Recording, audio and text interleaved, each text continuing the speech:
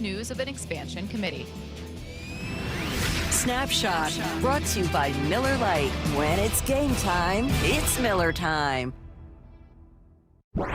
From the Quantum Fiber Studio, This is Bump and Stacy.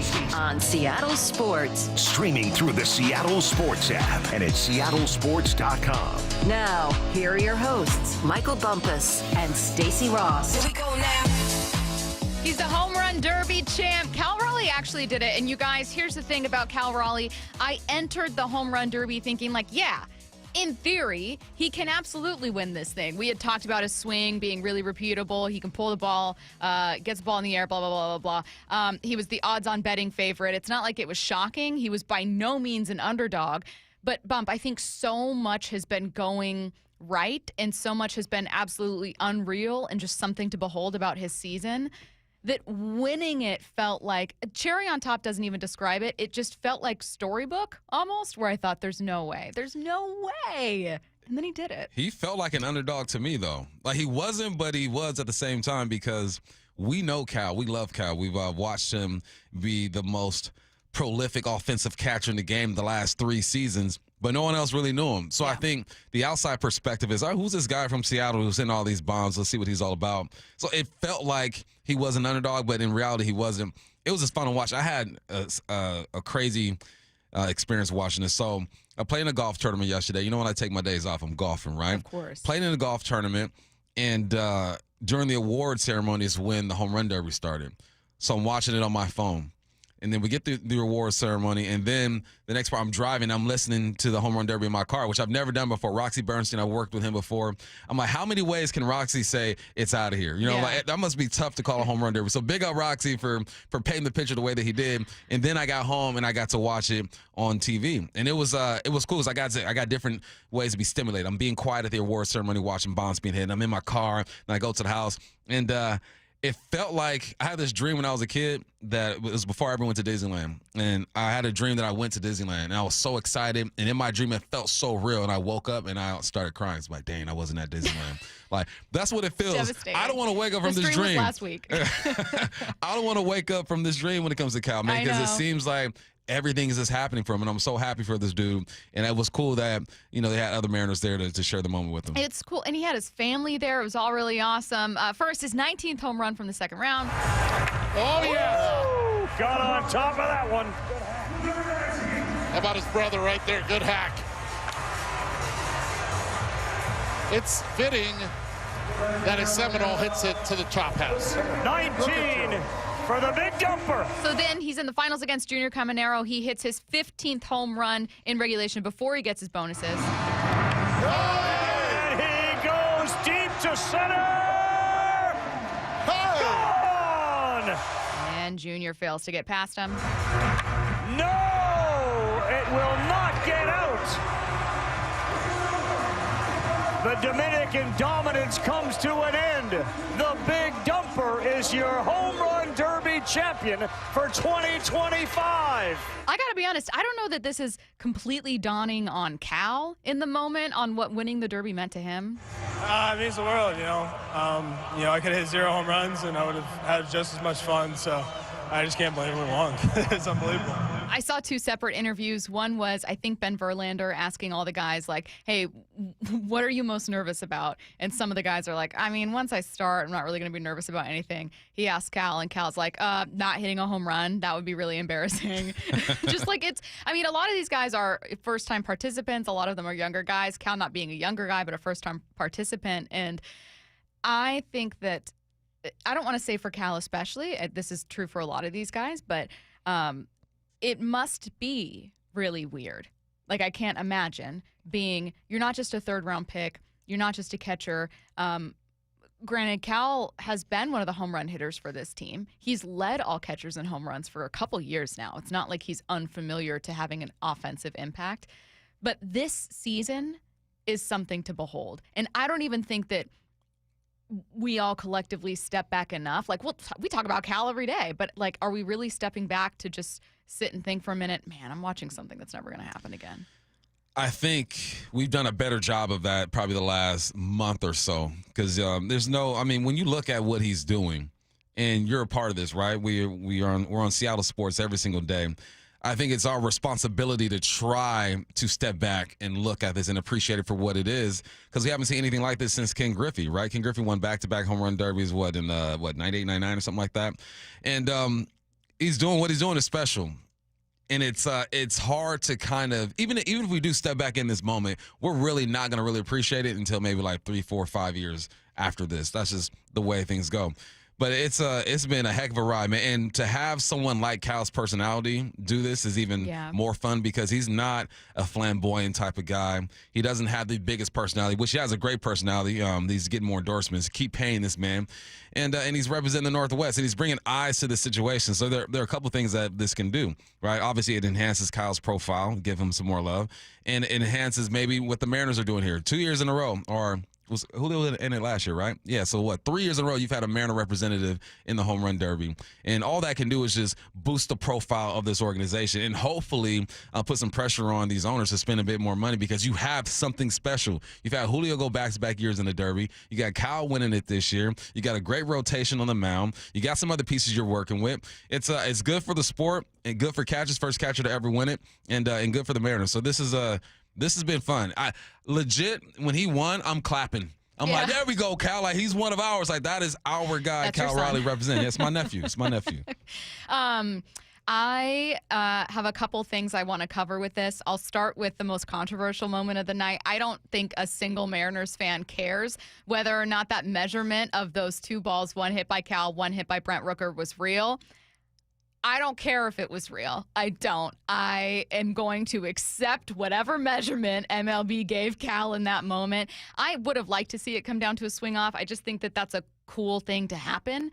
And I have faith in Cal. I think Cal could have won. I think Cal could have advanced. And I think that Cal's case was helped because over the next 2 rounds he was raking. Like, he was just unstoppable and so wildly consistent over the next 2 rounds that I think it probably settled any, anger anyone might have had about Brent Rooker not advancing. But let me tell you what, Brent Rooker didn't sound especially happy initially after it. I'd probably also be like, wait, you're telling me they calculated this down to, an inch?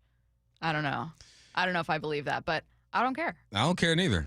And no, I don't want to see a swing off. No, Cal just win it the way you want it. Just give it to Cal. Let him I want to see that. Let Cal get it. I understand why Rooker would be upset. You're relying on technology to decipher who hit the furthest bomb, but it is what it is, man. And this is Cal's moment. Even something like that just shows this is Cal's moment, right? What was it? 8 inches or something like that? No, it was like an inch. Yeah, like an something inch. like that. Yeah, that even just adds to the legend of Cal Raleigh this first half of the season. And also, his brother needs some love, man. The chatter that he was getting from his brother in the catching for him, his dad out there. That's a moment. I don't think we've ever seen this. Probably won't ever see it again, at least in our lifetime. And for the Raleighs, man, this is awesome. And Kyle claimed this 20 years ago. He was going to be the home run derby champion. Which is crazy. Calling your shot 20 years ago is wild. Yeah. I don't know that we're going to see many home run derby champs or many folks in the home run derby get hit by pitch during their home run derby appearance. That was now Todd Sr. knew what he was doing. Okay. Mm-hmm. This guy's a former D1 coach. He knows how to do this. But the derby itself had so many fun quirks for that family. I'm sure they were all joking about it afterwards. Yeah. But it was really cool. You're right. His younger brother kind of stole the show. The announcers were in love with T. Mm-hmm. They were like, that kid is a leader. He's got some swag, great. man. He's a giant 15-year-old. Yeah, he's a big boy. Man, those family's genes are crazy. Dad don't even look that big, neither. Dad don't look that big. He's got heart. He's got soul. You can't coach that. You just have it. You're born with it. No, it was a really cool night, and it's just, I kind of, like you, settled on 2 things. One, wow, I can't believe I'm watching this season. It is like a movie. I'm watching someone have a storybook season, and I don't know that it's fully dawned on Cal. I don't think it's fully dawned on the team. I don't think it's fully dawned on all of us, because we're watching something that we've never seen before, ever. You have nothing to compare it to. You've never seen a first half like this from a catcher ever. And from, frankly, most players ever. And that's a weird thing to kind of put in your brain and think about.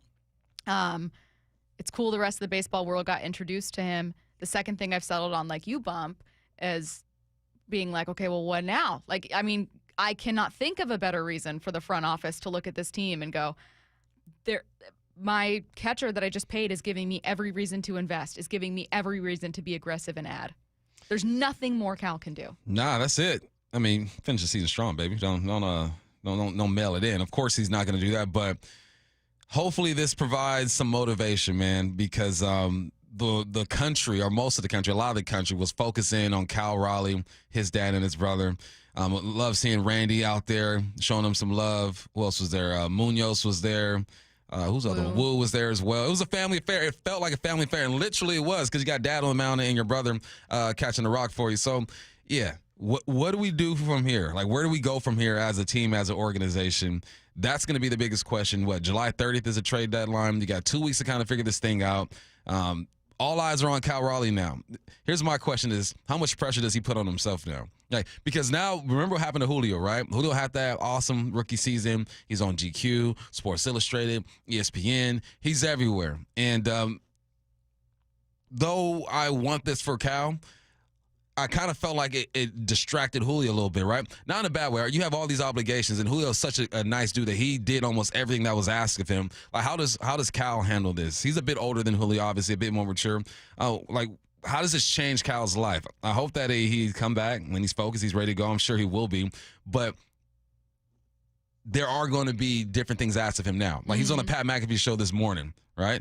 It's just it's a good thing, but I'm interested to see just how he handles this new fame he's got. I hope he both really enjoys it and soaks it up, because again, the difference between Cal and someone like Aaron Judge is, and I don't mean this to slight Cal, I don't think anyone will or should expect Cal to get 31 or 38 home runs before the All-Star break again. Like, never again in his life will people be looking at the first half he's had going, that's the bar, because we've never seen it, so it's really unfair to ask. So there's kind of this like playing with house money vibe of his season where you're like, no one's going to expect this from me again. They'll expect that you get 30 bombs, that you be a major contributor, that you continue to grow as a leader and as a central piece of this team. That's the expectation and that's the bar. But 38 home runs before the All-Star break? Nah, that's not. I don't know that people are going to be looking at you going, all right, 39 this year, Cal, let's go. So, I mean, I hope there is an element of just really enjoying the moment and riding the wave, but you do have to be more select. You got to eventually, and he'll learn going into the second half, and I'm sure the Mariners PR staff will help him, like, okay, we're going to be really selective with media stuff. We're going to be really, and what do you do if you get into a slump or if you guys start to really struggle? And I have, based on everything we've learned about Cal, no doubt in my mind that he's not even going to need to be told that it's going to be like, all right, well, I'm going to just turn off and we're focused on the game. He seems like a very selfless person. A couple more things from the Derby. How about that kid that robbed a home run? Baller. I mean, congratulations to that kid. Let him throw out the first pitch, frankly. Put that guy in the That was a outfield. grab. And you saw the little homies. It still counted for Junior. People were getting upset about it. It shouldn't have but counted. It's like, calm down. It shouldn't have counted. Stop. Curtis said You that got too. You guys are robbed. wild. Yeah, no, you got it's robbed. It's a Derby. Why are those You kids can't out rob there? them. Get Not the to ball rob out home of the runs. They're field not if you don't want outfielders. to They're field. not out there because their kids having fun. They're not out there to Did rob the home ball runs. go over the Stop. fence? This is not a real game. It did not. That is Those not, are the rules of a home run derby. It must go over the fence. It's fine to count it. It's Nah. absolutely fine to count Rob it. The him. kid still You're gets bragging wild for right. this, Stacy. Nah. You can't rob home runs at the Derby. You clearly That's not can. what those kids are out there for. You just did. We You saw don't get that. 20 outfielders. Saw that. Let me put it like this. Any person put in that exact same situation is going to go for the home run robbery. Yes. For sure. No single person be like, wait. No. I need to do this for the betterment of the game. No, you're going for the robbery. He Absolutely. did the right thing. He did the right thing. He should absolutely. The question is whether or not the judge should have awarded the home run to Junior, in which I say, yeah, still give him the home run. It's an exhibition thing. It's all for fun. Like, we're not going to put little, like, kids like sharks out there robbing home runs from people. I don't know. Give him the home run and then let that kid rob the home run. In no way should a kid be punished for robbing it. I think it's awesome and really funny, but I think that both you, Curtis, and you, Bump, are like, no, the home run shouldn't have counted. That was robbed. Take it away. Take it you know away. what you should do now? That should be a thing. You should put college outfielders there No, and let them just rob them. absolutely not. Yeah, I like that. It's a new element. Put that in the bonus round. Like, they can rob you in that bonus round. I No. like it. Oh, my God. Yeah, loved the family stuff. Loved the kid robbing the home run. Feel bad for Brent Rooker, but hey, I don't know what to tell you, man. It's kind of like I found $20 that you dropped on the floor, and then you're too far away at this point. Like, it's like, look, it is what it is. It's just a very, very cool night. So happy for someone who, is such an important part of this team. And it's just really cool as a Mariners fan. I know a lot of Mariners fans feel this way, to have to just be part of the story. Like, you're part of a national story. You have a superstar that's right now part of a story. And it's a really, it's a feel-good kind of fun story, which is very cool. And you're coming off this sweep of the Tigers. It's just, I don't know a single Mariners fan that shouldn't feel whatever anxiety you might have about whether or not they really get it done in the end. I don't know a single Mariners fan that shouldn't feel just really cool, really great this week. Like, you should feel coming off a sweep too. I wasn't there for that. You know what I mean? That's what I'm saying. I thought about you guys on Monday. I go, Yeah. I'm happy for my comrades. Yes. You get to talk about a Thank you. sweep. It was really fun. It was great. And we had a little bit of like a see on Friday when some people wanted to be like, get rid of everyone. Little did you know you were going to rake against the best team in baseball. So, yeah, Mariners fans should be feeling pretty good right now. We still have plenty to talk about as we keep it moving, though. Let's get to headline rewrites. Extra, extra, read all about it. Headline rewrites. We must make headlines. The real story behind the headlines in today's news with Bump and Stacy. Headline number one, the NBA Board of Governors are set to meet today, and expansion is expected to be one of the topics brought forth by Commissioner Adam Silver. What's the real headline? OKC's win has to come with news of an expansion committee. That's just the rule. That's the rule. I don't know what to tell you, but that the universe made that rule. So hopefully that's the news we actually get. Hopefully. Everything I'm reading, these owners are confused. There are some owners who are against it. There are some that are for it. The NBA just signed an 11-year, $76 billion deal. So the owners, being as greedy as they are, some are saying, no, we don't want to expand. We want to keep our piece of the pie as big as we can. Some are all for it. Adam Silver said because of the sale of the Celtics and the Lakers, it kind of slowed things down a little bit when it comes to expansion. Just get this thing done already, man. Also, they're trying to expand into European League, the NBA. NBA has a lot of stuff going on. You got the Lakers, Celtics being sold. You're trying to expand into Europe.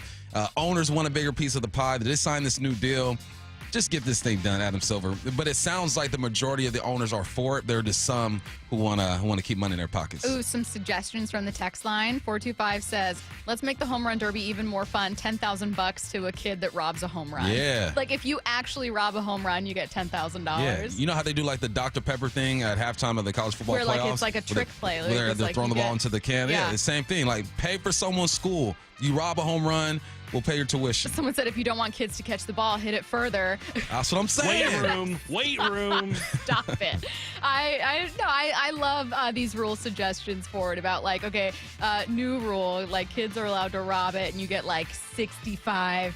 What did you say? Get like 60 teenagers out there just ready to rob. You get some top prospects in high school. Get them out there. You know what scares me though? When I see little kids out there, I'm like, are they qualified for this? I was thinking of how scared I would be. First of all, I would be the same size as all those kids. And they were so willing to catch these baseballs. And I would be like ducking, using them as little meat shields, hiding behind them, terrified.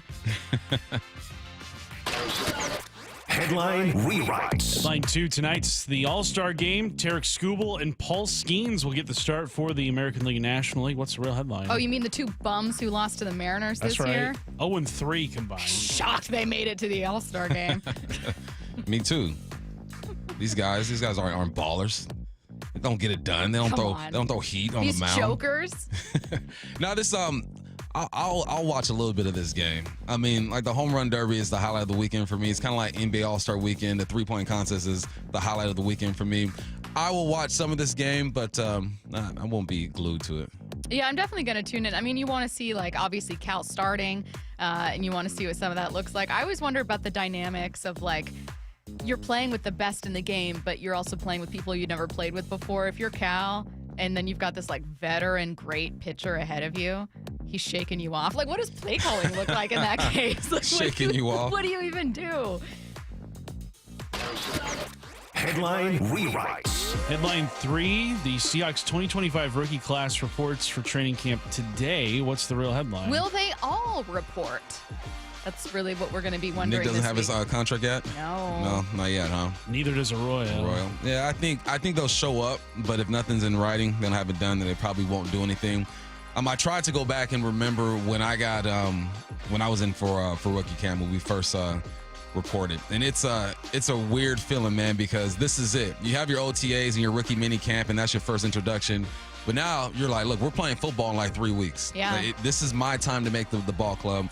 I think deals will get done with Nick and Arroyo. I'm looking at the guys who are fighting to make the team. Obviously, I have a soft spot in my heart for them because I was that guy. This is when it gets real. This is when you got to make sure you're not going out. You're going back to your hotel. You're hydrating. You're taking care of your body. You're in the playbook. This is when it gets real. So I'm excited for these guys, man.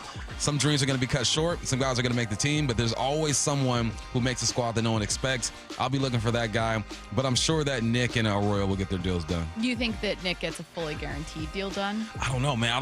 I think John is against very that. Stubborn there. John is like, no, man, it is what it is. But you never know. I mean, this is a new opportunity for John. He doesn't have Pete by his side anymore. Second year with Mike McDonald. But if Coach McDonald says he wants this kid, let's just get it done, I would assume that John would be more inclined to do so. And if he does do that, he sets a precedent now. So now most of these high second-round draft picks are going to come in and want guaranteed contracts, and that could change just the way the NFL operates. I don't think he does, but I'm not going to rule it out. I mean, I think the real question is also, I have no doubt in my mind that John Schneider will try to give a somewhat unprecedented deal for him for Nicky Manwari. So, I think it was for Derek Hall, but I'm not entirely sure. For some former second rounder, they did you get a bigger signing bonus than ever before. Maybe you fully guarantee. Derek Hall. They not fully guarantee. They guarantee more of the deal than they normally would. Give you a bigger signing bonus up front. They moved it around in a way that was very new for them, but not what Cleveland or Texas did, which was a fully guaranteed deal. So for John Schneider, giving something unprecedented wouldn't be fully guaranteed, but it would be extending yourself, and it would be an act of faith. But from a player's point of view, and I can't knock him for it, you're going, hey, 2 guys in front of me just got something that I'm asking for. I'm not wrong to ask for it. No, he's not wrong to ask for it. And I think that's a good point. If John does do something he normally doesn't do, it's a compromise. He's saying, look, I normally don't do this, but for you, we'll make an exception. But, man, fully guaranteed contract. I hope he gets it. I'm all for players getting their money. That's just a tough sell to John. All right, Cal Raleigh has absolutely been the story of the first half for the Mariners and for part of baseball's entire season. It was capped off with a home run derby win. What will be the story of the Mariners' second half? That's next. He called it 20 years ago. I'm the home run derby champ. And as he always does, the Big Dumper delivered. The Big Dumper is your home run derby champion. Congratulations, Cal Raleigh. I just can't believe we won. It's unbelievable. We can't wait for the second half of the Season of Cal on Seattle Sports on 710 and the Seattle Sports app. What you say? I'm the man. Oh, yeah. For over 113 years, Pacific Lamp and Supply Company has been your #1 lighting specialist in Washington, from the Space Needle in Seattle all the way to the Riverwalk in Spokane. With the largest lighting inventory in Washington, Pacific Lamp's knowledgeable and experienced staff can assist with any lighting issue, including intricate lighting and control designs. Plus, they work with all utilities in Washington to get you the best available lighting rebates. Pacific Lamp and Supply Company, Washington's lighting experts since 1912. Visit pacificlamp.com. Why is Mazda of Everett the #1 dealer on the West Coast? Mazda of Everett is locally owned and operated for 20 years. They work hard to get you their best deal every time and to make sure you drive away happy. With over 700 new Mazdas, they stock more than anyone in the Seattle area. Find out for yourself why people keep coming back to Mazda of Everett. Take advantage of the Mazda of Everett price during the More to Move You sales event. MazdaofEverett.com. Claims based on Mazda USA inventory and sales reports. Dave Wyman here for Harley Exteriors. When you hear Harley Exteriors, I want you to think windows manufactured right here in Washington and specifically designed for our Pacific Northwest homes and climate. These are the windows you want. They look absolutely stunning, much better than a traditional vinyl window, and they're going to lower your energy bills and provide year-round comfort. They also come with a double lifetime fully transferable warranty, meaning not only are you covered for glass breaking or damaged seals, it's going to help your resale and home value. These windows last up to 60 years. Harley Exteriors is making these windows affordable with options like 0 payments and 0 interest up to 12 months for qualified buyers. In July, Harley Exteriors is offering 50% off basic installation, no payments, no interest for 12 months, and an additional $200 off your project. Think Harley Exteriors for windows, doors, and more right here in the Puget Sound. Call 833-HARLEY or just go to harleyexteriors.com. Overburdened with a bunch of stuff you don't want anymore, but feel bad throwing it away? John here with Happy Hauler, Seattle's eco-friendly junk removal. We prioritize donating and recycling. We'll help get your items to those in need instead of going to the landfill. At Happy Hauler, we pride ourselves on responsibility, community, and sustainability. We're a family-run small business that provides junk removal, donations, and recycling. Make yourself, your community, and the planet happy. It's time to reclaim your space. HappyHauler.com, hauling with a heart. This is the story of the one. As a lineman, he does whatever it takes to keep the power on in his community. And he wants a partner like Grainger who does the same. Grainger offers the professional-grade products he needs, from voltage detectors to harnesses to hard hats, plus fast, dependable delivery, so he can rise to every challenge. Call 1-800-GRAINGER, click Grainger.com, or just stop by. Grainger, for the ones who get it done. When you're hiring, have you ever felt like you're missing out on meeting great candidates? Well, they're not hard to find when you go to ZipRecruiter. ZipRecruiter helps 10 million people with their job search every day. People who are actively looking for jobs like yours.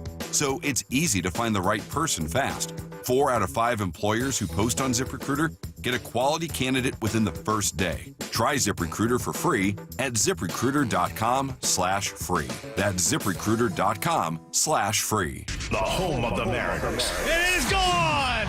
Cal Raleigh, 2-run home run! Hear every pitch on 710 and the Seattle Sports app.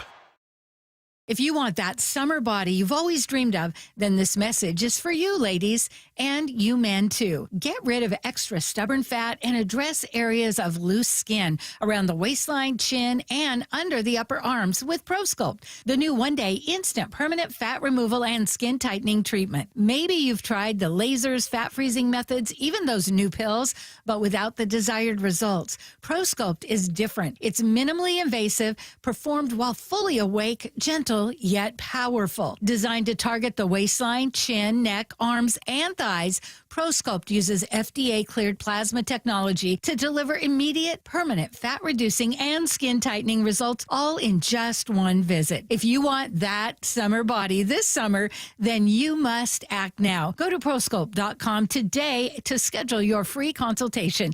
Get $250 off. For instant, permanent fat reduction and skin tightening, visit ProSculpt.com. Summer is the time to feel and look your best, but I'm not talking about your abs or tan. Guys, I'm talking about your hair. Restore that bald spot, reverse your receding hairline, or add volume to thinning during Advanced Hair's once yearly summer savings event. Advanced Hair's simple one-day treatment begins to regrow your very own hair the very next day, and they guarantee your new hair will grow. They are the team that addressed my hair loss, and I recommend them to everyone. Take advantage of your flexible summer calendar and get the most hair for your dollar. Advanced Hair's summer sales event is on for a limited time. So get the details and schedule your free consultation today. 425-449-8185. One-day treatment, life-changing results. With Advanced Hair, your new hair is guaranteed to grow. Check out the incredible before and afters and make the call now while their summer savings event is still on. That's 425-449-8185 or advancedhair.com. From the Quantum Fiber Studio, you're listening to Bumpin' Stacy. Weekdays 10 to 2. On Seattle Sports and 97.3 FM HD2. What's the first thing you would buy with $1 million that you won in a home run derby? Because you know you got to give some of it to your dad and brother. That's very obvious. First thing I would buy is a plot of land that I know is going to be developed soon, so investors can come and quadruple my money. Curtis, what would you buy if you won the home run derby and you just got $1 million? I'd put it towards a house, I think. Wow. Yeah. What are you getting, like an infinite Starbucks card? My whole Amazon cart, yeah. I'm going to every single shopping cart that I have on every single app and website, and I'm just purchase.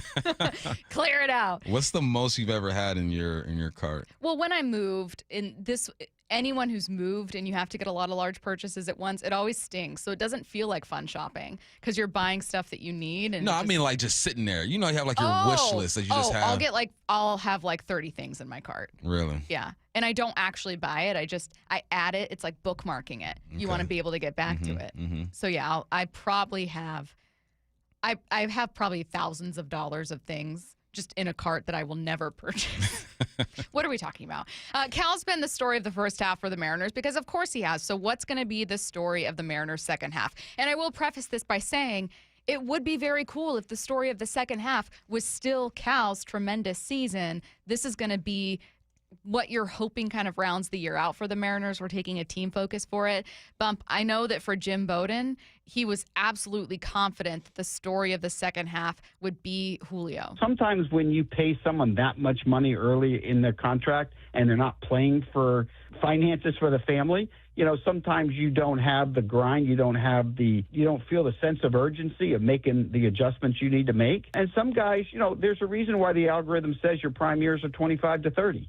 There's a reason why that's there. I have complete confidence that J-Rod is going to carry this team in the second half. And Raleigh will be the story in the first half, and J-Rod will be the story in the second half. I'm not worried about him. And that's part of the reason he's on this all-star team, because the rest of baseball and the fans and the media, we understand what his potential is. We just haven't gotten there yet. But he will. He'll get there. Much like Cal called his shot 20 years ago for the Derby, Jim Bowden is calling his shot a couple weeks ago on our show that Julio Rodriguez is going to be the story of the second half.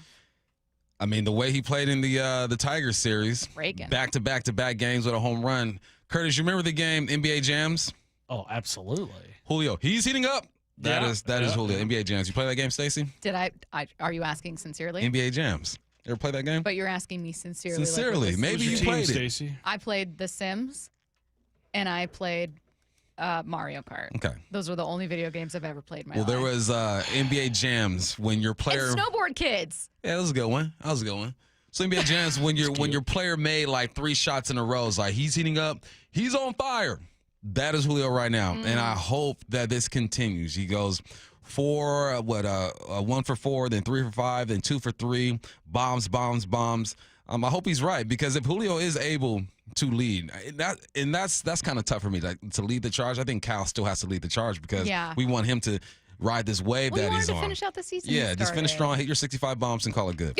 With Julio, but you do need Julio to continue what he started over in Detroit. Yeah. And I hope that this time off too this week, he's getting his mind right, getting healthy, and getting in a good place, because he is vital to this team's success in the second half. The story of that Detroit series, and kind of where my mind automatically went, Bump, to be honest, was one of offense. It was, man, Randy's been raking. Julio had his best series of the first half, maybe. A lot of other guys that you were looking to, whether it was Dom Canzone, Jorge Polanco coming off the bench to pinch hit a home run, just moments from guys that was really, really cool to see. I kind of hope the story of the second half is pitching. And I don't mean that I want those bats to cool, and I don't mean that I don't want a Julio renaissance or Cal's amazing season to continue to be the stories we're talking about. But I think this team's season rests on A, the front office actually making moves, and B, the identity of the team being restored to a pitching team.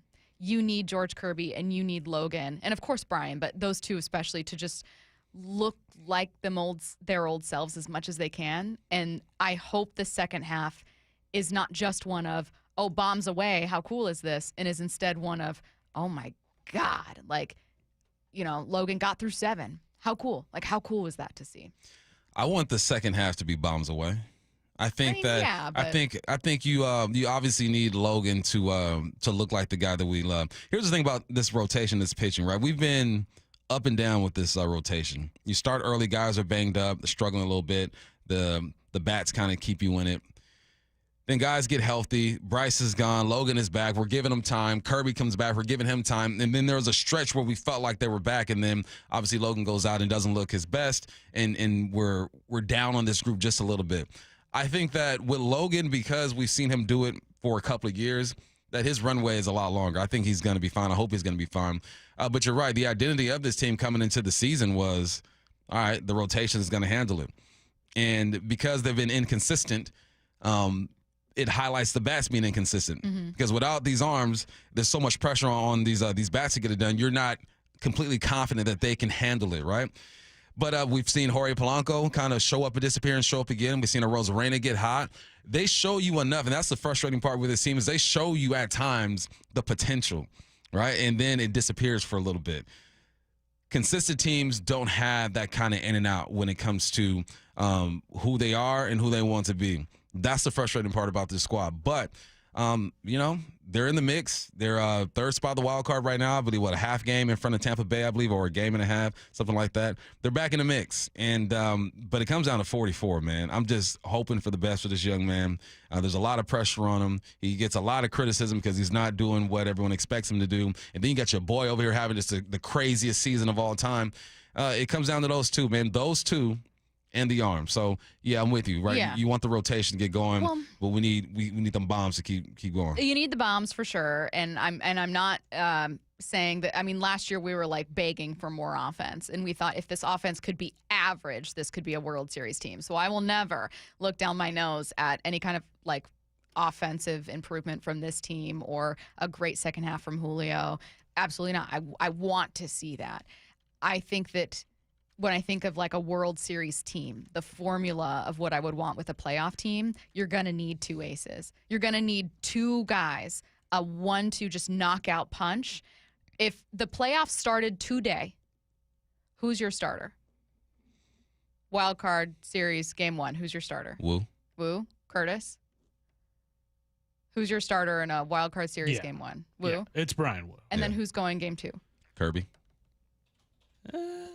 Right? And that's not Logan. And that's not a situation that I saw this team in last year. The hesitancy, because I agree, like you're kind of like, in theory, Kirby, in theory, Logan, but like he hasn't gone to, like you're just kind of pausing and you're thinking like, okay, well, I want that to go away in the second half. I want that hesitation, that to be gone in the second half. Yeah. And I want us to know in September not only exactly who we would choose for game 2, but that maybe it's like, oh, I can't even decide. Everyone's really been stepping up, and this is a team that once again is really just pitching lights out. That's the second half I want for this team. Yeah, that's a beautiful place to operate from, where you're just so confident in your guys who are on the mound. And for the most part, I am. Castillo has given me a little bit of doubt at times, and he bounces back. Even with Logan, I'm still confident that he's going to be able to get it done.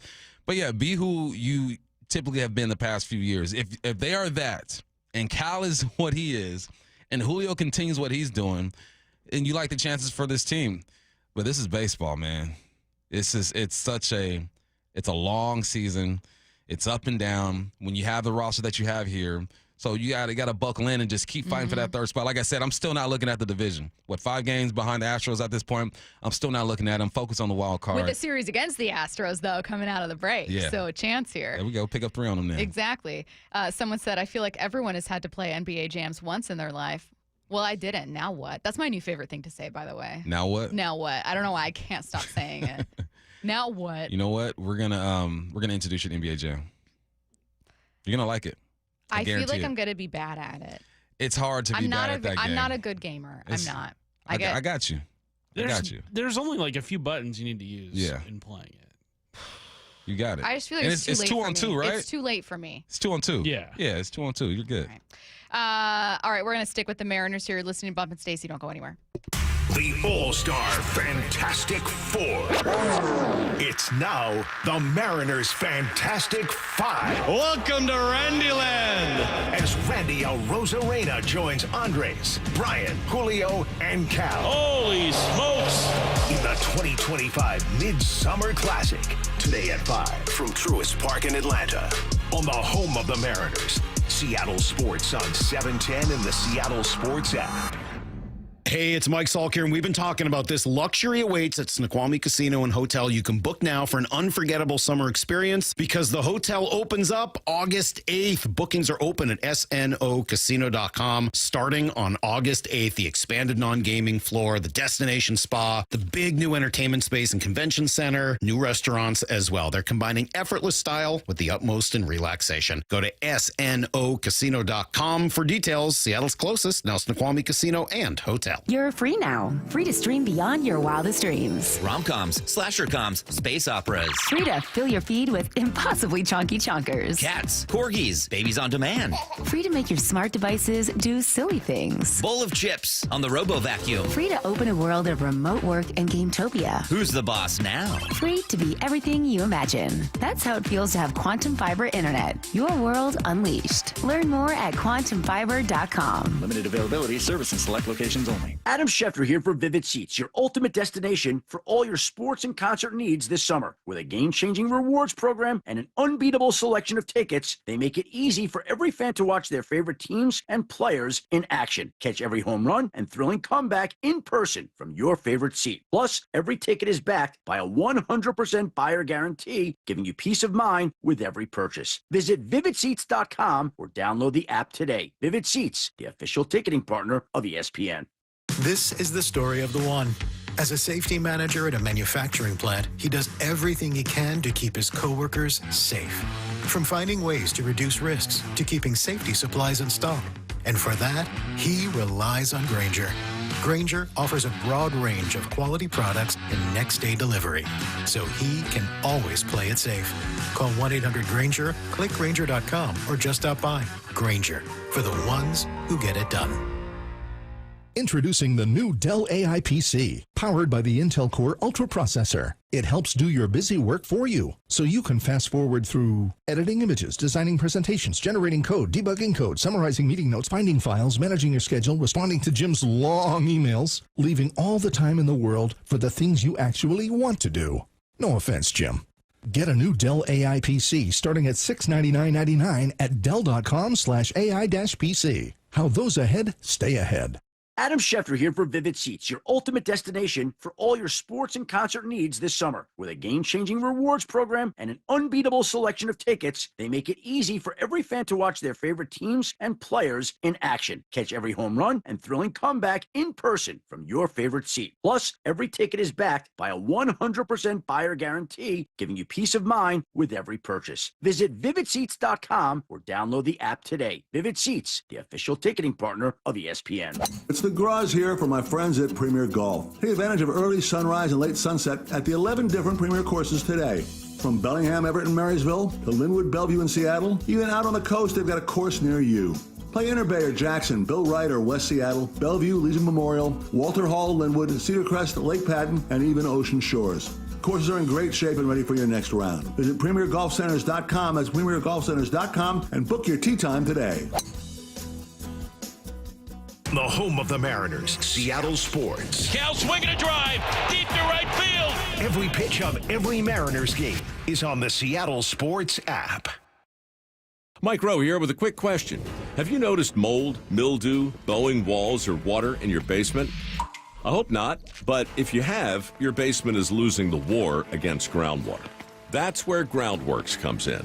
They can honestly assess your situation and create a plan to waterproof your basement and stabilize your walls. Schedule your free inspection at groundworks.com/row. And while you're there, check out my latest dirty job. It's a good one. Licensed in all states where work is performed. See website for details. Big Trees is Washington's premier tree sales and transplant company. With over 30 years of experience, Big Trees provides trees of all sizes for residential and commercial projects. Our 30-acre nursery features thousands of trees and hundreds of varieties that thrive in our Pacific Northwest climate. For hours, directions, and to see our wide selection of trees, visit BigTreeSupply.com. Beauty, privacy, instantly. Big Trees. It is that time of year. I cannot wait for the weather to get warm like it is now on consecutive days. That means I can break the motorcycle out, ride to work, ride all over the place, and I love it more than just about anything. But I also know that it's not a matter of if, but when you get in an accident, what are you going to do? Well, I'll tell you, when you're injured in a motorcycle crash, don't settle for firms that say they're motorcycle lawyers. Trust the ones who live it. Law Tigers has been a part of the writing community for nearly 25 years nationwide. They're here 24/7, 365 days a year because writers deserve real support when they need it. Law Tigers is the resource writers can turn to when they are in need. Law Tigers is out at all the events and supporting all clubs and shops. The Law Tigers are always by your side. Your case evaluation is always free. There are no fees until your case settles. The Law Tigers, you never ride alone. Law Tigers, Washington's motorcycle lawyers. Jimmy Cook, 539 Broadway, Unit 104, Tacoma, Washington, 98402.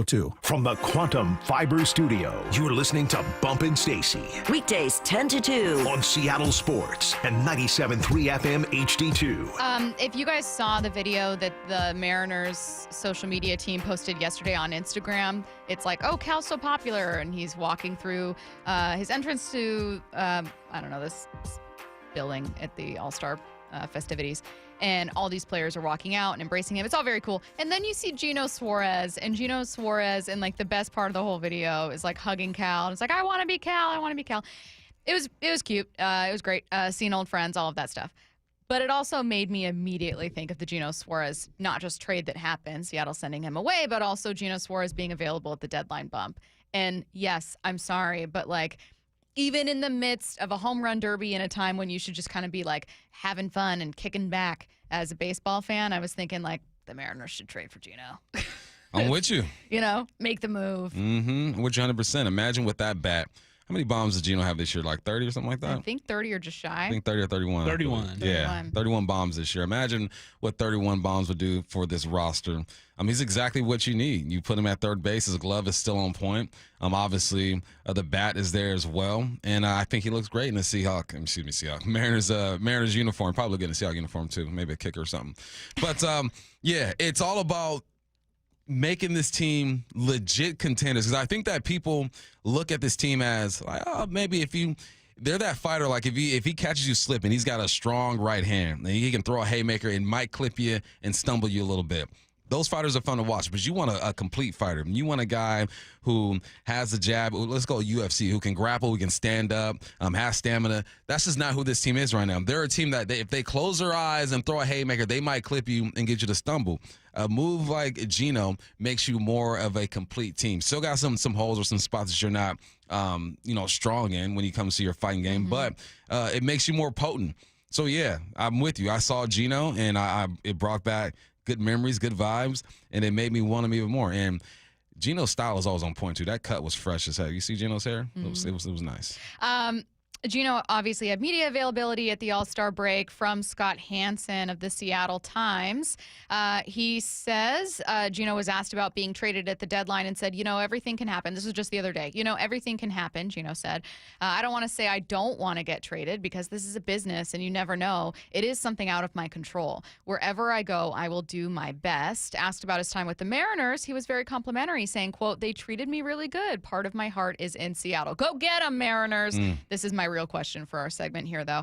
I think that in a seller's market, you're going to have to make yourself a little uncomfortable, even for a rental. Gino and Naylor both set to become free agents. Both would technically be rentals. Would you give up not your top, I'm not talking like your top prospect, would you give up Harry Ford for a rental? Yep. I would. Because what is Harry, we've had this conversation, right? Harry's blocked. Cal is having the greatest season we've seen out of a catcher. Only catcher to ever win a home run derby. He is the nation's darling for the next few days. There's nowhere for Harry Ford to play. Now, we've heard about him playing third base or maybe in the outfield and moving around. We've spoken to Harry ourselves, and he says, look, I want to be a catcher. This is what I want to do. So if you have no place to put Harry Ford, why wouldn't you go out there and do it? Make yourself uncomfortable. You have to make a move that you typically wouldn't do or wouldn't want to do if you want to take this team to the next level. I'm definitely talking to everybody named Mama about Harry Ford. I agree with Mo texting in from Puyallup. Ideally, you want to address both corner infields. Like, you want to get a first baseman as well. Both those guys, have been mocked most frequently to Seattle are on the Diamondbacks, with Naylor obviously answering that question. And I'm with you, Bump. Yes. And it's funny what a vibe shift will do. I think if I would have asked this same question a week ago, or maybe the day after that sweep by the Yankees, after you had that no-hitter from Brian Wu, carried it into the 8th, he gets knocked out of the game, you lose in extras, like it was heartbreaking, it was devastating. I guarantee you, if I would have said, would you give up Harry Ford for Gino Suarez then, you would have had people, not worth it, not for this team, right? Not this bum team. Crazy what a sweep at the Tigers and a home run derby win will do for vibes. I'm telling you right now, I can promise you there are a few more people that are like, you know what? I feel pretty good right now. I'm kind of willing to roll the dice on this team. Man, this is why I hate and love baseball. I left, had a long weekend up, and I'm thinking, man, we just lost to the dang. Who lose? The Pirates? Was the Pirates? Who they played before the Tigers? Yeah. Yankees. Yankees, sorry. Oh, Yankees. Got swept by Pirates, the Yankees. Tigers. They're playing at Disneyland Ballpark. They're talking about Cal's home runs. He wouldn't have as many if he played at Yankee Stadium than he does at T-Mobile. And then they sweep the Tigers. And then Julio hits bombs. And then Young hits bombs. And then, you feel great. And I'm like, hey, we're back. We're back. But that is baseball, man. That is baseball. Yeah, you do feel better about this club. You gained a couple games on. I think before the series, you were 7 behind the Astros. Now you're 5. It's just it's such a grueling season. And that's the frustrating thing about this team. You got swept by the Yankees, and then you go out there and you sweep the Tigers. Like, who are you? I don't know who you are. Well, we do know who they are. They're an inconsistent team that with enough roster pieces that when those pieces are all functioning can be pretty competitive.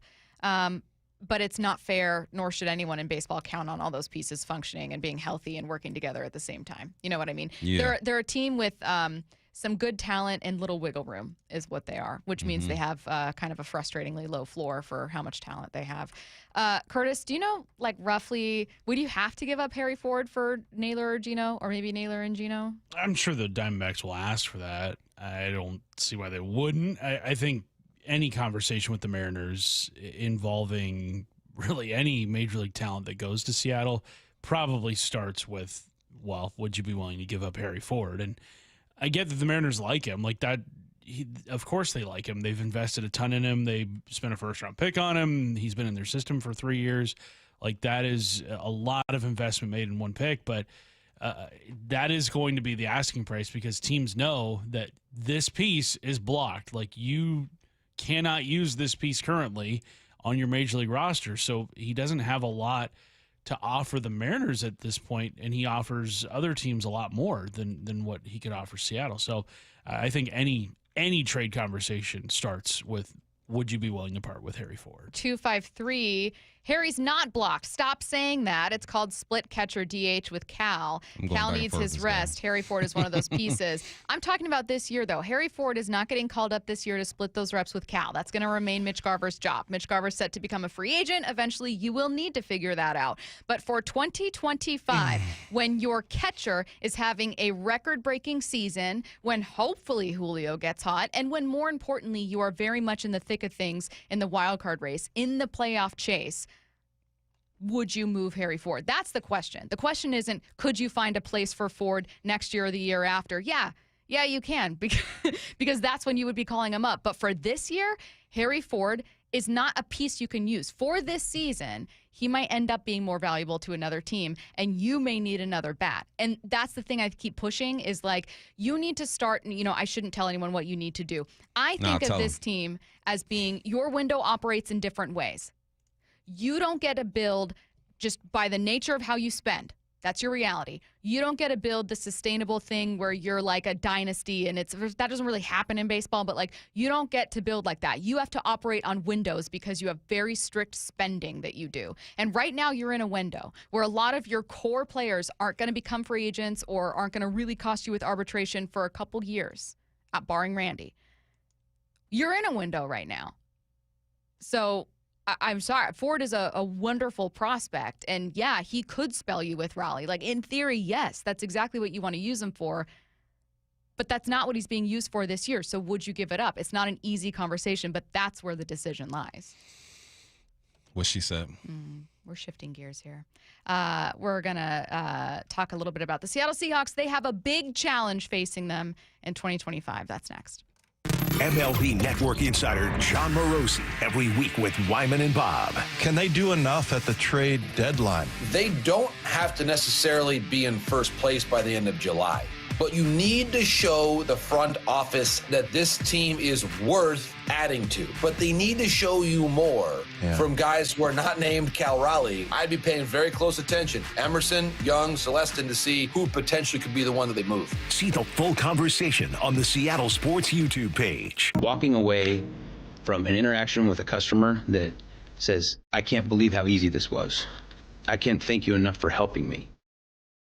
Our strategy with pricing is not to be the highest price and not to be the lowest price, but to be a really good price and to provide a really good experience to the customer. Yeah, I have a ton of really memorable customers. Afterwards, I think, as he sent us this beautiful basket of like candies and fruits and stuff. It was just really sweet. It felt like we were truly helping. Receiving a handwritten letter that's personalized to a salesperson or service advisor or a technician expressing gratitude, and then taking that home and sharing that with your family and hanging that on your refrigerator, that's the difference. You hear it from one person, and then another, and another. You come to realize it's not a script, it's a belief. The LJ Way is the Lee Johnson Auto family. Well, this week's First Mark Challenge victory goes to Brandy Cruz. Hey, Brandy, why? Why First Mark Insurance? Service. I wondered for a second whether I was getting the VIP treatment, and I kind of asked, hey, is this what you do for everyone? And they're like, of course. The whole First Mark Challenge is meant to be personal, right? So it really is tailored and meant to be a personal experience for every single person. I will say I've just done whatever is the quickest and cheapest type of insurance, and I realized while I was doing it, wow, this is what it feels like to get insurance as a real adult. We had a million questions, and they walked us through every step of the process, and then they're working for you. So they're not working for insurance companies, they're working for you. To experience that level of service really shows you what the difference is with First Mark. Brandy did it. My family did it. You got to do it. It's totally free. Take the First Mark Challenge. See how much money they can save you and how much better your coverage will get. Maybe you will be our next First Mark Challenge victory. Go to firstmarkinsurance.com. From whiplash to herniated discs, there are a few car accident injuries we've all heard of. J.P. Pendergast with Pendergast Law explains that even the most common injuries differ from one another. Pre-existing conditions, health history, beginning of treatment. There are hundreds of factors that make every person and every injury unique. While these variables aid medical treatment, the strongest case recoveries must also take them into account. Could you explain a little bit more? Our team at Pendergast Law is obsessed with turning over every stone to differentiate each case. This requires thorough investigation, diligent listening, and relentless research. We never pursue cases with a one-size-fits-all approach. We built our success by treating every injury and every case with the individualized attention our clients need and deserve. Pendergast Law's individualized approach to even the most common injuries makes the difference in case outcomes. It's another reason why I can't recommend them enough. If you or a loved one has been injured in a car accident, call Pendergast Law. We can help. Want to cut your home energy bills, breathe cleaner air, and improve comfort? The answer, AeroSeal from Home Comfort Alliance. This advanced process seals leaks in your ductwork, improving efficiency and air quality. Normally $2,500. Right now, for PSC customers, get AeroSeal for as little as $99 when they install a furnace or heat pump. Plus, save up to 25% on remaining 2024 heat pumps and air conditioners from Home Comfort Alliance. Visit homecomfortalliance.com today. Why is Mazda of Everett the #1 dealer on the West Coast? Mazda of Everett is locally owned and operated for 20 years. They work hard to get you their best deal every time and to make sure you drive away happy. With over 700 new Mazdas, they stock more than anyone in the Seattle area. Find out for yourself why people keep coming back to Mazda of Everett. Take advantage of the Mazda of Everett price during the More to Move You sales event. MazdaofEverett.com. Claims based on Mazda USA inventory and sales reports.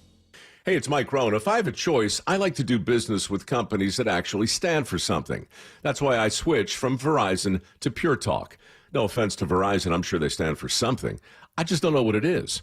Pure Talk, on the other hand, is a veteran-owned company that supports our military in a big way, and I appreciate that. Yeah, I also appreciate unlimited talk and text and plenty of data for half the cost of the big guys. And I do like being on America's most dependable 5G network for just $20 a month. But what I really appreciate is no contract, no cancellation fees, and Pure Talk's commitment to handle all their customer service in this country. I saw it for myself. I went to Georgia, I got a tour of their headquarters, I met their CEO, and I talked to the same customer service folks that you'll talk to when you dial pound 250 and say keyword micro. Switch today and save 50% off your first month when you dial pound 250 and say keyword micro. Pure Talk, a wireless company that actually stands for something. The countdown is on. Just 8 days until Seahawks training camp. On the home of the Seahawks, Seattle Sports. 710 KIRO AM Seattle and KIRO FM HD2 Tacoma. Seattle Sports Snapshot. Cal Raleigh became the first switch hitter and first catcher to win the home run derby, literally inching past Brent Rooker in the first round before outdueling O'Neal Cruz in round 2 and Junior Caminero in the final to win it all. Portland's WNBA expansion team announced today it's readopting the name Portland Fire, a name originally held by its franchise in the early 2000s. Snapshot, brought to you by Miller Lite. When it's game time, it's Miller time. From the Quantum Fiber Studio, this is Bump and Stacy on Seattle Sports. Streaming through the Seattle Sports app and at seattlesports.com. Now, here are your hosts, Michael Bumpus and Stacy Ross. Here we go now. There's something really interesting that's becoming clear about the Seattle Seahawks. It was clear last year, though I don't know that they had sky-high expectations. It's also clear this year with 2 players so far in Jeremy Fowler's top 10 lists. He surveys scouts, football executives, coaches anonymously around the league to rank the top 10 players and honorable mentions at each respective position. I'm guessing the Seahawks bump are going to have one more cornerbacks as the final list to come out. I would be shocked if Devin Witherspoon wasn't on it. So let's say they've got 3 players ranked in the top 10 of this list. This is one outlet, ESPN. It's not a universal opinion, but I do think it's probably fair in a general overview of the Seahawks to say they are not a team loaded with elite talent. Maybe some of those players become elite. Maybe Byron Murphy becomes a first-team All-Pro. Maybe Devin Witherspoon blossoms into the best corner in the league. Maybe all of those things happen. But right now, today, July 15th, 2025, they are not recognized as one of the most elite rosters in football. How do they become elite without elite talent? You scheme the heck up out of teams every single week. But listen, I think that there's potential there. And how do you become? You're just efficient on offense. You're efficient on defense. You turn the football over. I was trying to find teams that have won Super Bowls without like all-pro guys and Pro Bowl guys. And the closest I got was the 2008 Giants had a few Pro Bowlers. I don't think they had any All-Pros on that team. God on their side. But Strahan might have been an All-Pro that year. But it takes a lot of luck, too. You look at the rim that the Giants had. Like, come on, the catch. They got so high. You know, you got Edelman with a crazy catch. You got Eli Manning looking like he's going to be sacked, and he just finds his way out of there, toss the ball up. You got to get lucky, too. But it's about cohesion, right? Your offensive line just moves together. Your defense has every gap filled, a gap integrity. It takes team play. You're not going to have a guy who just is above and beyond one of the best at his position. So what does that mean? That means everyone has to be moving together. And it's tough to do when you don't have elite players like that, but I think that they have elite potential on this ball club. I think they're young in some spots, and that's where Mike McDonald has to shine. Him and the staff has to develop some of these young guys. That's where the offensive line coach has to shine. You got to develop some young guys. It's a team sport, one of the greatest team sport, in my opinion, in any sport, because no one person takes over a game. You can look at the quarterback, and they can put together a great performance. I was watching quarterback this weekend, and unfortunately had to relive that game where Jared Goff goes 18 for 18 against the Seahawks, catches a touchdown, throws for a couple as well, and he described it perfectly. He said, yeah, I went 18 for 18, but the line had to give me time. Receivers had to catch the football. A pass could have been deflected if the line doesn't do their thing. The play calling had to be on point. A lot of things have to happen for one player to shine in football. No one player just takes over a game. So what do? You have to play a complete football game on both sides of the ball. And it's hard because you look at these great performances, right? I was like Ed Reed taking a pick to the house 102 yards, right? I don't think you have that on this team. Or even Pat Mahomes having 400 yards and then 4 touchdowns. I don't think Sam can do that. I think he had a game last year where he went nuts. But how do you do it?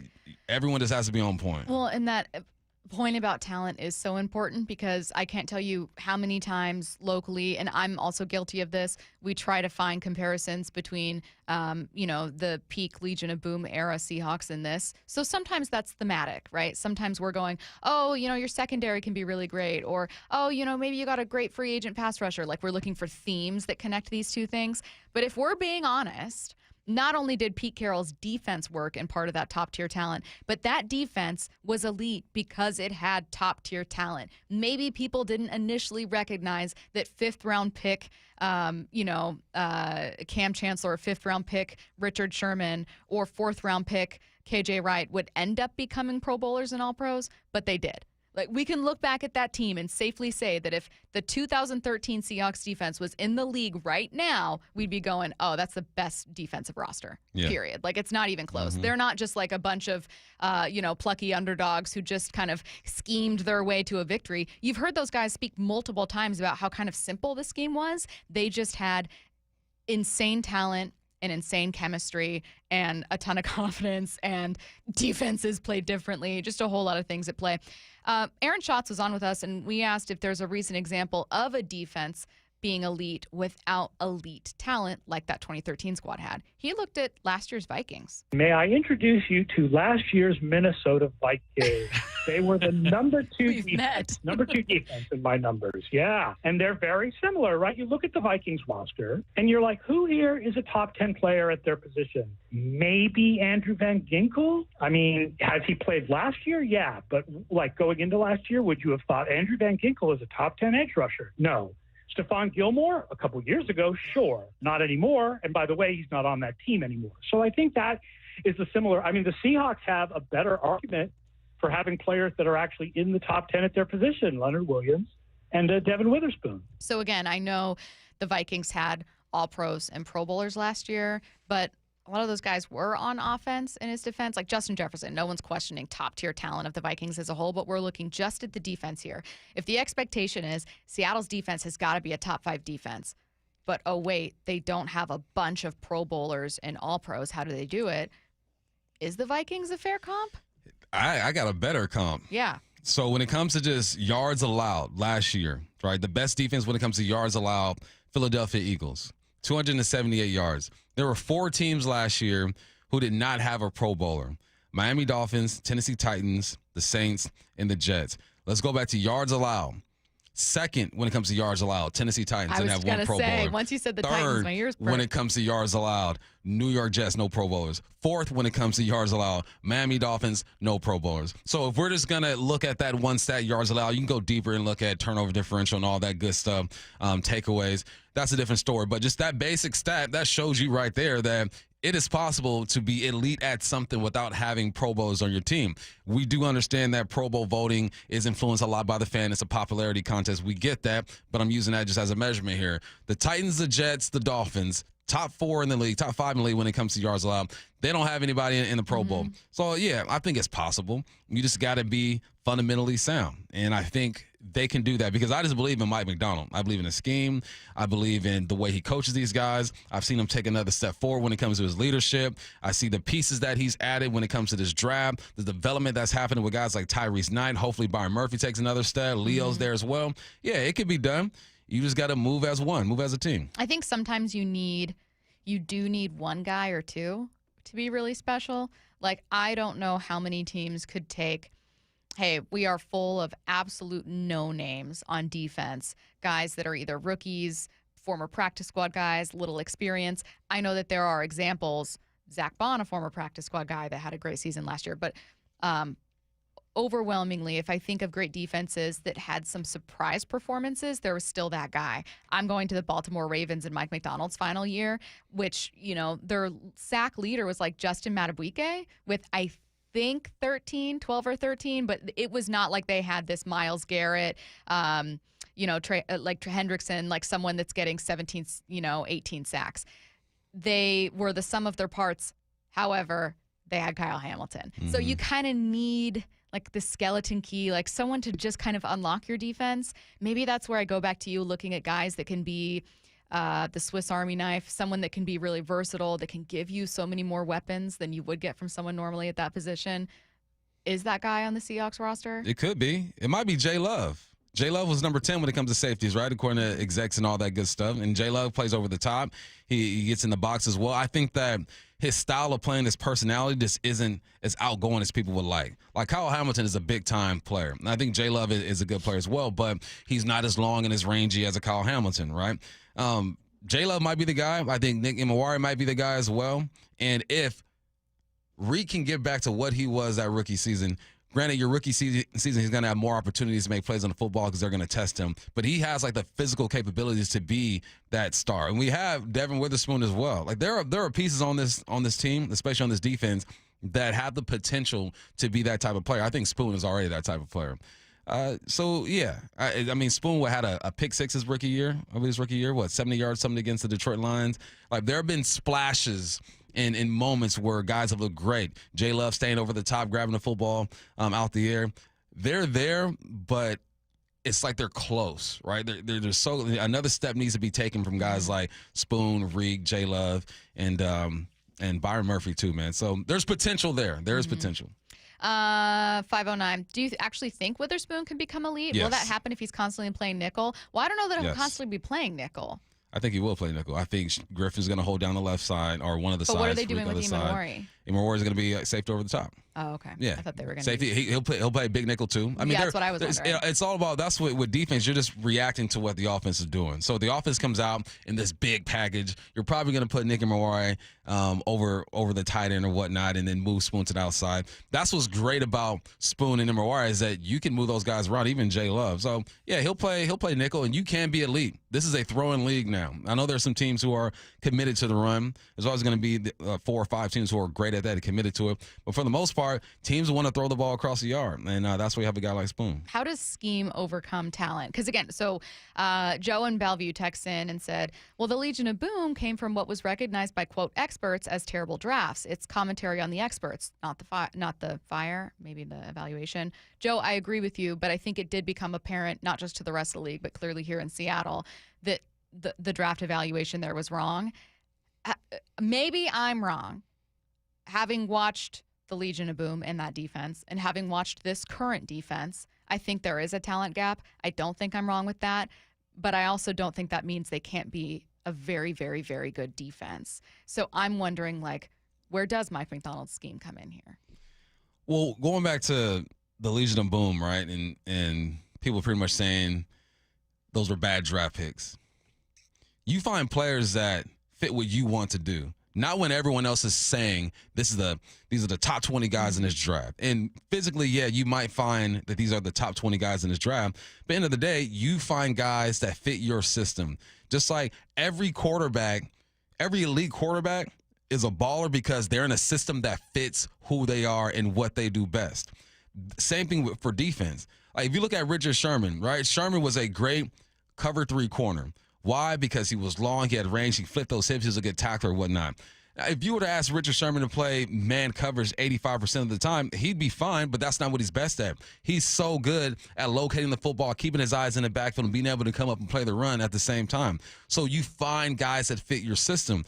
That's what I like about having year 2 with Mike McDonald is that he had an opportunity to find guys that fit his system. And that's why I like the Nick Imawari pick because he's not Cam Chancellor. I hate that comp. People compare him to Cam Chancellor. He's not Kyle Hamilton either. Because Cam is a unicorn. Like even if I saw Cam like a month ago, and he ain't played in 10 years or something like that. Mm-hmm. The dude is still massive. Like you don't find safeties like Cam. You're more likely to find a guy that fits the profile of a Kyle Hamilton. And Nick isn't even that. Does he have a piece of Cam and a piece of Kyle Hamilton? Yeah, because there are some things that certain safeties need. So the fact that Mike McDonald has had a year to look at this defense, we always talk about the moves he made at linebacker, got those guys out of there, brought in Ernest and let Tyrese fly. And he had a year to evaluate and say, all right, well, this is the type of player I need for this defense. Let's insert them there.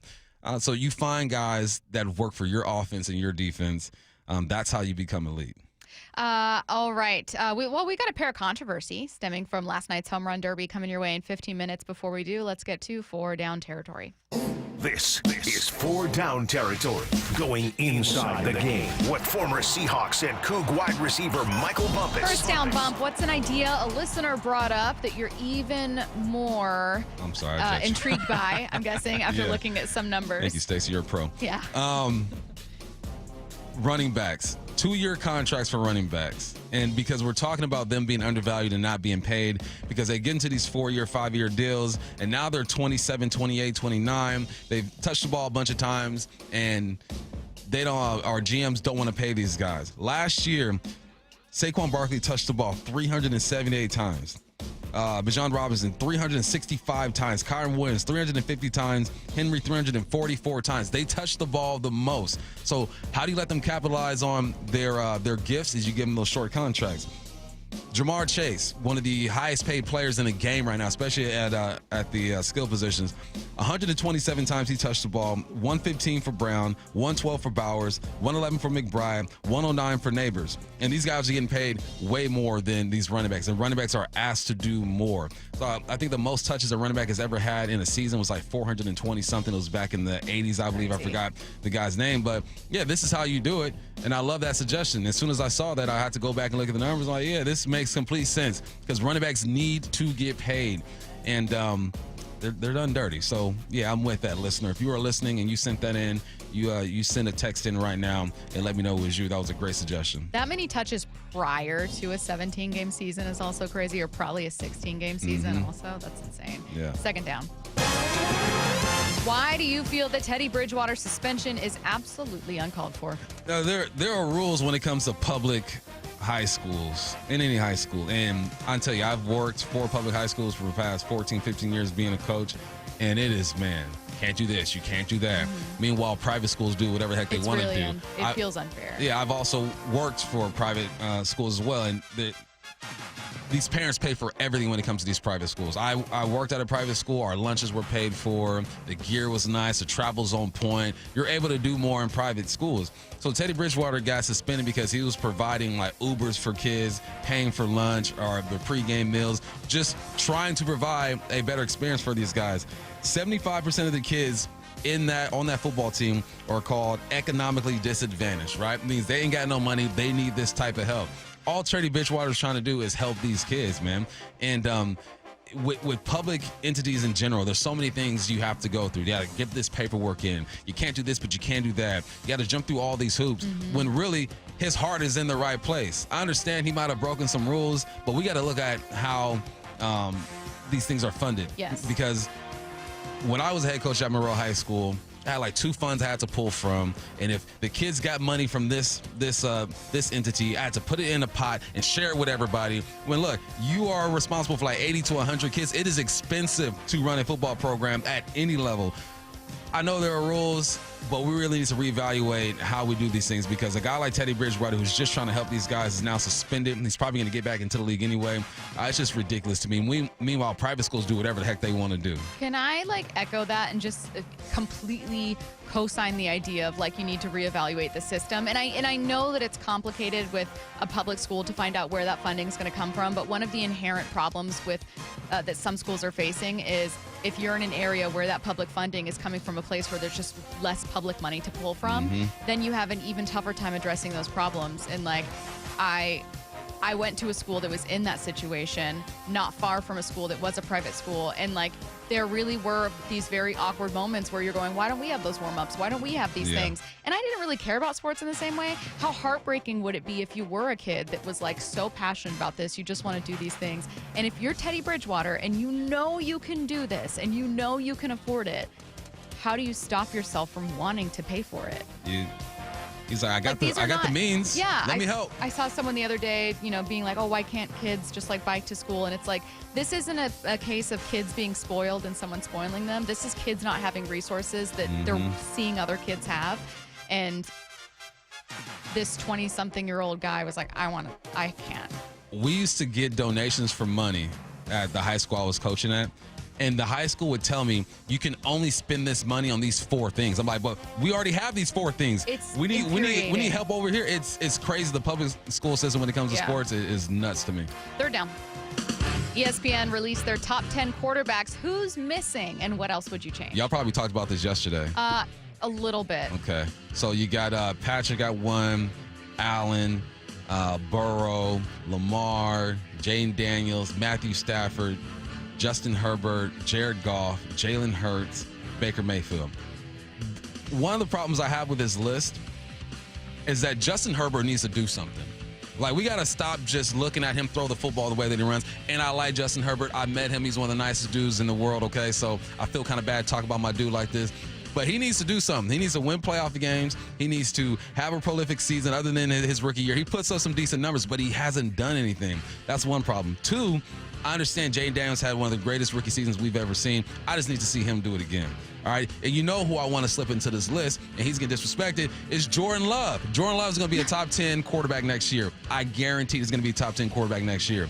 Jared Goff needs a bit more love. Yeah. Jalen Hurts is a weird one to me because he's at number 9. He was second when it comes to MVP back in 22, I believe. He's won a Super Bowl. He's been to another one. He has all of these accolades. And he's still in a weird position because no one really wants to believe in what he's doing because of the team that he plays for. And it's almost like that's being held against him when it comes down to it, he's still making plays. So, look, the only problem I have with this list is that Justin Herbert, I just need to see more out of Justin Herbert. I think physically, of course, he's one of the top 10 quarterbacks in the game, but we're talking about winning. We're talking about getting to the playoffs and making runs. He just hasn't been able to do that quite yet. Everybody else in this league on this list, minus Baker Mayfield, has done that. So, Herbert, I just need more out of you. I agree with you. Can I tell you the thing that I thought that you would take issue with, and I wouldn't disagree? You know how they have the highest vote and then lowest vote? Yeah. For Lamar, someone had him at 6. And I know that that's not wildly disrespectful to only have 5 quarterbacks, but Curtis and I yesterday were like, I can't think of 5 quarterbacks that tomorrow I'd have start a game over Lamar. Yeah. 3, sure, you can make the case. 4, maybe. 5 quarterbacks. 5 is crazy. That's when you know someone threw in like Jaden Daniels or Herbert or someone that tomorrow they would have start a game over Lamar. That's wild. That's nuts to me. I know. 4th down. Who do you think will be on a top 10 list next year? Next year. So far we got J Love at number 10, right? Leo was in. Remember what number Leo was?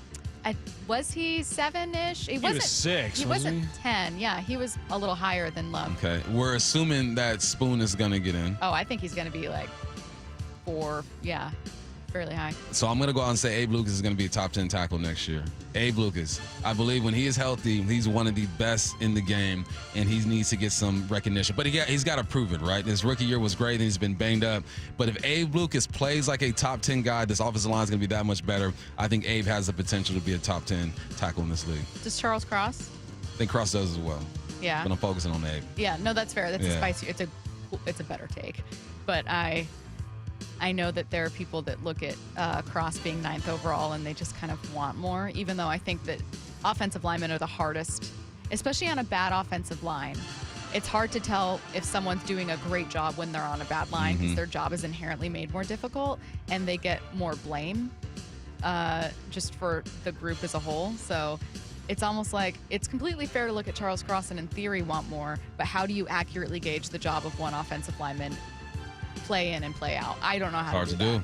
I know. That's where I look at for like Big Ray, and you just go, what do you see, man? I'm not about to pretend, nor do I think most people should, that I accurately know how to gauge every offensive lineman. You have to understand protection and what the responsibilities are there, and you got to understand responsibilities in the run game. I think it's easier for people to look on the outside and see the spacing of a receiver, decision-making of a quarterback, and say, okay, he should have done that. But the O-line game is complicated and beautiful at the same time. I found myself watching more offensive line film the last 5-6 years than any other position because I'm so fascinated how complicated it is and how quickly they make decisions. Congratulations to Cal Raleigh, winner of the 2025 Home Run Derby, but the night wasn't without controversy. That's next. He called it 20 years ago. I'm the Home Run Derby champ. And as he always does, the Big Dumper delivered. The Big Dumper is your Home Run Derby champion. Congratulations, Cal Raleigh. I just can't believe it won. It's unbelievable. We can't wait for the second half of the season of Cal on Seattle Sports on 710 and the Seattle Sports app. What'd you say? I'm the man. Oh, yeah. Oh, yeah. It is that time of year. I cannot wait for the weather to get warm like it is now on consecutive days. That means I can break the motorcycle out, ride to work, ride all over the place, and I love it more than just about anything. But I also know that it's not a matter of if, but when you get in an accident, what are you going to do? Well, I'll tell you, when you're injured in a motorcycle crash, don't settle for firms that say they're motorcycle lawyers. Trust the ones who live it. Law Tigers has been a part of the writing community for nearly 25 years nationwide. They're here 24/7, 365 days a year because writers deserve real support when they need it. Law Tigers is the resource writers can turn to when they are in need. Law Tigers is out at all the events and supporting all clubs and shops. The Law Tigers are always by your side. Your case evaluation is always free. There are no fees until your case settles. The Law Tigers, you never ride alone. Law Tigers, Washington's motorcycle lawyers. Jimmy Cook, 539 Broadway, Unit 104, Tacoma, Washington, 98402. Was drafted in 1999 by the Philadelphia 76ers, and that was just absolutely a dream come true. Todd's playing in the NBA is unique. His battle with neuropathy is not. I first started noticing problems a couple of years into my NBA career, and I felt like my sock was just balled up right in the arch of my foot, and there'd be areas of burning and tingling, and then there'd be other areas of deadness where there would be no response to touch. We tried everything possible from surgery to different drugs to try and take care of some of the symptoms. I'm Dr. Mark Shelley, a chiropractic physician and board-certified functional neurologist at Sound Pain Solutions. Our neuropathy treatments can rehabilitate damaged nerves. We use FDA-cleared, non-surgical, non-drug, pain-free procedures that have helped thousands of neuropathy sufferers find relief. Now I'm able to spend more time doing the things that I enjoy, being on my feet. If you experience numbness, shooting, or burning pains, or loss of balance, call us. Sound Pain Solutions, 855-996-0025, or click soundpainsolutions.com. Why is Mazda of Everett the #1 dealer on the West Coast? Mazda of Everett is locally owned and operated for 20 years. They work hard to get you their best deal every time and to make sure you drive away happy. With over 700 new Mazdas, they stock more than anyone in the Seattle area. Find out for yourself why people keep coming back to Mazda of Everett. Take advantage of the Mazda of Everett price during the More to Move You sales event. MazdaofEverett.com. Claims based on Mazda USA inventory and sales reports. Dave Wyman here for Harley Exteriors. When you hear Harley Exteriors, I want you to think windows manufactured right here in Washington and specifically designed for our Pacific Northwest homes and climate. These are the windows you want. They look absolutely stunning, much better than a traditional vinyl window, and they're going to lower your energy bills and provide year-round comfort. They also come with a double lifetime, fully transferable warranty, meaning not only are you covered for glass breaking or damaged seals, it's going to help your resale and home value. These windows last up to 60 years. Harley Exteriors is making these windows affordable with options like 0 payments and 0 interest up to 12 months for qualified buyers. In July, Harley Exteriors is offering 50% off basic installation, no payments, no interest for 12 months, and an additional $200 off your project. Think Harley Exteriors for windows, doors, and more right here in the Puget Sound. Call 833-HARLEY or just go to harleyexteriors.com. The home of the Mariners. Left off to center. It is on its way. Julio, 2-run home run. Hear every pitch on 710 and the Seattle Sports app. Hey, it's Mike Salk here, and we've been talking about this. Luxury awaits at Snoqualmie Casino and Hotel. You can book now for an unforgettable summer experience because the hotel opens up August 8th. Bookings are open at snocasino.com starting on August 8th. The expanded non-gaming floor, the destination spa, the big new entertainment space and convention center, new restaurants as well. They're combining effortless style with the utmost in relaxation. Go to snocasino.com for details. Seattle's closest, now Snoqualmie Casino and Hotel. Need a new roof, a deck, siding, windows? Get up to $3,000 off any new installation. Hi, it's Justin Shirley, CEO of State Roofing and Exteriors. Home projects can add up fast, but we're here to help you save big. Book now and lock in up to $3,000 off in savings. That's $3,000 off any new installation. Call 866-ROOF-ROOF or visit stateroofing.com to schedule your free estimate today. State Roofing and Exteriors, held to a higher standard since 1968. After years of wear and tear, Joe had osteoarthritis in his wrists and shoulders. I've pretty much worked out my whole life. I actually decided I'm going to train for a half Ironman triathlon. The pain was interfering with every part of his life. Basically, can't sleep, causing those kind of problems, very limited movement. Joe had surgery, but it wasn't the fix he was looking for. The doctor told me, he's like, hey, this is just going to be a partial fix. You're going to eventually need joint replacement. That's when he decided to see Dr. Mark Wagner, MD, at Seattle Sports and Regenerative Medicine for stem cell therapy. And they're just getting better. I can basically do full motion. I don't have really any pain. What kinds of things are you able to do now that you weren't before? I like to golf, and it definitely has made my golf game not as painful. And sleeping. I'm sleeping better because I don't have that aching at night going on and have to roll over. So, are you recommending this to others? Oh, everybody I talk to. Yeah, it's a no-brainer. Before you choose surgery, consider stem cell therapy with Dr. Mark Wagner, MD, at Seattle Sports and Regenerative Medicine. Schedule your consultation at drmarkwagnermd.com. This is The Timeline with Bump and Stacy. Brought to you by 1-800-DUI-AWAY.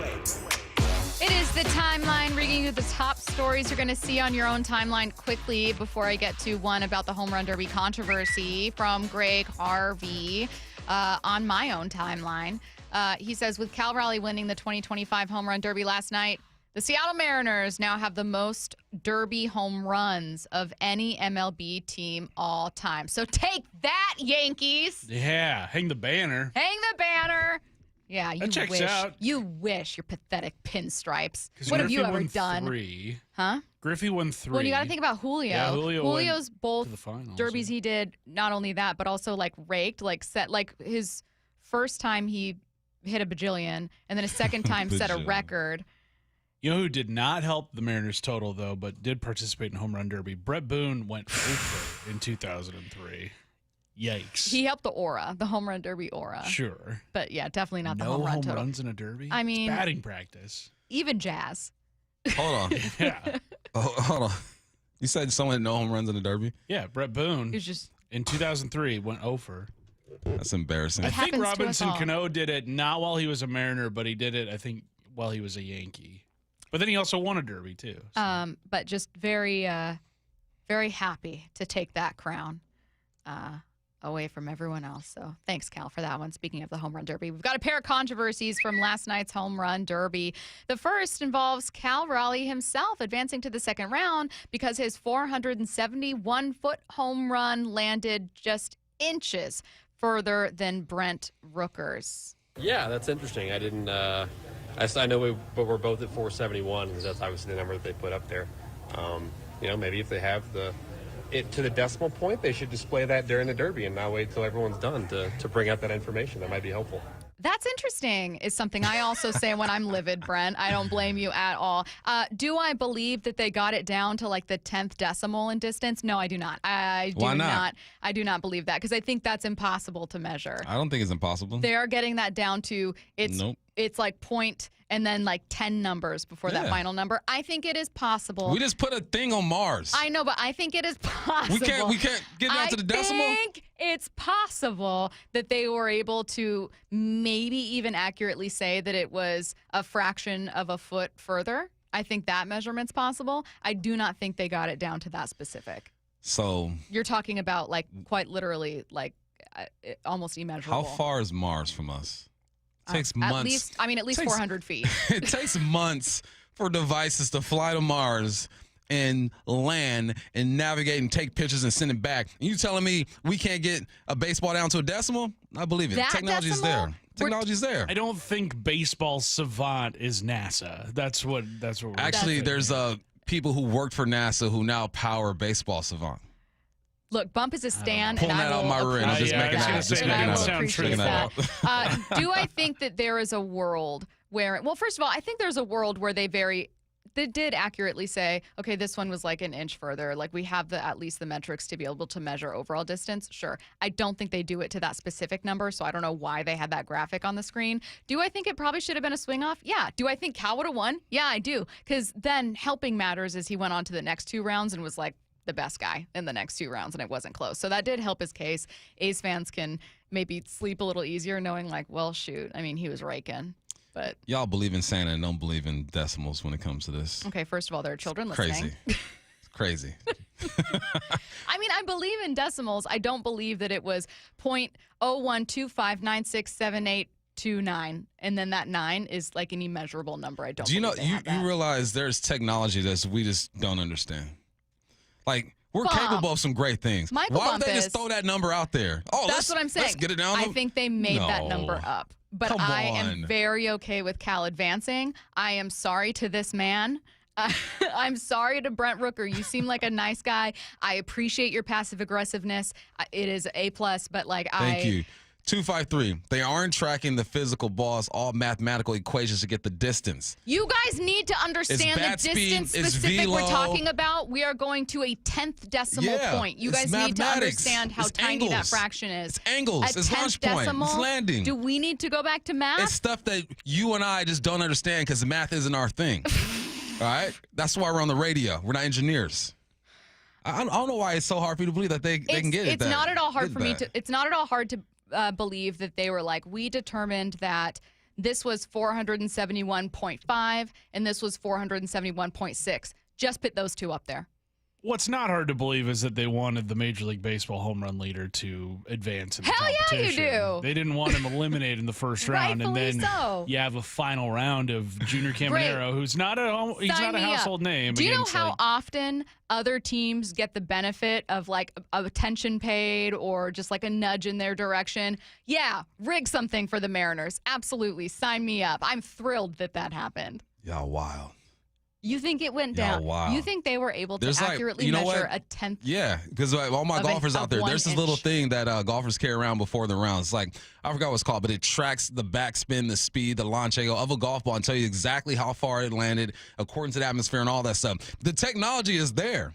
It's all around us. Wake up, people. It's all around us. Open your third eye. Maybe you just don't get it. You're not seeing what I'm seeing. Okay, let's go on to the second. Either way, I think it's fair that they were like, okay, well, this one went an inch further. Sorry, Brent. That's what If happened. they did cheat, I'm with it. The second, that's exactly how I feel. The second, Junior Caminero had a home run robbed. Granted, it was still added to his final home run total. Junior, a line shot. Got a chance. Oh, he stole it. They counted it, though. They did. They counted it. The umpire counted it. Good, because that was a home run, it looks like, over the wall. That was robbed. It disrupted Caminero as well. Yeah, you can't. Oh, man, that's tough. Yeah, you're not there to do that. Cal, in his press conference after winning the Derby, was asked about the kid, whether or not he saw him rob the homer. I don't know if you were able to see that kid rob Caminero in the outfield, and if you did, do you have any thoughts on that play? I paid him off, so I didn't see it. The fix is in. It still counted, so I think it just comes down to a funny thing. If anyone actually is upset in any way, I don't know why they would be. I am. Oh, you're upset that it counted. Yeah. The kid robbed it. He robbed that thing. It was awesome.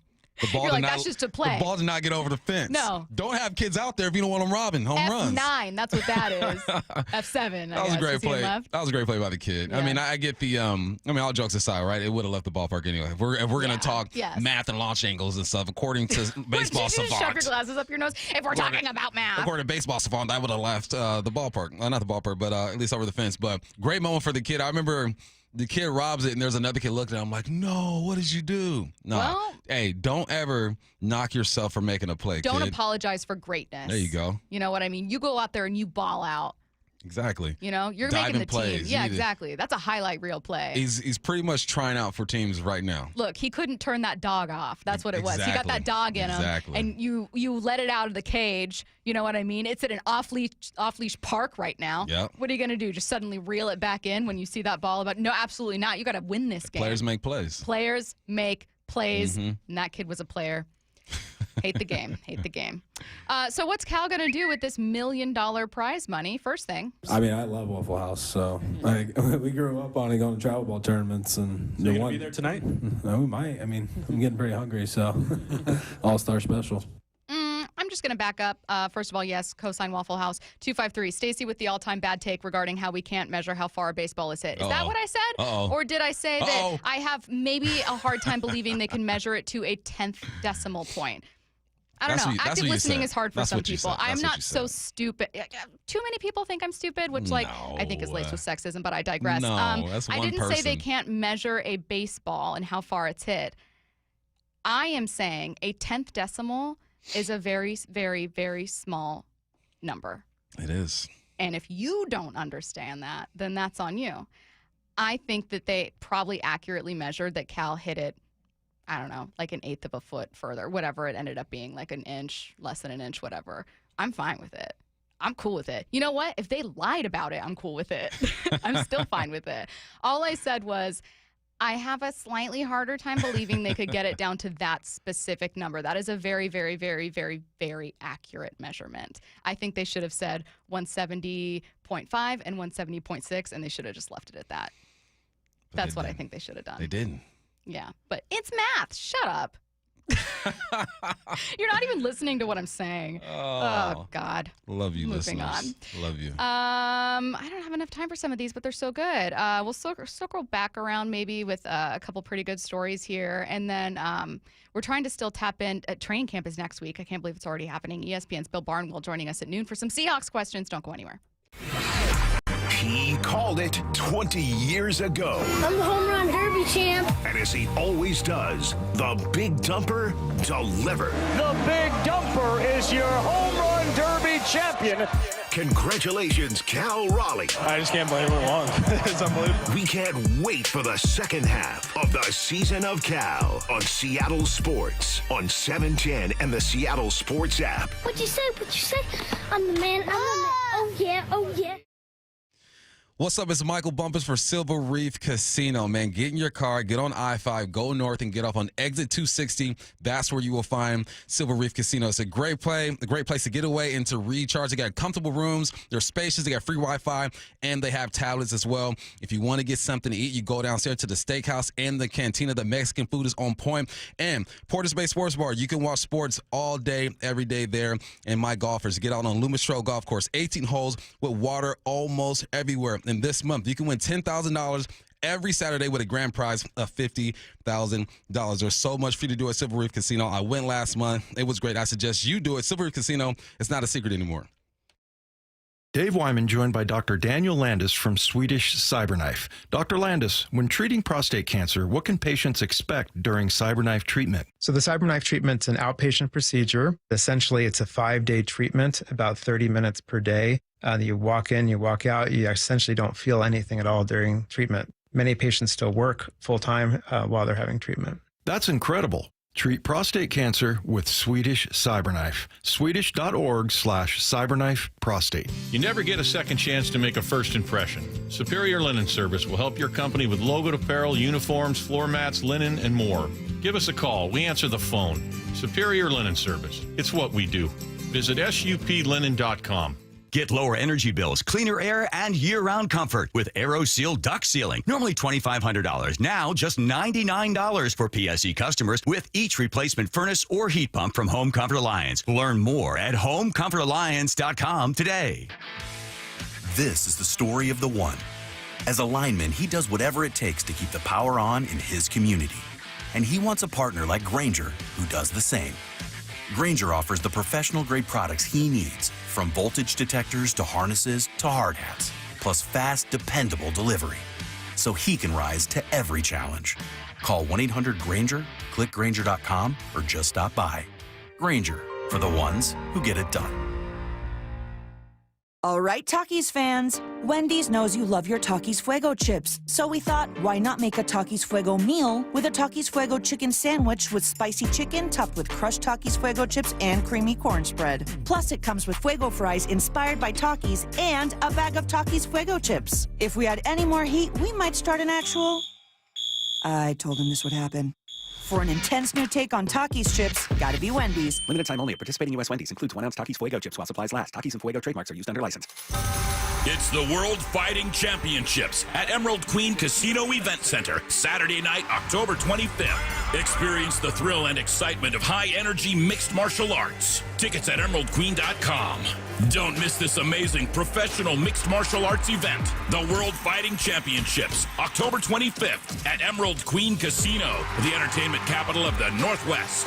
21 and older, need gambling help? Call 800-547-6133 or visit emeraldqueen.com. The home of the Mariners. One hopper snared at short. On a quick hop by J.P. Crawford. That guy's a magician over there at shortstop. Seattle Sports. Download the Seattle Sports app.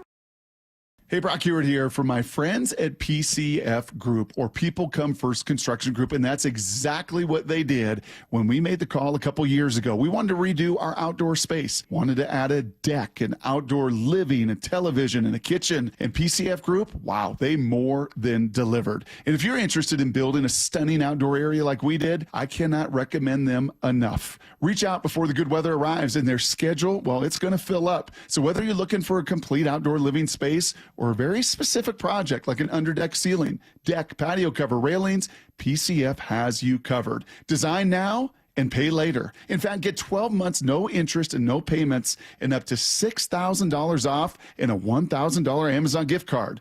Request a complimentary design and estimate consultation at 425-629-8476 or project ideas. Explore photos at pcfgroup.com. That's 425-629-8476. Well, here in our region, it's really common for homes to have damaged insulation or even no insulation at all in their crawl space or attic. Well, in the winter, that'll make your home cold and drafty. And in the summer months, it can turn your home into an oven. It's Mike Salk here, and utility companies have special incentives right now to help with the cost of having your home properly insulated, including a once-in-a-lifetime rebate from Puget Sound Energy. So if you're a PSE customer and your home was built before 1990, you could qualify to receive a rebate on up to 95% of the cost to properly insulate your crawl space and attic. Yes, they will cover up to 95% of the cost. And if you're anything like me, you love the idea of somebody else paying to improve your home, add value to it, and save you money along the way. How good does that sound? Don't wait. Call Crawl Pros to learn what's going on behind that crawl space and attic hatch for free, and then what energy rebates you're eligible for. If you're worried about critters, mold, water damage, insulation issues, or anything else related to your crawl space or attic, schedule a free corner-to-corner inspection at crawlpros.com. From the Quantum Fiber Studio, you're listening to Bumpin' Stacy. Weekdays 10 to 2. On Seattle Sports and 97.3 FM HD2. Bill Barnwell of ESPN is going to join us in a couple minutes here coming up at noon. We're excited to talk to Bill about his expectations for the Seahawks season, take a look at the rest of the NFC West and the NFC, lots of questions. Bill has an article that he posted ranking the best teams the last 25 years. The 2013 Seahawks did make the list. Not only that, they were in the top 5. Not only that, they were in the top 3. That's very exciting. They were number 2. Wow. Number 2 was the 2013 Seahawks. They ended up obviously winning Super Bowl 48 over the Broncos, 43-8. You guys already know. Offense was in the 80th percentile, which one of, I think, the most warped narratives about this team is that the offense was just average or bad or not great. Marshawn Lynch and Russell Wilson, and that was the best offensive line they've ever had. It was not like a top 5 offensive line, but that was the best, maybe most expensive offensive line they've had. So 80th percentile offense, defense 99th percentile. He just talked about how absolutely unreal that team was. Bill says you can't poke many holes in what this team accomplished. Their run to the Super Bowl required a fourth quarter comeback against the 49ers, a late interception. We obviously all know that one. And then they delivered a performance every bit as dominant as the one we saw from the Eagles earlier this year, manhandling a Broncos team that came into the game off a 606-point regular season. He said, and I just bear in mind, he's not a Seahawks fan. He's just trying to be honest. The only reason this Seattle team isn't number 1, it was sloppy at times during the regular season. They went into overtime to beat the 2-win Texans and the 4-win Buccaneers and needed a goal line stop on the final snap to beat the 7-9 Rams. They also gave up 34 points to the Colts. That was their first loss of the season. Bill's character. Got him ready. Got him ready for the show. No, that's legit. Yeah. Right? When you struggle against teams that are seen as weak Yeah, that should knock you down a couple notches or maybe one notch. But that's the NFL too. Like, how many times have we seen bad teams beat good teams just because the ball bounced their way? Maybe one team's penalty happy. Yeah, it makes sense, man. It's hard to win 12-plus games in the NFL. Do you want to know who they had as number one? Oh, I see it. I think people are going to be a little upset.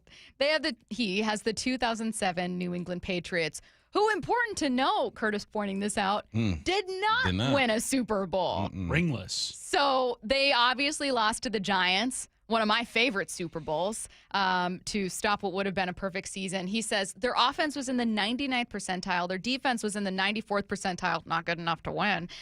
He said, no, the best team of the last 25 years did not win a Super Bowl. Then I think he kind of said, like, there's a lot of chance that had to happen in this Super Bowl. Like, what if Tyree doesn't have the helmet catch, right? Like, do the Giants even win? So maybe there's some luck that was on the Giants side. And then he said, overall, it's just they had the largest margin of victory over the next best team in this era, 17.5 points.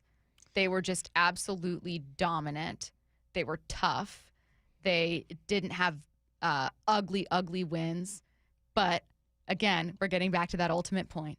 And here we round into the final bit of the segment. Should this team be crowned the best team of the last 25 years if they didn't actually win at all? That's tough, man, because, I mean, the year that Tom Brady and Randy Moss had was ridiculous. I believe Randy Moss still has the record for most receiving touchdowns in a season with 20-something, I think. It was crazy. I think that he's taken into account that, you know, he talked about how the Seahawks struggled against some weaker teams, right? And that's what kind of bumped them down a notch. They're looking at this team and saying the Giants just got lucky. And sometimes that's just how things work out. I mean, you think about some of the plays that were made during that Super Bowl. There was a lot of luck involved, right? Luck that required some skill at the same time. But I think that's the way he's looking at it. That was one of the greatest runs we've ever seen in football, other than, what was it? I forgot the Dolphins year. Don't kill me. It was the 77 Dolphins, I think? Oh, 73. 73? Or 74, whatever it is. Anyway, I should know that. Other than that, this was the greatest run that we've ever seen. If we're talking about end of the day, everyone else on this list won a Super Bowl. The Patriots didn't. That's the argument. But I think that everyone can agree that that was the best run that we've seen. If you were not born when the Dolphins were getting after it back in the 70s, that's the greatest run I've ever seen. 72, says the 509. 72, thank you. I always know it's 2, 3, or 4, and then I blank. I'm sorry that was long before I was born, and I know we should know that, but oops. I get Bill's point, and I do wonder, like, if you could see the 2007 Patriots and the 2013 Seahawks in a game, who probably wins?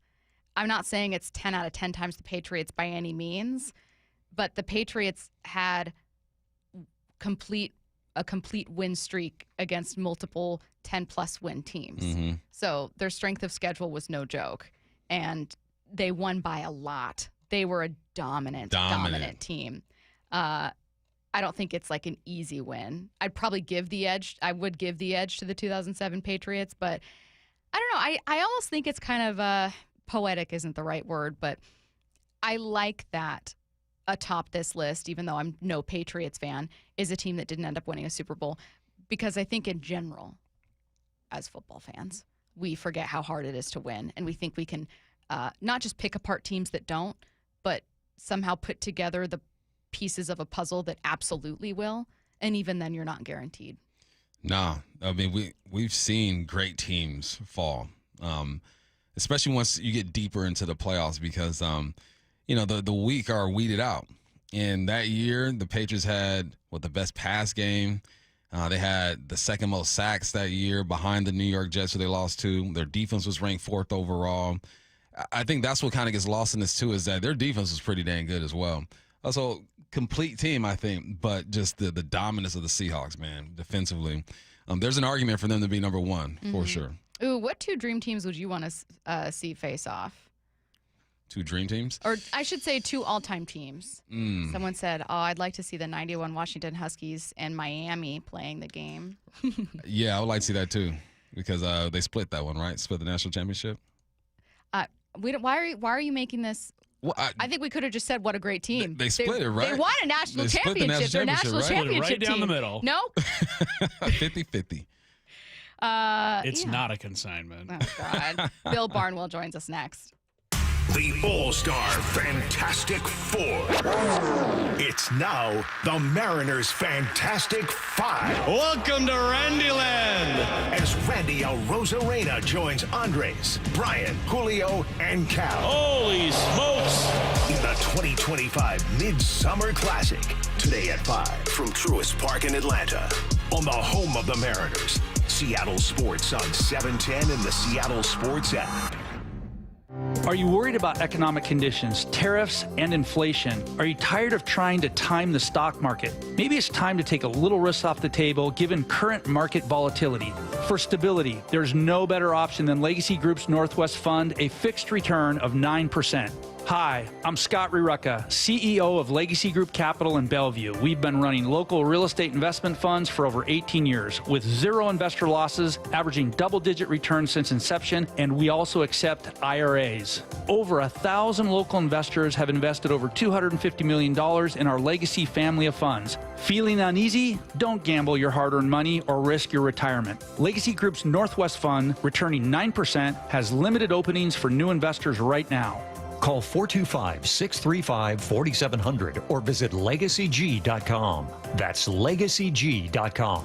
This is not investment advice. Legacy investments available to accredited investors only. Details at LegacyG.com. Free consultations, no fee guarantees, 5-star reviews. J.P. Pendergast with Pendergast Law explains the importance of going beyond these familiar offerings. Accident victims want an attorney, Tom, that satisfies their needs. Someone who handles those needs with the highest degree of care. Pendergast Law offers the no-fee guarantees and free consultations, but these only scratch the surface. Okay, explain more. We make sure that every member of our team is genuinely passionate about helping others. Customer service and communication are our top priority. It's how we take care of our clients so they always feel one step ahead of the insurance companies. Our strong reputation for high standards provides comfort and confidence when it's needed most. Pendergast Law offers the free consultations, the no-fee guarantees, and, of course, they are 5-star rated. But what really makes them different is their genuine passion for helping others. I can't recommend them enough. If you or a loved one has been injured in a car accident, call Pendergast Law. We can help. That's PendergastLaw.com. Do you find yourself searching the medicine cabinet for pills and sprays during allergy season? How about having to buy one more medication when the season hits? I'm Dr. Ryan Stern with the Stern Sinus Center. We offer a solution that will save you time, money, and frustration. Rhine-Air is a simple, minimally invasive procedure that significantly reduces postnasal drip and stuffiness.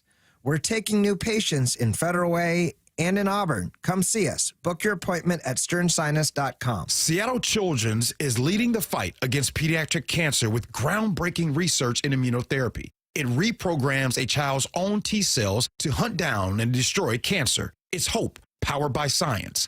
But here's the truth. Pediatric cancer research is drastically underfunded. That's why Safeway is stepping up, and you can too. G. Scott here asking you to say yes to donating to Immunoheroes next time you're at Safeway checkout. Together, we can help fight cancer for all kidkind. Keeping your engines healthy means protecting them in season and out. Experts trust Stable to do that, and third-party testing confirms it. Stable is the industry leader in preventing fuel-related issues, no matter if you use it in your car, boat, or outdoor power equipment. In season or out, at every fill-up or when you store, start with Stable. Ready to order? Yes. We're earning unlimited 3% cash back on dining and entertainment with the Capital One Saver card, so let's just get one of everything. Everything? Fire everything! The Capital One Saver card is at table 27 and they're earning unlimited 3% cash back. Yes, Chef! This is so nice. Had a feeling you'd want 3% cash back on dessert. Ooh, tiramisu! Earn unlimited 3% cash back on dining and entertainment with the Capital One Saver card. Capital One, what's in your wallet? Terms apply. See CapitalOne.com for details. Constipation with belly pain that keeps coming back and back and back. If your symptoms keep coming back, talk to your doctor. It could be irritable bowel syndrome with constipation or IBS-C. Linzess could help you get ahead of it.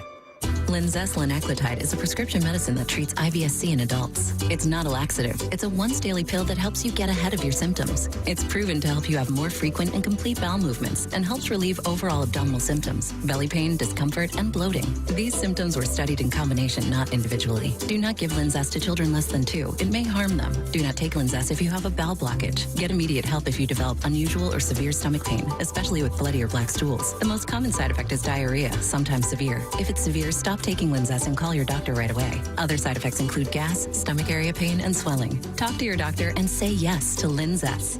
Learn more at linzess.com or call 1-800-LINZESS.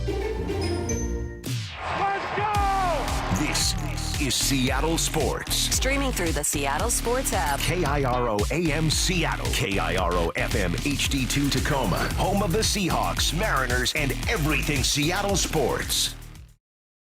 Seattle Sports Snapshot. He really is the home run derby champ. Cal Raleigh became the first switch hitter and the first catcher to win the home run derby, literally inching past Brent Rooker in the first round. Sorry, Brent, before outdueling Onyo Cruz in round 2 and Junior Caminero in the final to win it all. Snapshot, brought to you by Miller Lite. When it's game time, it's Miller time. From the Quantum Fiber Studio. This is Bump and Stacy on Seattle Sports. Streaming through the Seattle Sports app and at seattlesports.com. Now, here are your hosts, Michael Bumpus and Stacy Ross. Here we go now. ESPN's Bill Barnwell joining us now on the Emerald Queen Casino Sportsbook Hotline. Bill, we're excited to ask you about the Seahawks here. Of course, take a look around the rest of the league as we get ready for training camp starting next week. I can't believe it. Are you able to make it out to Seattle's training camp this year? Where are you able to stop? I have a very young child. I have like a 3-month-old. Oh, so no. I am staying Congratulations. at home. I am not heading. Thank you. I am staying home for the summer. Other years I'll go out, maybe when he gets a little older, but I feel like I am on baby duty over the summer. To be fair, that's absolutely the right choice. So we will start instead with analysis from afar for a new dad.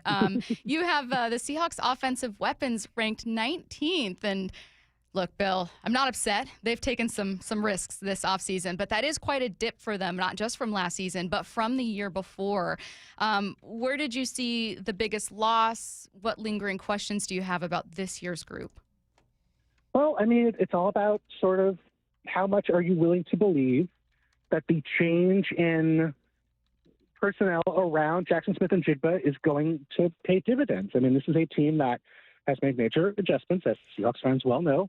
And there's upside there, right? I mean, Cooper Kupp was a true number 1 upper echelon elite of elite receiver as recently as, 2 years ago? I mean, it's not like he's that far removed from that point of his career, but he's been injured pretty much nonstop or off and on. And I think it's hard to sort of gauge where he's at. I mean, I think when I'm trying to project this, I'm also looking at talent, but I'm also looking at the injuries. What are the chances that this guy's going to be healthy for 17 games, which is so tough? And then with the run game, we've seen Kenneth Walker do it for stretches. He obviously has incredible big playability, but, he hasn't been consistent.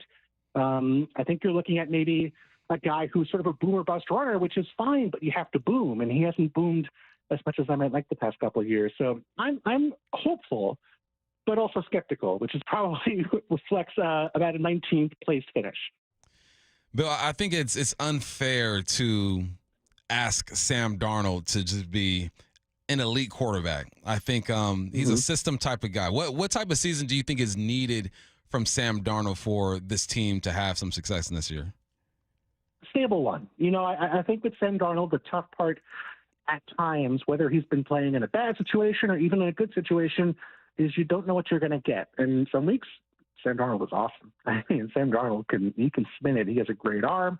He's really he feels very confidence driven, which every player, every quarterback, is driven by confidence to some extent, but it feels like he's maybe more susceptible to that. When things are going well, Sam Darnold looks great. And when things are not going well and he doesn't trust his pass rush or his offensive line against the pass rush, and maybe he's made a mistake or two, Sam looks very scattershot. And so I think you want to see consistency week in, week out.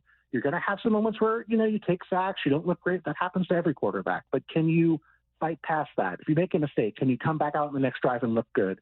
The issue is not the arm with Sam, it's the head. And so I think keeping his head consistent from week to week and keeping him, afloat and keeping him with some level of confidence is going to be an important task for the coaching staff. And I also think for Sam himself.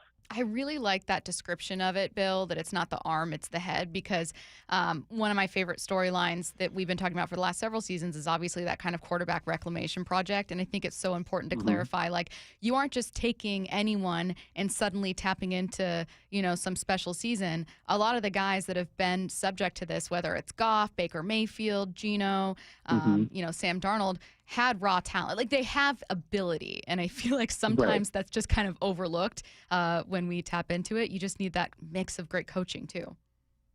Yeah, I mean, and with Kevin O'Connell last year, he did get good coaching.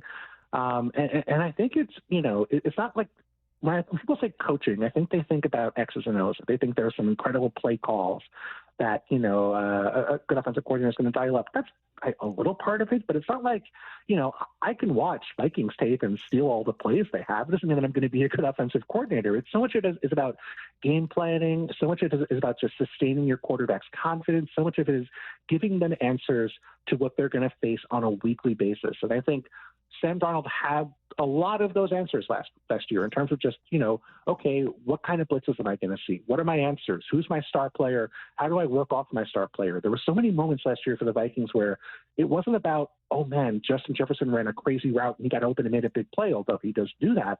But it was about, okay, I know how the opposing team is going to defend Justin Jefferson.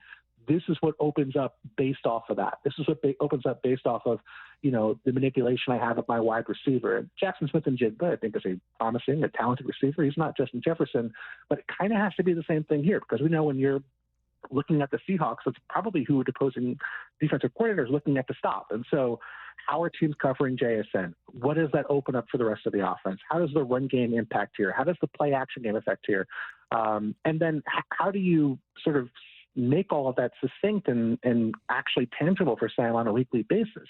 There's so much that goes into it. And I think Sam is capable, which I think is, maybe one concern we have with quarterbacks is just, can they do it at all? Sam can do it. We saw him do it last year. But again, can you give him those answers every week? And can you keep him confident and afloat week to week? Hey, but what do you think is going to, let me phrase that. There's a few guys in this league who are second-round draft picks who got guaranteed contracts. And Arroyo and Nicky Maguire are waiting around. I think they're trying to get the same thing. And Stacy and I have been talking about the likeliness of John Schneider actually giving them that guaranteed contract. We think that maybe they give them more guaranteed money.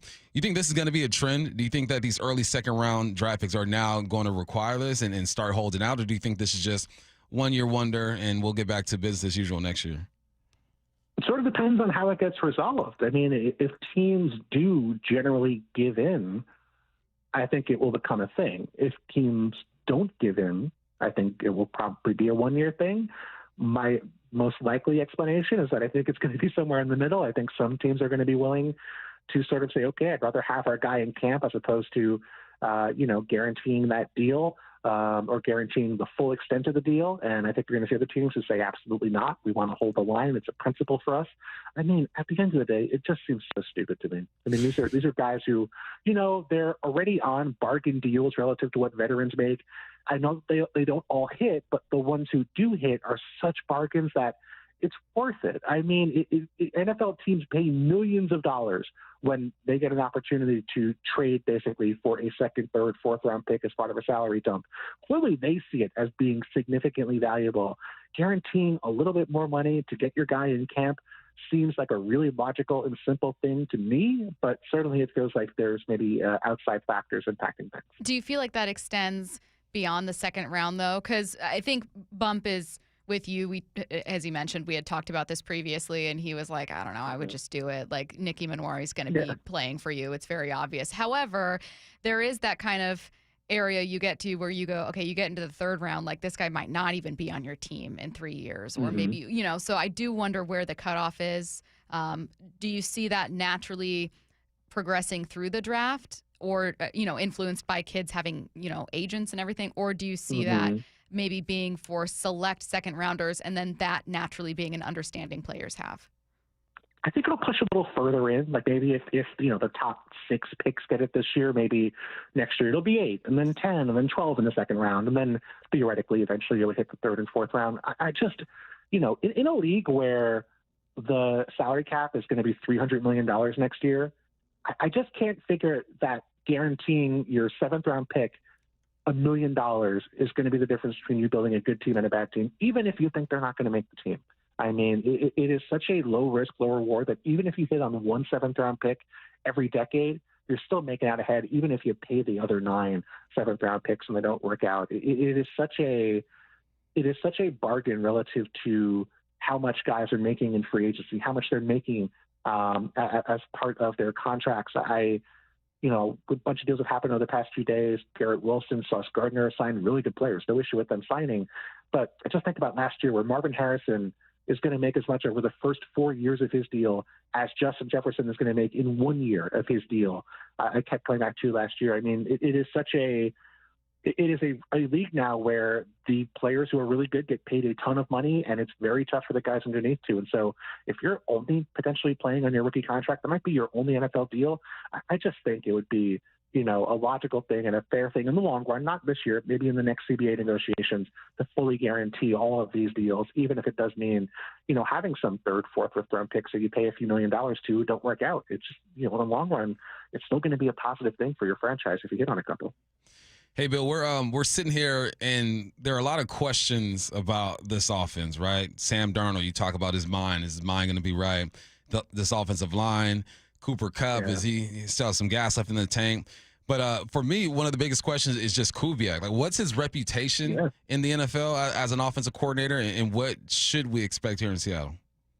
Yeah, I mean, he has a good reputation. Certainly, it's sort of, there's a Nepo baby element to it, right? I mean, his dad was, or his family members are coaches in the league for a long time.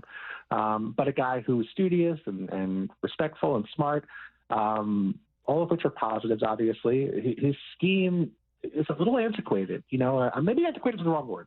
Maybe that's the thing I would say I'm interested to see. We have seen teams move away in many ways from sort of that classic Kubiak-Shanahan scheme that we saw, the 49ers with Kyle Shanahan when he first got there, when he was in Houston and Washington, very zone run heavy, play action, working off of that, trying to hit shots down the field.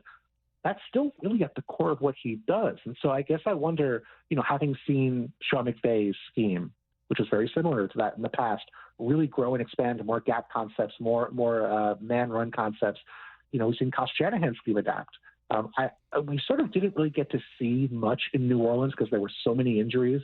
We did see them play really well the first couple of weeks on offense. So I think that's an optimistic side. But I just want to see what that run game looks like. How varied is it? Is it just his own run game? Because I do think teams are pretty comfortable stopping that now. And what kind of help are they giving the offensive line? I mean, I think what it came down to with John Schneider this offseason very clearly is that he thought our line, the players weren't the problem, the scheme was. And so by moving on from Grubb and hiring Clint Kubiak, I think you're going to see a scheme that tries to make life easier for the offensive linemen, more play action, more boot, trying to, sort of not have those linemen just be dropping back and one-on-one pass pro all the time, giving them some help. I think that's a smart approach, but we still have to figure out if the guys are any good. I think John Schneider made his case pretty clearly with the moves he made or didn't make this offseason outside of Nadell, the first-round pick. But I do think, we're going to sort of have to see if those guys can hold up for, 7-step drop pass protection on play action. Can I isolate part of your answer? And I know that we might get a little X's and O's, and feel free to dive in. But, God, I forget who we were talking to, but he mentioned a similar thing where he was like, look, with Shanahan's scheme, like, you do want to see it evolve, and you have started to see some weaknesses, and people have started to poke holes. And if you were to think of maybe an isolated example, it doesn't have to be like a specific team or play, but a way in which you've seen this scheme become weaker, and a way in which you appreciate that someone like McVay has evolved it. So maybe an area where you've seen a step forward for that scheme. Yeah, so go back to the Rams-Patriots Super Bowl, which feels like it was yesterday, and yet it was almost, I think, 7 or 8 years ago now. The Patriots shut down the Rams and Jared Goff in that game. They put a six-man front in the line, something they saw with Vic Fangio in Chicago when they shut down the Rams right after that crazy 54-51 game against the Chiefs on Monday Night Football. Again, that feels like yesterday, and it was years and years ago. But that was sort of a solution to really handling the outside zone concepts they were running, which goes back to, the Broncos teams in the 90s and Terrell Davis and all those guys, really a scheme that had worked well in a lot of places. The Patriots gave teams kind of a blueprint, and we saw the Rams struggle. Jared Goff really ended up losing his job and wasn't able to create out a structure that led to the Matthew Stafford trade. And then after they got Stafford, and actually really after they won the Super Bowl, that's when they sort of evolved. And I think you look at the run concepts they have now, they're much more of a duo team, much more of a power team. They went out and spent a lot of money on offensive linemen. They got bigger bodies on the interior. They traded for Kevin Dotson, who did a good job there. They signed Jonah Jackson to a big deal and then eventually changed their mind and traded him away. But they used to be kind of a faster, smaller offensive line, leading to more of stretch runs and zone runs to the outside, and they've now switched to more duo, more power, and all their play action concepts are built up that now. And so you don't have to switch altogether. It's not like you throw out your old playbook, but you just want to have answers. You want to be able to have solutions where if teams do feel like they can sort of take away the zone run, if they can get outside of your lineman and make plays, if they have a super linebacker who they trust to take away those cutbacks, okay, that's fine. Now you need to have other concepts in the playbook to go off of. And so I don't think it's about changing your scheme entirely, but just having multiple answers for the questions defenses are going to throw at you each week. Sean McVay has that. Kyle Shanahan has that. Be interested to see if Clint Kubiak has this year as well. He is ESPN's Bill Barnwell. Bill, we appreciate your time. We know you're very busy with the new baby. Congratulations again, and enjoy the rest of your summer. Thanks, Bill. Thank you so much. Before we get to headline rewrites, I was really fascinated by Bill's final point about Kubiak and kind of like, oh, well, the Shanahan scheme, because you've seen people, like the most simplified version would be like, oh, if they fall behind, they can't get ahead. But obviously he's pointing to the Patriots exploiting the Rams offense during that Super Bowl, using a six-man front, sometimes using quarters, like being kind of creative with how they were using their DBs and stuff. Fangio talking about like the two high safeties and stuff. But have you wondered the same thing about Kubiak? Like, what version of that tree is he going to take? Is it going to evolve? Does he have the weapons? Because when I heard Bill say, they used to, the Rams, have this smaller, faster OL, and then they really went beefed up and spent a lot of money. I was thinking, oh, God. Oh, no, I fear the Seahawks did not do that. It was his first description that he recanted that got me. He said, antiquated. I'm like, So this thing's like old-fashioned. It's a little behind the times. But I can see where he would lean there, then kind of go back because... Yeah, he edited. Yeah, it happens in cycles, right? The NFL, it's always a matchup type of game. And we're seeing a few more teams get back to the packing it in, running the football type of stuff. You can say that's antiquated, right? That's true. That's how football started. Like in theory, it's you like could say that. the way You know they what I mean? evolved, yeah. So, and there seems teams who are spreading it out. So yeah, it's interesting because we don't know what we're going to see, because I don't know how Kubiak looks at this personnel. Like, how does he view this wide receiver core? How does he view the offensive line? What does he think? What type of game does he think he needs to call? And that's the toughest part about this, is that even during the preseason, we're not going to really see him in his bag preparing for a team. Preseason, you're just calling plays. Yeah. Like, look, we know this is the front they're going to come out in, but we're not scheming to exploit this side of the line or attack this player or that player. You're essentially just calling plays. So he's gonna adjust throughout the season, and we'll see what version we're gonna get. Hopefully, it's a version that Mike McDonald wants. And what does he want? He wants to start with the run and evolve from there. And we at least know to start the season, they should be run heavy to appease the boss man. All right, we'll get back to the NFL coming up in less than 15 minutes, taking a look, starting with the Jets, but some NFL news to catch up on. Before we do, it's time for Headline Rewrites. Extra, extra, read all about it. Headline Rewrites. We must make headlines. The real story behind the headlines in today's news with Bump and Stacy. Headline number one, the NBA Board of Governors are set to meet today, and expansion is expected to be one of the topics brought forth by Commissioner Adam Silver. What's the real headline? OKC's title has to come with news of an expansion committee. That's just the rule. I didn't make it up.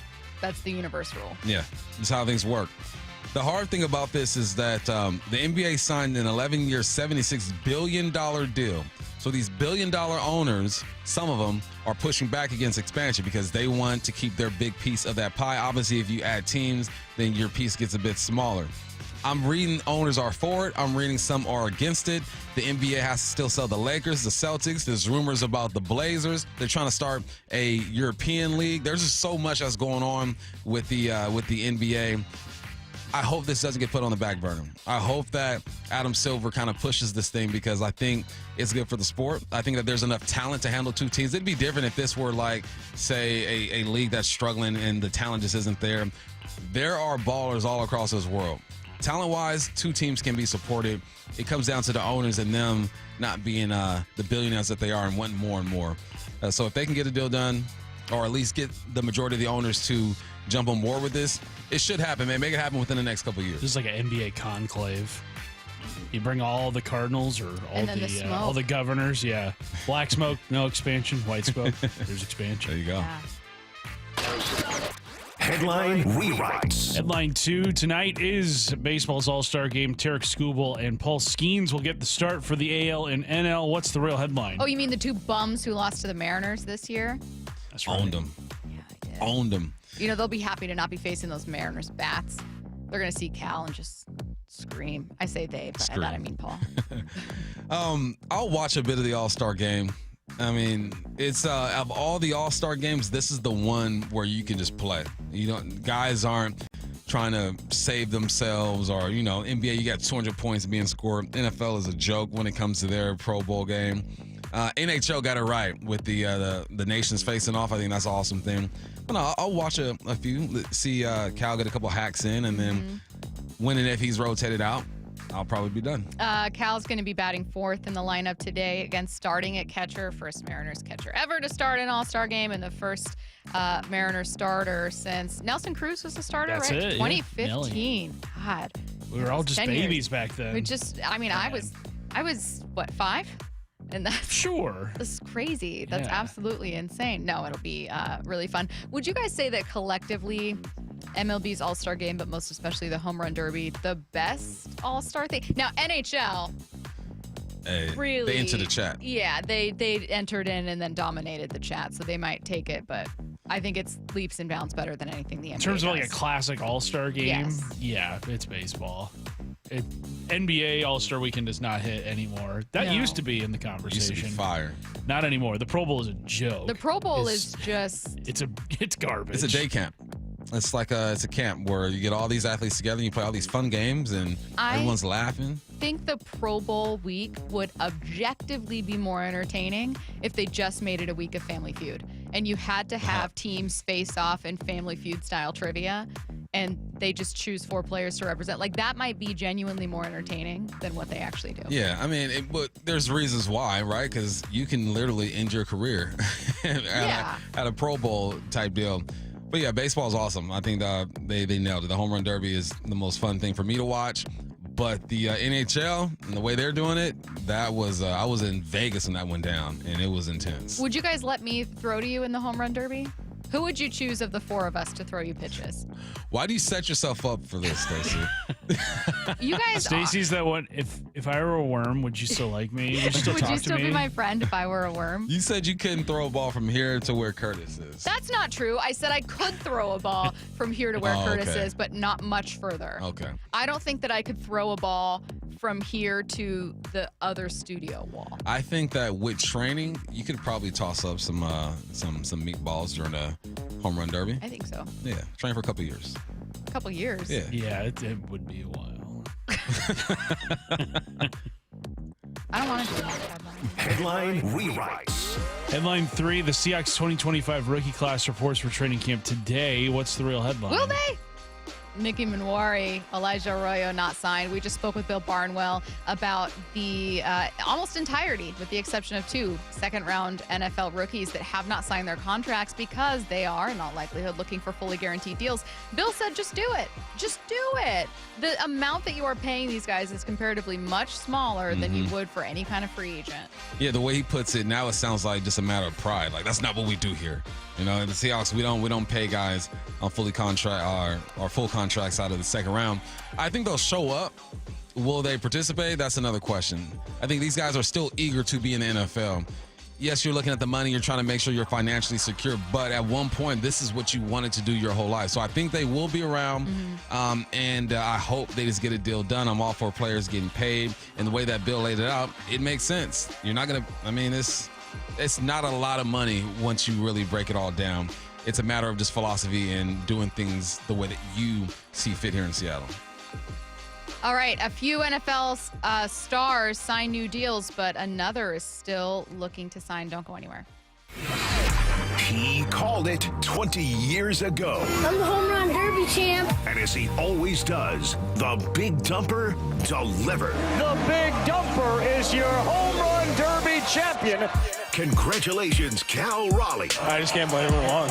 It's unbelievable. We can't wait for the second half of the season of Cal on Seattle Sports on 710 and the Seattle Sports app. What'd you say?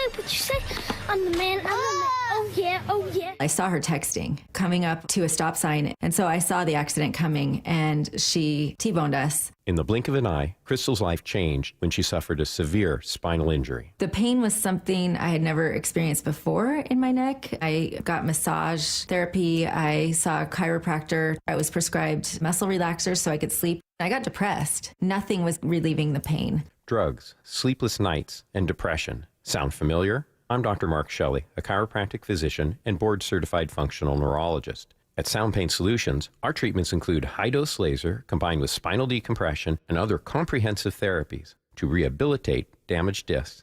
We use treatments that are non-surgical, FDA-cleared, drug and pain-free. I was able to get off my pain medicines and I was able to sleep through the night, and that was what I was desperate for. To learn if you're a candidate for our treatment, call us. Sound Pain Solutions. 855-996-0025 or click soundpainsolutions.com. Hey, Brock Hewitt here for my friends at PCF Group, or People Come First Construction Group, and that's exactly what they did when we made the call a couple years ago. We wanted to redo our outdoor space, wanted to add a deck, an outdoor living, a television, and a kitchen, and PCF Group, wow, they more than delivered. And if you're interested in building a stunning outdoor area like we did, I cannot recommend them enough. Reach out before the good weather arrives, and their schedule, well, it's going to fill up. So whether you're looking for a complete outdoor living space or a very specific project like an underdeck ceiling, deck, patio cover, railings, PCF has you covered. Design now and pay later. In fact, get 12 months, no interest and no payments, and up to $6,000 off and a $1,000 Amazon gift card. Request a complimentary design and estimate consultation at 425-629-8476 or project ideas. Explore photos at pcfgroup.com.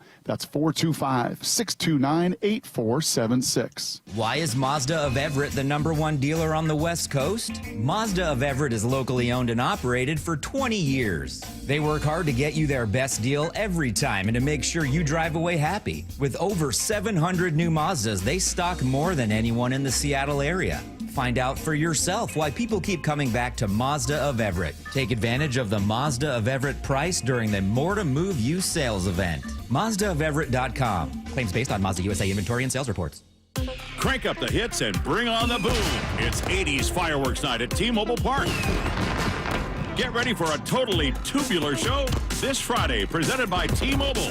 The Mariners face off against the division rival Astros at 7:10. And after the game, the sky will light up to the sound of your favorite 80s jams. Big hits on the field and more big hits after dark. Grand slam!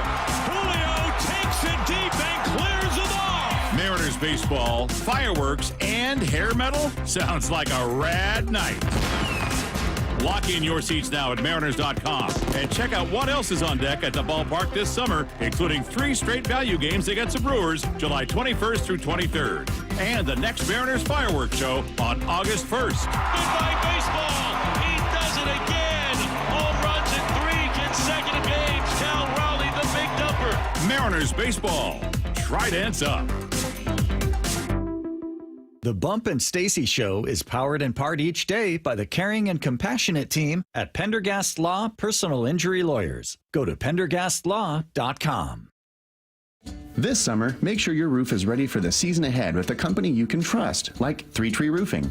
We're not just your roofers, we're your neighbors, and we're here to help you protect your home this season. Visit 3treeroofing.com to schedule your free on-site estimate and get your roof replaced before the summer rush and potential material price increases. Our certified technicians make your roof replacement easy and worry-free, so you can focus on the important things this summer. Visit 3treeroofing.com to schedule your free, no-pressure estimate. 3 Tree Roofing, your Puget Sound roofing experts.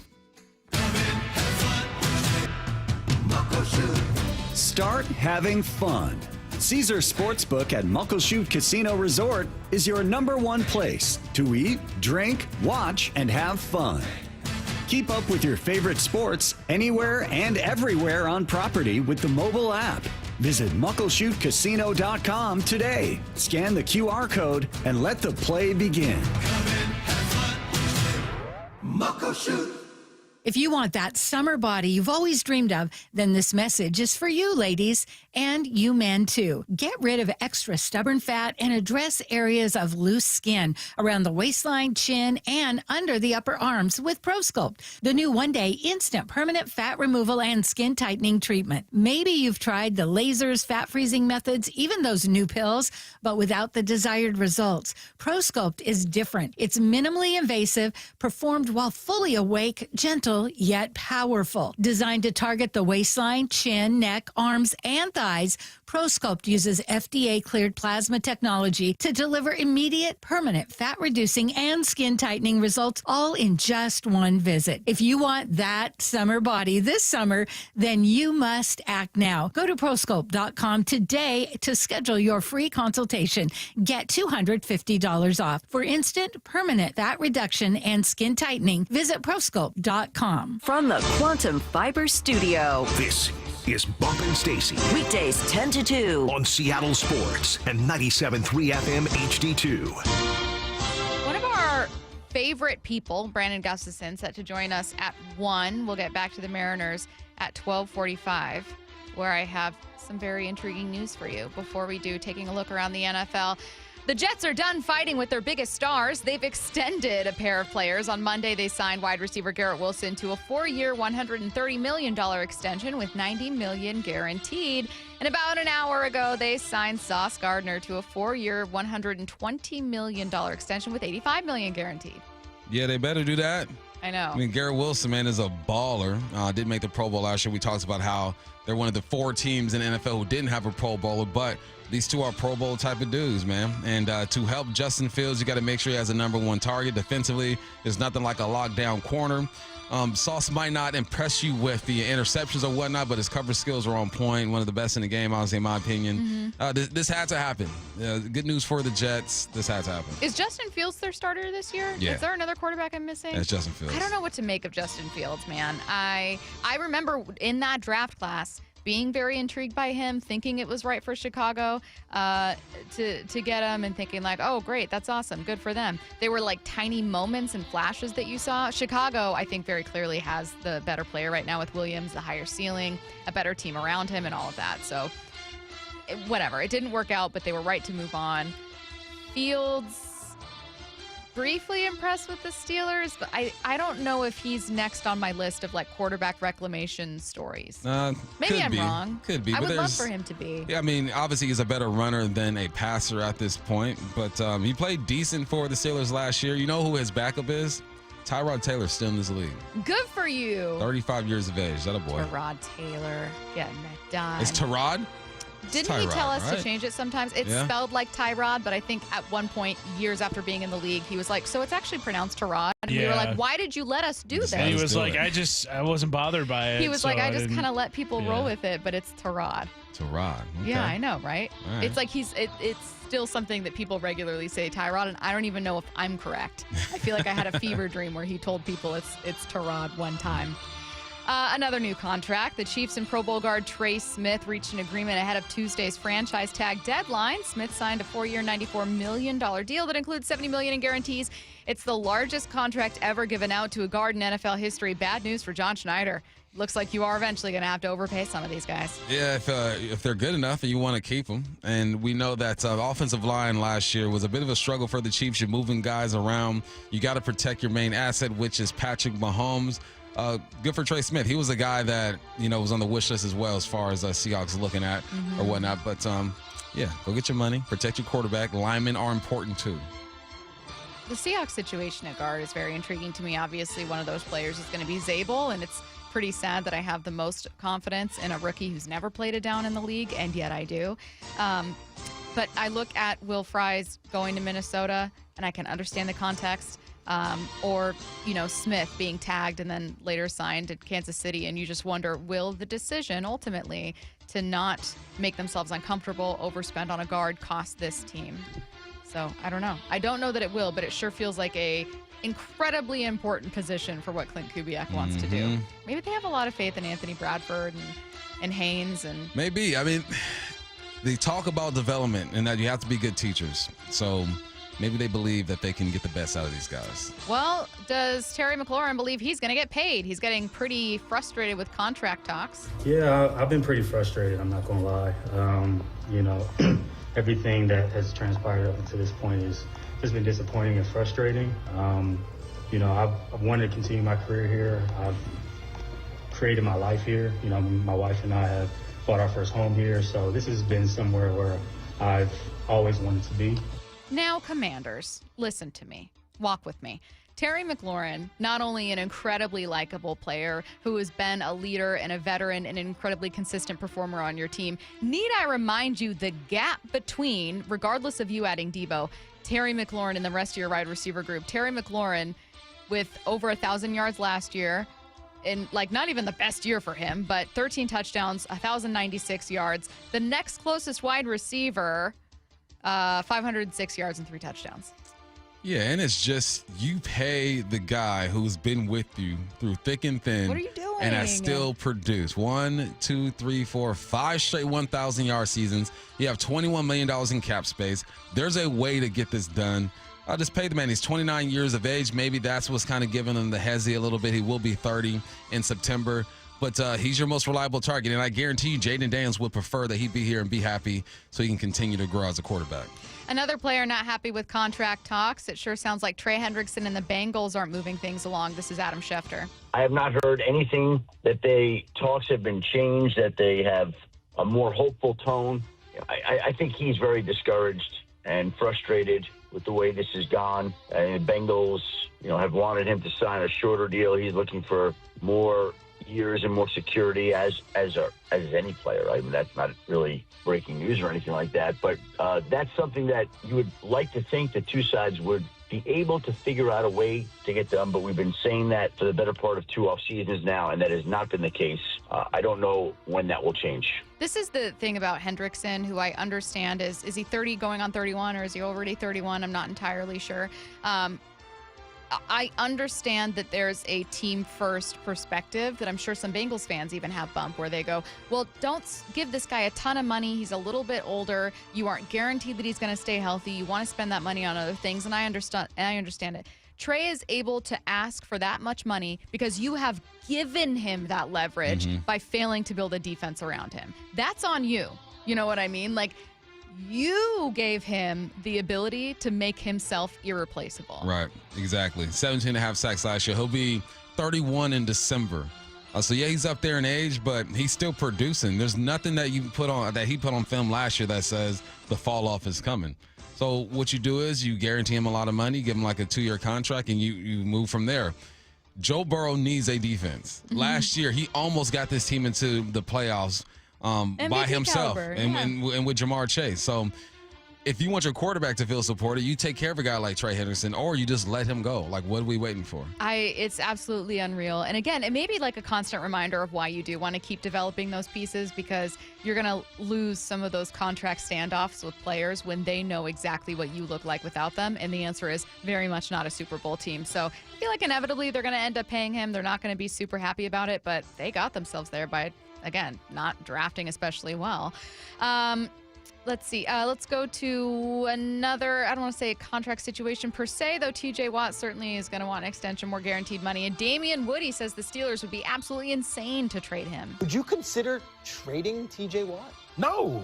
If you were gonna trade TJ Watt, I would have done it earlier in the offseason. Like, if you're the Pittsburgh Steelers, you've already showed your hand. You go out and you trade for DK Metcalf. You go out here, you trade for Jalen Ramsey. You go out here and you get Aaron Rodgers. You are all in, my friend, and now you're talking about possibly trading away an all-time great Steeler and one of the best pass rushers that we have in our game. Are you crazy? No. A great point by Damian Woody, Bump, I think. What do you think? Yeah, absolutely right. I mean, you have Aaron Rodgers. You bring over DK Metcalf. You're known for your defense. He's been a staple in this defense, 11.5 sacks last year. Another guy who's 30, who's turning 31, and maybe that's where the hezzy is for the Pittsburgh Steelers. But you're trying to win in your division to start. You're already in a tough division. The Cincinnati Bengals are dealing with the same issue with one of their pass rushers. You got to solidify your defense. I don't understand why you would even think about trading TJ Watt at this point. Again, I know he's getting old. Give him a short contract, guarantee some money, and let's get things going. Like, let's move along, Mike. Get it done. Well, and to Damian's point, it's like, be philosophically consistent. You've made it very clear with your pursuit and signing of Aaron Rodgers, with passing on a quarterback early in the draft, that you're focused on this year. You acquired DK Metcalf. You've done a ton of other things, acquiring Jalen Ramsey and trading away a younger piece, because presumably you're in on this year. Mm-hmm.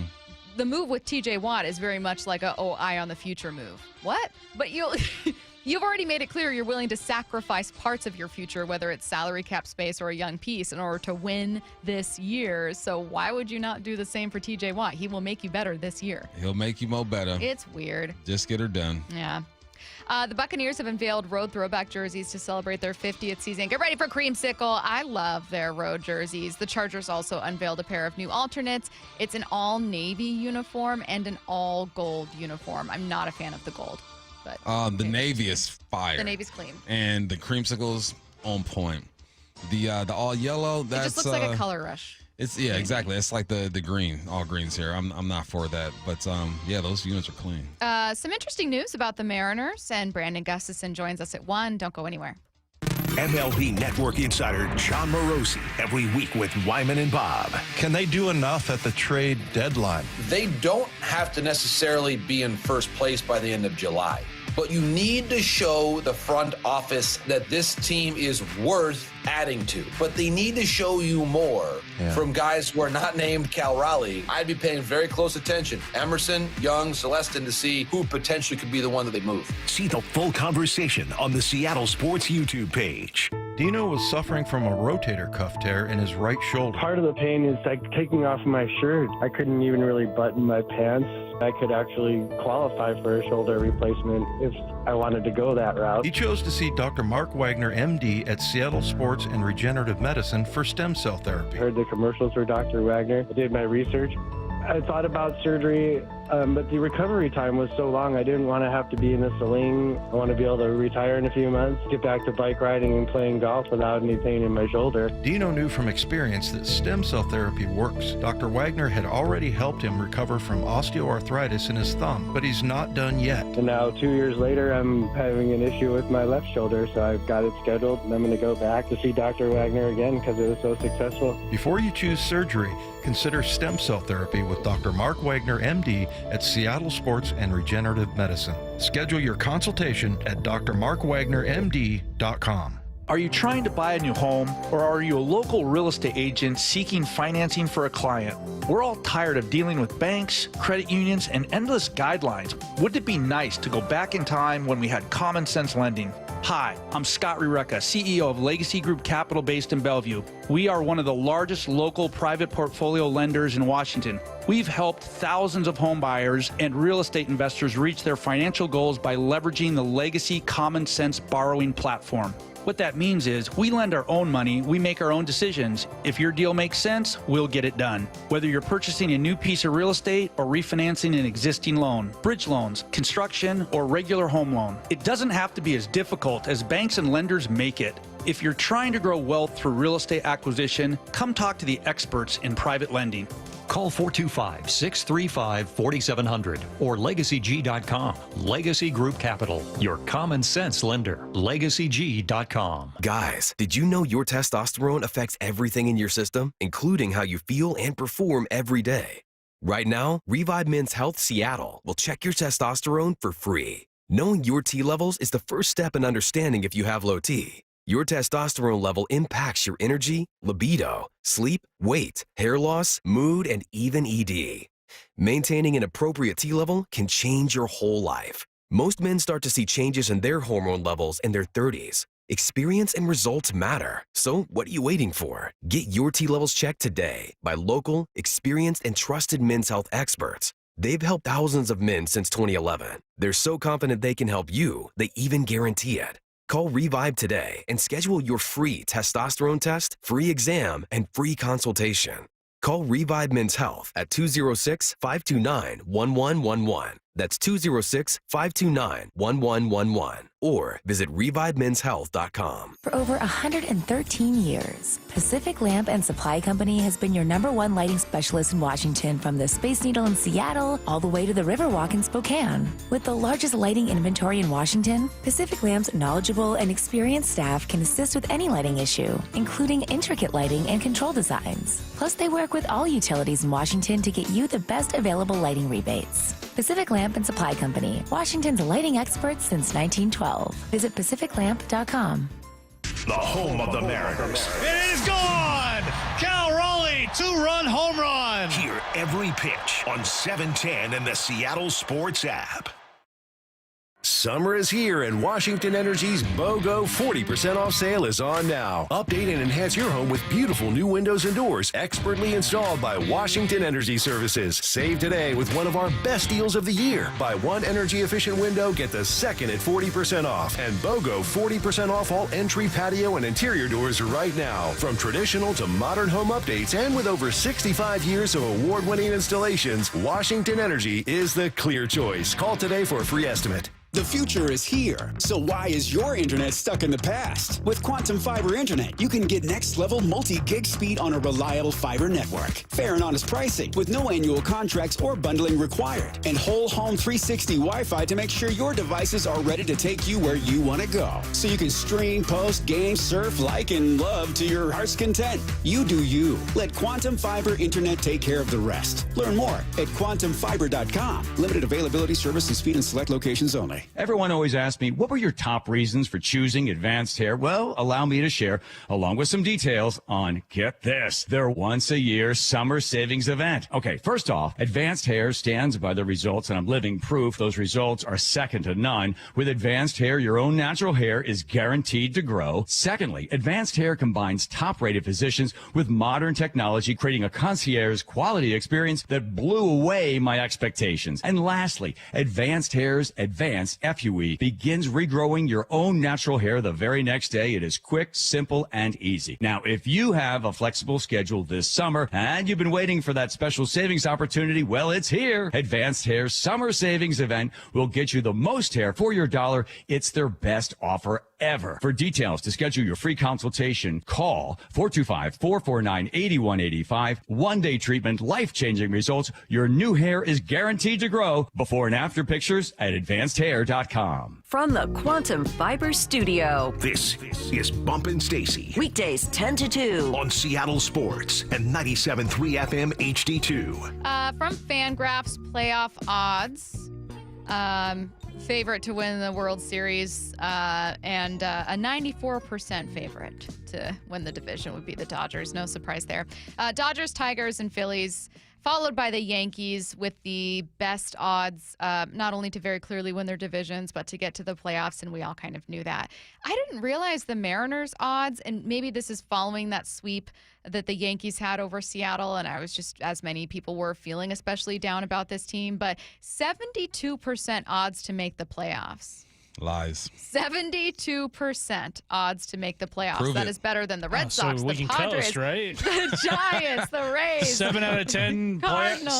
7 out of 10 times you play this season, the Mariners in the playoffs. Well, and I think I also want to really highlight, first of all, this team is not complete. Like Cal's season, your percentage to make the playoffs right now, all of these things should give you every single reason to be as aggressive as you possibly can at the deadline and try to make that percentage 100. Not only that, but with your odds to win the division, which for the Mariners is hovering around 23.6%, you've got Houston right ahead of you coming out of the All-Star break. Be aggressive. Aggressive, as a wise man once said. And really, really push those odds higher. Again, it's Bump, I think that we have a habit of being really down on the Mariners. And look, they've broken people's hearts many, many, many times. Mm-hmm. But this might, right now, be one of their better teams, the better Mariners teams we've seen in a while. And they need to absolutely make the most of it. I hate this graph. What? Why? I hate it. Why do you hate it? Because, man, it's like win probability, playoff probability. Man, they still got so many games left. And listen, but if you want something to hold on and to believe to, then yeah, you hold on and you believe this graph. I just don't like it because we've been hurt before, and we understand that probabilities don't mean nothing. You got to go out and you got to play. Like, knock on wood, hopefully everyone stays healthy. Knock on wood, hopefully Cal continues to have the season he has, and knock on wood, hopefully Julio has found something in his swing and he's feeling good. Yeah, because it's nothing's guaranteed, man. And I like these graphs when it works in our favor, but I also hate it when it works in our favor because it can make you believe something that's not necessarily 100% true.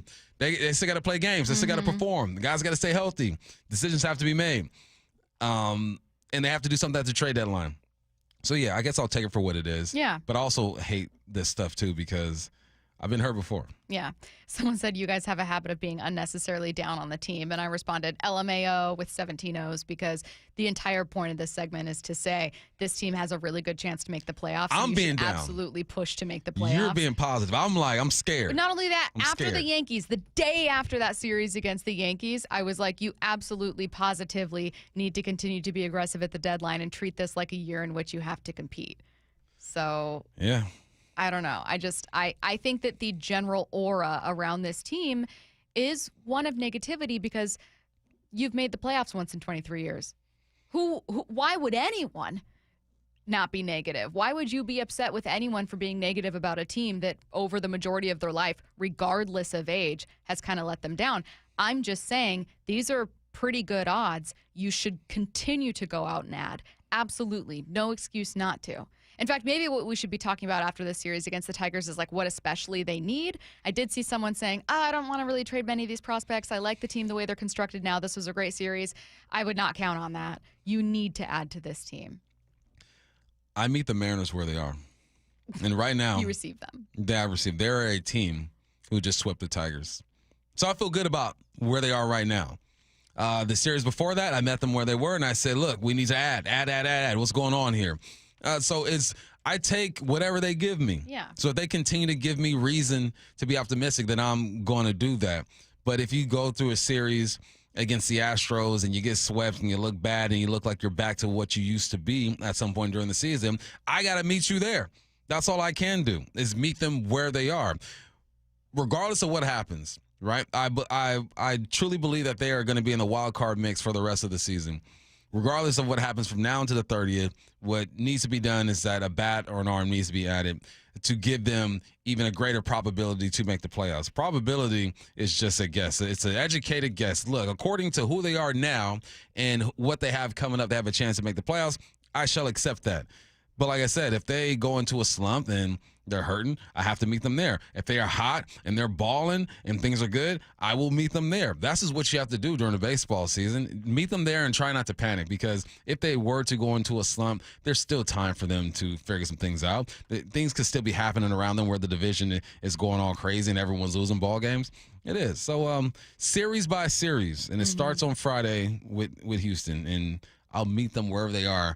At the end of that day, start what 7:10 pitch. Yep. At around 9:30, I'll meet them at the bus. How big is this series against Houston? I know it's a huge. Conversation that you and Curtis will probably be having Friday ultimately, but it feels massive. I know that if they lose the series, your season, is far from over. But I mean, this is pretty monumental in terms of tiebreakers that you're going to have, in terms of the tone you want to set. Well, if the series goes as great as it can go, which would be a sweep by the Mariners. You're only 2 back of the Astros with the entire second half to play. Yeah. Like all of a sudden the AL West becomes a very reachable, attainable goal at that point. Now, sweeping the Astros, a lot easier said than done, but you would set yourself up in a big way by carrying this momentum from the Tigers series all the way to Friday. Oh, God. I want them to add before the deadline.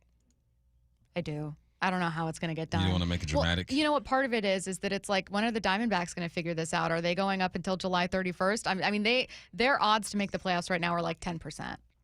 Yeah, they're 47-50. They have a series against the Cardinals coming out of the break, which, I mean, not a super Cardinals stellar team. aren't They're 51-46. amazing. Yeah. So I just think the Diamondbacks, well, the series right after that, Diamondbacks play the Astros. Sell, Diamondbacks. Just right. give up. In a weird way, do you root for the Astros in that series? I think I do. Just so that the Diamondbacks start selling everything off? I mean, the thing is, in reality, if the Diamondbacks were to sweep the Astros, they should still sell. You are not going to get to the playoffs this year, or at least you're very, very, very unlikely to. And also, both these guys are free agents. You're not going to get anything for either of these guys at the end of the year unless you decide to move them now. And, selfishly, I would absolutely love for them to punt on their season, even though in general I think it's a bad move for any team in July. Diamondbacks last series before the trade deadline, 3 in Detroit. So that sets up nicely for the Mariners. Shimon. Look at God. Brandon Gustafson is joining us next. Speaking of the trade deadline, we got a lot of questions about what this team needs to add. Don't go anywhere. The All-Star Fantastic Four. It's now the Mariners Fantastic Five. Welcome to Randyland. As Randy El Rosarena joins Andres, Brian, Julio, and Cal. Holy smokes. In the 2025 Midsummer Classic. Today at 5 from Truist Park in Atlanta. On the home of the Mariners. Seattle Sports on 710 and the Seattle Sports app. Need a new roof now?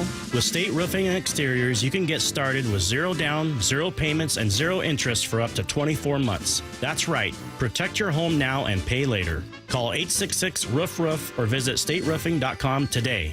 Pacific Power Batteries has been our family-owned and operated business since 1985, when my dad and I started selling batteries business to business to commercial fleets from a 1-ton panel van. Yep, delivering batteries. Since then, with our community's support, we've been able to sell online and open more retail stores selling batteries of all kinds. Today, my wife and son are directly involved in the business. At Pacific Power Batteries, we are proud to serve you, your folks, and your grandparents with batteries for darn near anything. So I want to say thank you for your business. This is my life. This is my family's life. The people that work here, they're my family. When something's not right with them, it's not right with us. We get notifications every time we get a review. And I said, how do you not let it eat you up? Sometimes I feel so responsible. And his answer was, I just look at it as an opportunity. We need that feedback to learn and to do better. I'm grateful for the feedback. Big part of sales is the relationship aspect. People want to do business with someone they can trust, who's a real person. They don't feel like you're just going after their money.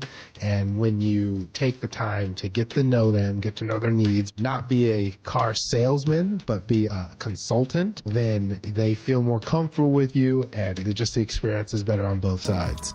It's not about closing deals. It's about opening relationships, helping people make the right choice. The LJ way is The Lee Johnson Auto Family. It is that time of year. I cannot wait for the weather to get warm like it is now on consecutive days. That means I can break the motorcycle out, ride to work, ride all over the place, and I love it more than just about anything. But I also know that it's not a matter of if, but when you get in an accident, what are you going to do? Well, I'll tell you, when you're injured in a motorcycle crash, don't settle for firms that say they're motorcycle lawyers. Trust the ones who live it. Law Tigers has been a part of the writing community for nearly 25 years nationwide. They are here 24/7, 365 days a year because writers deserve real support when they need it. Law Tigers is the resource writers can turn to when they are in need. Law Tigers is out at all the events and supporting all clubs and shops. The Law Tigers are always by your side. Your case evaluation is always free. There are no fees until your case settles. The Law Tigers, you never ride alone. Law Tigers, Washington's motorcycle lawyers. Jimmy Cook, 539 Broadway, Unit 104, Tacoma, Washington, 98402. When it comes to the security of your business, doubts can creep in about who you're trusting to protect it. At Bail Arm, we got you. For nearly 80 years, we've been putting our customers' minds at ease with our advanced technology and personalized support. Feeling insecure about your current security service? Visit bailarm.com today. Hi, Zoe Saldana. Welcome to T-Mobile. Here's your new iPhone 16 Pro on us. Thanks. And here's my old phone to trade in. You don't need a trade-in. When you switch to T-Mobile, we'll give you a new iPhone 16 Pro. Plus, we'll help you pay off your old phone up to $800, and you still get to keep it. There's always a trade-in. Not right now at T-Mobile. I feel like I have to give you something in return for karma. That's okay. I don't really have much in my purse. Oh, let's see. Hand sanitizer. It's lavender. I'm good. Seriously. Let me check this pocket. Oh, mints? Really, I'm fine. Oh, I have raisins. I'm a mom. Wait 1 sec. I've got cupcakes in the car. It's our best iPhone offer ever. Switch to T-Mobile. Get a new iPhone 16 Pro with Apple Intelligence on us. No trade-in needed. We'll even pay off your phone up to $800. With 24 monthly bill credits, new line $100 plus a month on experience beyond finance agreement $999.99 and qualifying forwarded. For well qualified plus tax and $10 connection charge. Pay off via virtual prepaid card below 15 days. Credits end and balance due if you pay off early or cancel. See T-Mobile.com. History, it had the gold rush. Then came the oil boom, the tech boom, but right now it's the Wi-Fi boom, and Xfinity Wi-Fi is booming. Xfinity has everything you need to tap into the Wi-Fi boom with seriously powerful and seriously reliable connection. It's got 99.99% network reliability and incredibly low lag, so your streams are smoother than making a decision on what to stream. And did I mention that you can even connect to hundreds of devices so you, your kids, your parents, your poker group, and whoever else is at home can all experience the Wi-Fi boom with Xfinity. And the Wi-Fi isn't the only thing that's booming. Get the most reliable Wi-Fi and our best in-class equipment for one consistent price for 5 years guaranteed all in. Plus, get unlimited data included and no annual contract, all with the 5-year price guarantee from Xfinity. Visit Xfinity.com, call 1-800-XFINITY, or visit a store today. Restrictions apply, not available in all areas. New residential customers only. Select plans only. Xfinity Gateway with X5 Complete required for unlimited data except in certain areas. Most reliable Wi-Fi based on Open Signal Awards USA. Fixed Broadband Experience Report, August 2024. Actual speeds vary. The countdown is on. Just 8 days until Seahawks training camp. On the home of the Seahawks, Seattle Sports. 710 KIRO AM Seattle and KIRO FM HD2 Tacoma. Seattle Sports Snapshot. He really is the home run derby champ. Cal Raleigh became the first switch hitter and first catcher to win the home run derby, literally inching past Brent Rooker, on the first round before outdueling O'Neal Cruz in round 2 and Junior Caminero in the final round to win it all. Portland's WNBA expansion team announced today it's readopting the name Portland Fire, a name originally held by the franchise in the early 2000s. Snapshot brought to you by Miller Lite. When it's game time, it's Miller time. From the Quantum Fiber Studio, this is Bump and Stacy on Seattle Sports. Streaming through the Seattle Sports app and at seattlesports.com. Now, here are your hosts, Michael Bumpus and Stacy Ross. Here we go now. Joining us now on the Emerald Queen Casino Sportsbook Hotline, one of our all-time favorites, BG, Brandon Gustafson. We've missed you. How are you? Doing great, guys. How are you? Fantastic. I mean, it's been, look, here's the deal. Cal Raleigh's had an absolutely unreal first season, and you could find, why are you guys laughing? Continue, Stacy. Okay. It's nothing about you. Oh, God. You could find audio of me saying in, May or June, like, well, he can't hit 10 home runs a month. That's a lot to ask. And then here he is absolutely breaking my own expectations of him. So even though he was a heavy favorite to win the home run derby, I just thought, like, oh, that's so storybook. I don't know if it's going to happen. And then he did. So because we haven't had a chance to talk to you about Cal's season, what have you made so far just watching it from afar? Yeah, it's been really just, the word is just incredible, right? Switch hitting, the numbers from the right side of the plate, which has been kind of a weak point for him in his career. The way he's handling pitches at the top of the zone has been kind of a strong point for him this year in particular as well. And like you said, the barometer for him was 34 home runs, right? That was the high mark, and he thought, like, okay, yeah, maybe he could flirt with 40, but flirting with 40 before the All-Star game is putting him in an entirely different category in and of itself. And, anytime that you have Yankee fans that are just extremely worried online about Aaron Judge and having someone even come close to him when Judge has a legitimate Triple Crown case of his own, right? And is having a fantastic year. I mean, Cal's just doing it all. And, when I talked with Curtis on Extra Innings last week, one of the things we talked about was like the thought of this team without Cal Raleigh, like, you shudder at it, right? He's just been that incredible,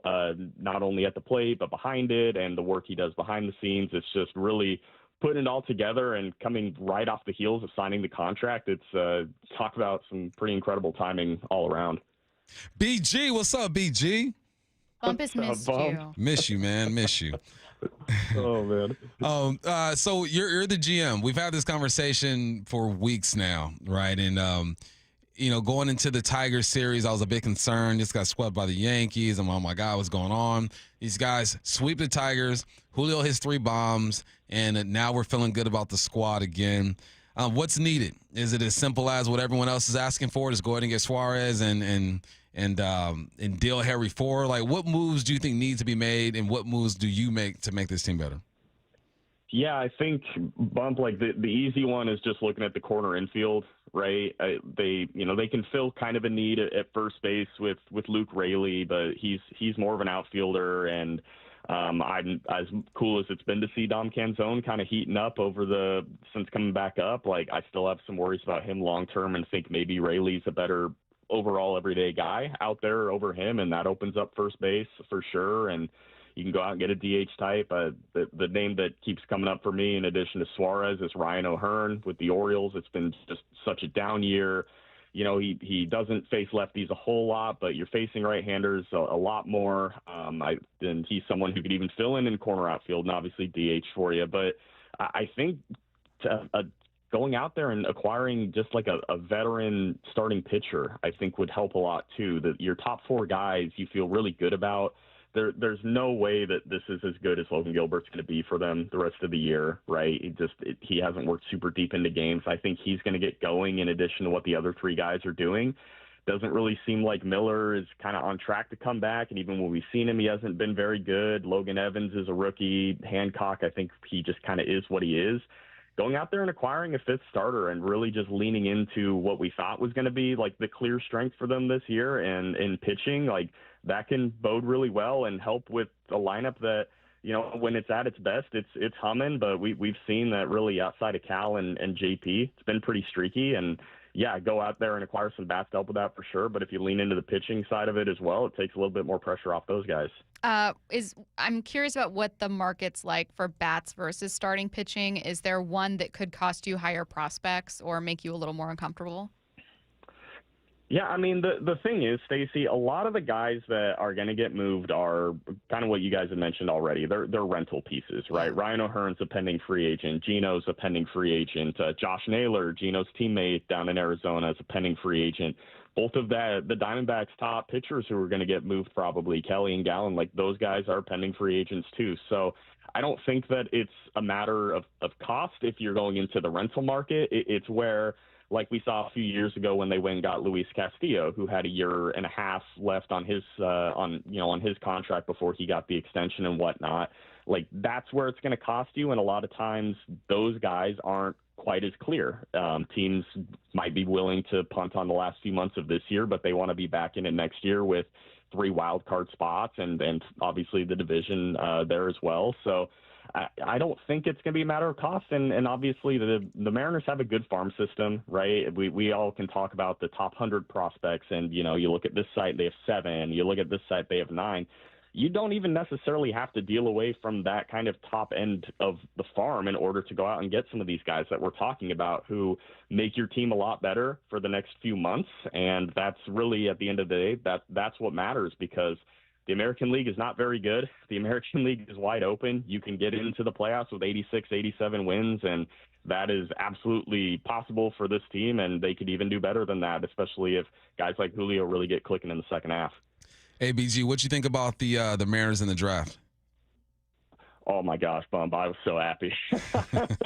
I was so happy. I didn't think that we'd see the 2 guys go 1-2 that we did. I thought that the Angels were going to take Cade Anderson the whole time. And then that gets me thinking, like, okay, did they want Ethan Holiday? But he's a high school guy, and maybe they want to go more of the college route again, which they used to do a lot more than they have in recent years. But no, I mean, getting a guy who he's a 4-pitch dude, he throws a ton of strikes, he has big game experience. I mean, he was the College World Series MVP, complete game shutout in game 1 of the final against Coastal Carolina. Like, that's just a dude. And it's something that the farm has just largely lacked, is left-handed pitching for whatever reason. It's just been so right-hand dominant overall, and they haven't really found that guy. And he can be that. And it's kind of notable that he's going to be taking basically the rest of the year off. He had Tommy John in high school. He obviously pitched a lot this past year. I don't think it's anything where you're even considering the guy next year, both in terms of just his growth and development coupled with how your contracts with your current rotation work out. But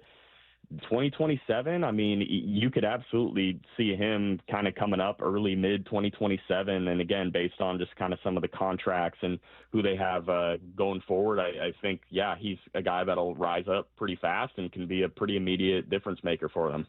Is there a path that feels right to you for Seattle in terms of balancing the prospects that they try to hang on to and develop versus the ones they trade? Because we know history has shown us they aren't especially active in free agency, whether it's guys sometimes don't want to come here, contracts make them uncomfortable. They've been far more aggressive at the trade deadline.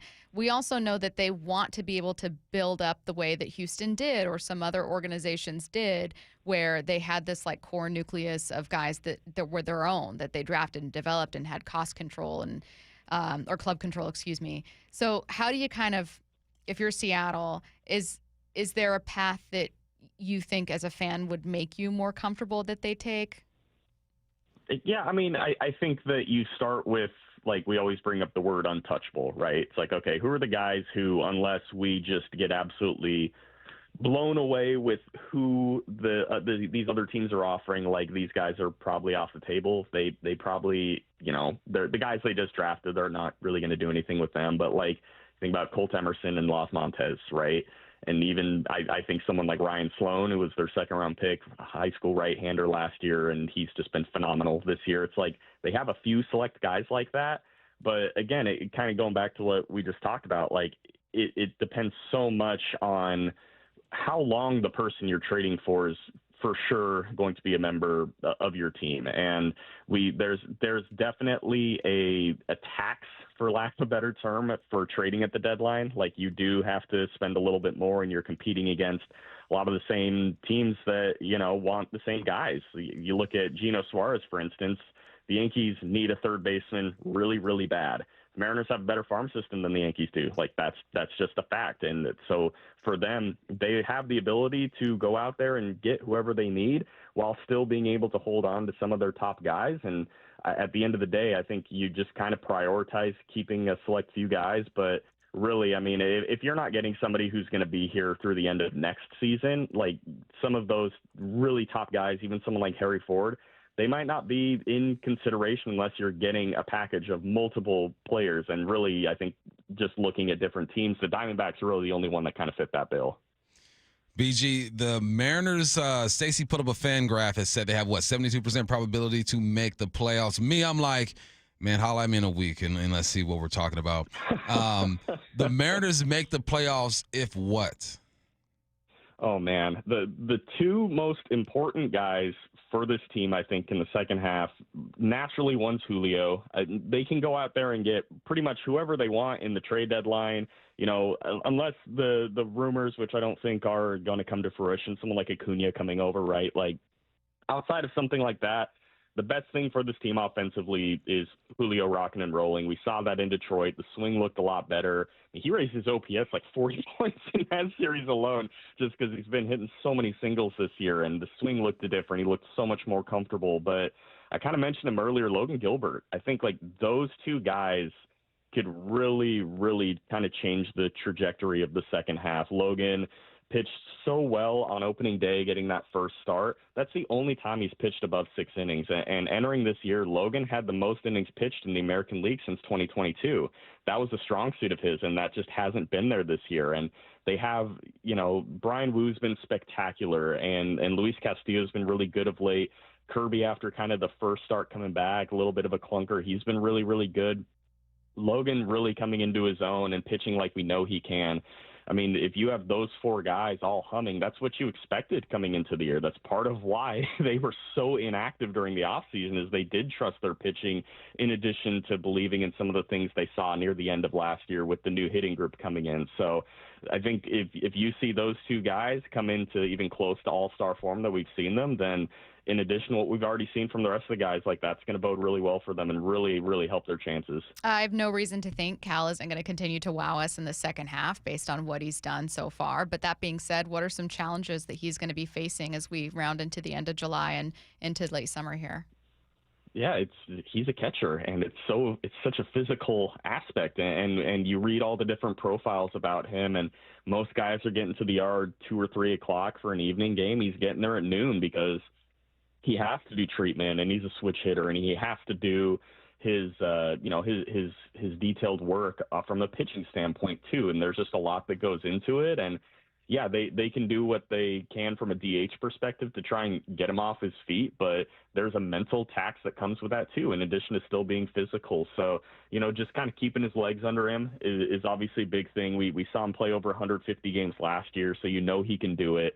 I mean, really, like the swing, the approach, he's taking his walks. He's not really chasing a whole lot like we have seen from him in recent years. He's eliminated a lot of the swing and miss in that sense. Like, I'm not worried about that. That seems like he's in a really good spot. It's just a health perspective because the position is so physically demanding. But again, we've seen him handle that really well over the last few years, be like a true everyday catcher that most teams just don't have. So I think he's up for the challenge for sure. But yeah, that would be the one thing. It's just kind of being able to keep his legs under him, especially if they are going to be in position to be in the postseason, since that's just going to add that much more to him. BG, we've seen some questionable decisions from Dan, but that's expected with him being getting his first full year and as a skipper over there. What type of growth, or where have you seen growth when it comes to Dan Wilson? Yeah, it's funny. I think at the beginning of the year, a lot of it was bullpen, right? And that's such a hard thing to handle. And it felt like at the beginning of the year, he was handling it almost completely 180 different from Scott Service, where Scott had 3 or 4 guys who he trusted. He didn't trust the other guys, and he was going to run those guys into the ground no matter what in order to try and get a win. And he was going to roll with those guys no matter what. Dan has spread it out a little bit more from a bullpen perspective, and he has been rewarded with it, right? Nobody saw Edward Bizardo and Carlos Vargas doing what they've been doing, and Gabe Spires, he's coming off kind of a rough last outing, but overall he's been a lot closer to 2023 form than he was last year. So I think from a bullpen management standpoint, he's been able to spread the wealth a little bit, which is good. And yeah, I mean, it's so hard to tell because a lot of the management stuff still does ultimately come from the front office. They have their different numbers and whatnot and their different situations. And hey, we're going to run this guy out there in this. We're going to run this guy out there in this.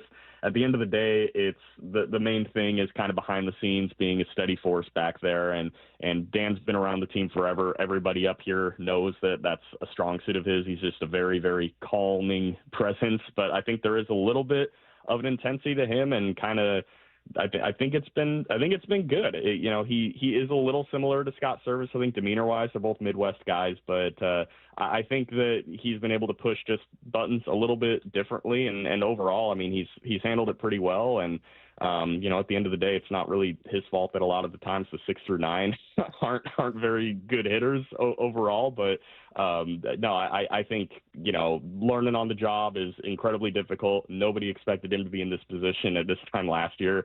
And overall, I think he's done a pretty good job. I got one more Cal question.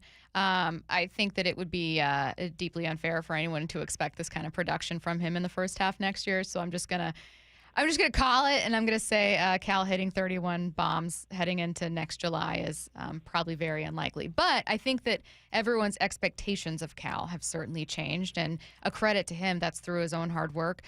What kind of catcher in your mind has he become, barring this extraordinary season? How is his own evolution kind of framed who he is now to you?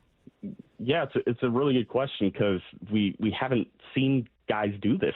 I mean, the name that comes up the most because he's such a power hitter is Mike Piazza, but Piazza was never really seen as that great behind the plate. So, I mean, you're talking about a guy who has all the tools and ability and really the mindset to be one of the 3 to 5 greatest catchers in the game, and it seems crazy to say it. I read an awesome piece from Yahoo Sports. Jake Mims, he wrote about Cal and talking to his dad, and Cal's dad mentioned he's doing stuff that's being brought up with Mickey Mantle and Johnny Bench, and I'm like, well, that's insane. But wait, you look at the numbers, it's actually not. I mean, when you mix the production with the position he plays, it's Johnny Bench, it's Pudge Rodriguez, it's Mike Piazza, and then it's Cal Raleigh, and that's basically it. You're talking about someone who is absolutely on trajectory to be one of the greatest offensive catchers that the game's ever seen, and he's a Platinum Glove winner too. I mean, it's unbelievable. Something I was thinking about was I think everybody in and around baseball knows and understands who Cal is, right? If you're a player, or a coach, or front office person, you understand who this guy is, but obviously the casual fan who's a Marlins fan or something, they might not quite understand it. I think yesterday doing the Derby and winning it, in addition to actually being able to look at the baseball card numbers, and he's hitting cleanup behind Aaron Judge tonight, I think that kind of helps put in perspective, oh, okay, this guy is really that good. Yeah. And it's pretty awesome. I totally agree with you. I think a lot of the overwhelming doubt, or kind of what is this, is from people who just had no idea who he was, and not necessarily people who paid attention to his season, because calling a player who was getting 34 home runs last year a mid player, and he was no one before. You're he was leading all catchers in home runs for 2 seasons? Right. This is not someone who was just doing absolutely nothing. He would have been a home run leader on a couple teams. So, but yeah, it's still a monumental step forward, and it's been one of the most fascinating stories this year. So, Brandon, we appreciate you. You're the best. Thanks for taking the time, man. Thanks, BG. Yeah, of course. Miss you guys. Take care. Take care. Very, very quick 4 downs. Let's do it. 4 down territory. This is 4 down territory, going inside the game. What former Seahawks and Coug wide receiver Michael Bumpus. First down, what's an idea a listener brought up that you're even more intrigued by after looking at a few numbers? Running backs are devalued. 2-year contracts. I like it, man. I went back and looked at how many times running backs touched the football. Barkley, 378 times. Bijan Robinson, 365. Kyron Williams, 350. And Henry, 344. Barkley obviously getting the bag around $30 million a year. But everyone else, they're not touching that. Meanwhile, receivers, those guys. All right, Chase is touching the ball 127 times. Brown, 115. Bowers, 112. McBride, 111. And they are getting paid about $30 million a piece if you are one of the top 10 in this league, 8 to 10 in this league. So no, I'm with it, man. Give the running backs their money. Allow them to get out of that contract faster, because we know their shelf life isn't as much as other positions. Second down. Poor Teddy Bridgewater. Why do you feel his suspension is uncalled for? It's crazy because all he's trying to do is help kids. Yeah. And the public schools, they tell you where you can spend your money. When I was working at a public school, we would fundraise all this money, and I can only spend it on 4 or 5 things, and we could be good in that department. And I'm like, well, can I use this money over here? Nope, you can't use it because it's coming out of that fund. Money that our kids raised. all he's trying to do is provide an experience for these kids. He paid for Ubers, for meals, and all that stuff, and now he's being suspended. I understand that there are rules, and he broke the rules. So I'm not saying that, he shouldn't be suspended. He did break the rules, but let's go back and try to modify these things. Private schools are able to do whatever they want to do. Meanwhile, these public schools, man, are struggling. It's money that these kids have raised themselves. I've been in fundraisers, led the charge there, and they don't let you spend the money where you absolutely need it. So Teddy Bridgewater, he got fined and got booted for doing the right thing, but it was outside or it wasn't within the rules. So I get it. Let's talk about how we can fix this. Good guy, Teddy Bridgewater. Third down. Yeah. ESPN released their top 10 quarterbacks. Who's missing and what would you change? Justin Herbert needs to prove a bit more. He's number 7 on this list. I get it. He's a good dude, one of the nicest guys ever. Can hit a golf ball a country mile. I like the dude. That gets a lot of respect from Bob. It does. But he just hasn't done enough in the NFL, man. I think that he's a top 10 talent, but doesn't have top 10 success. I'm claiming Jordan Love this year. I think he's going to be a top 10 quarterback. And Jalen Hurts is such a weird one. He's at number 9, yet he's won a Super Bowl. Herbert hasn't. Matthew Stafford has one. Jaden Daniels has it. He's number 5. Lamar hasn't. Joe Burrow hasn't.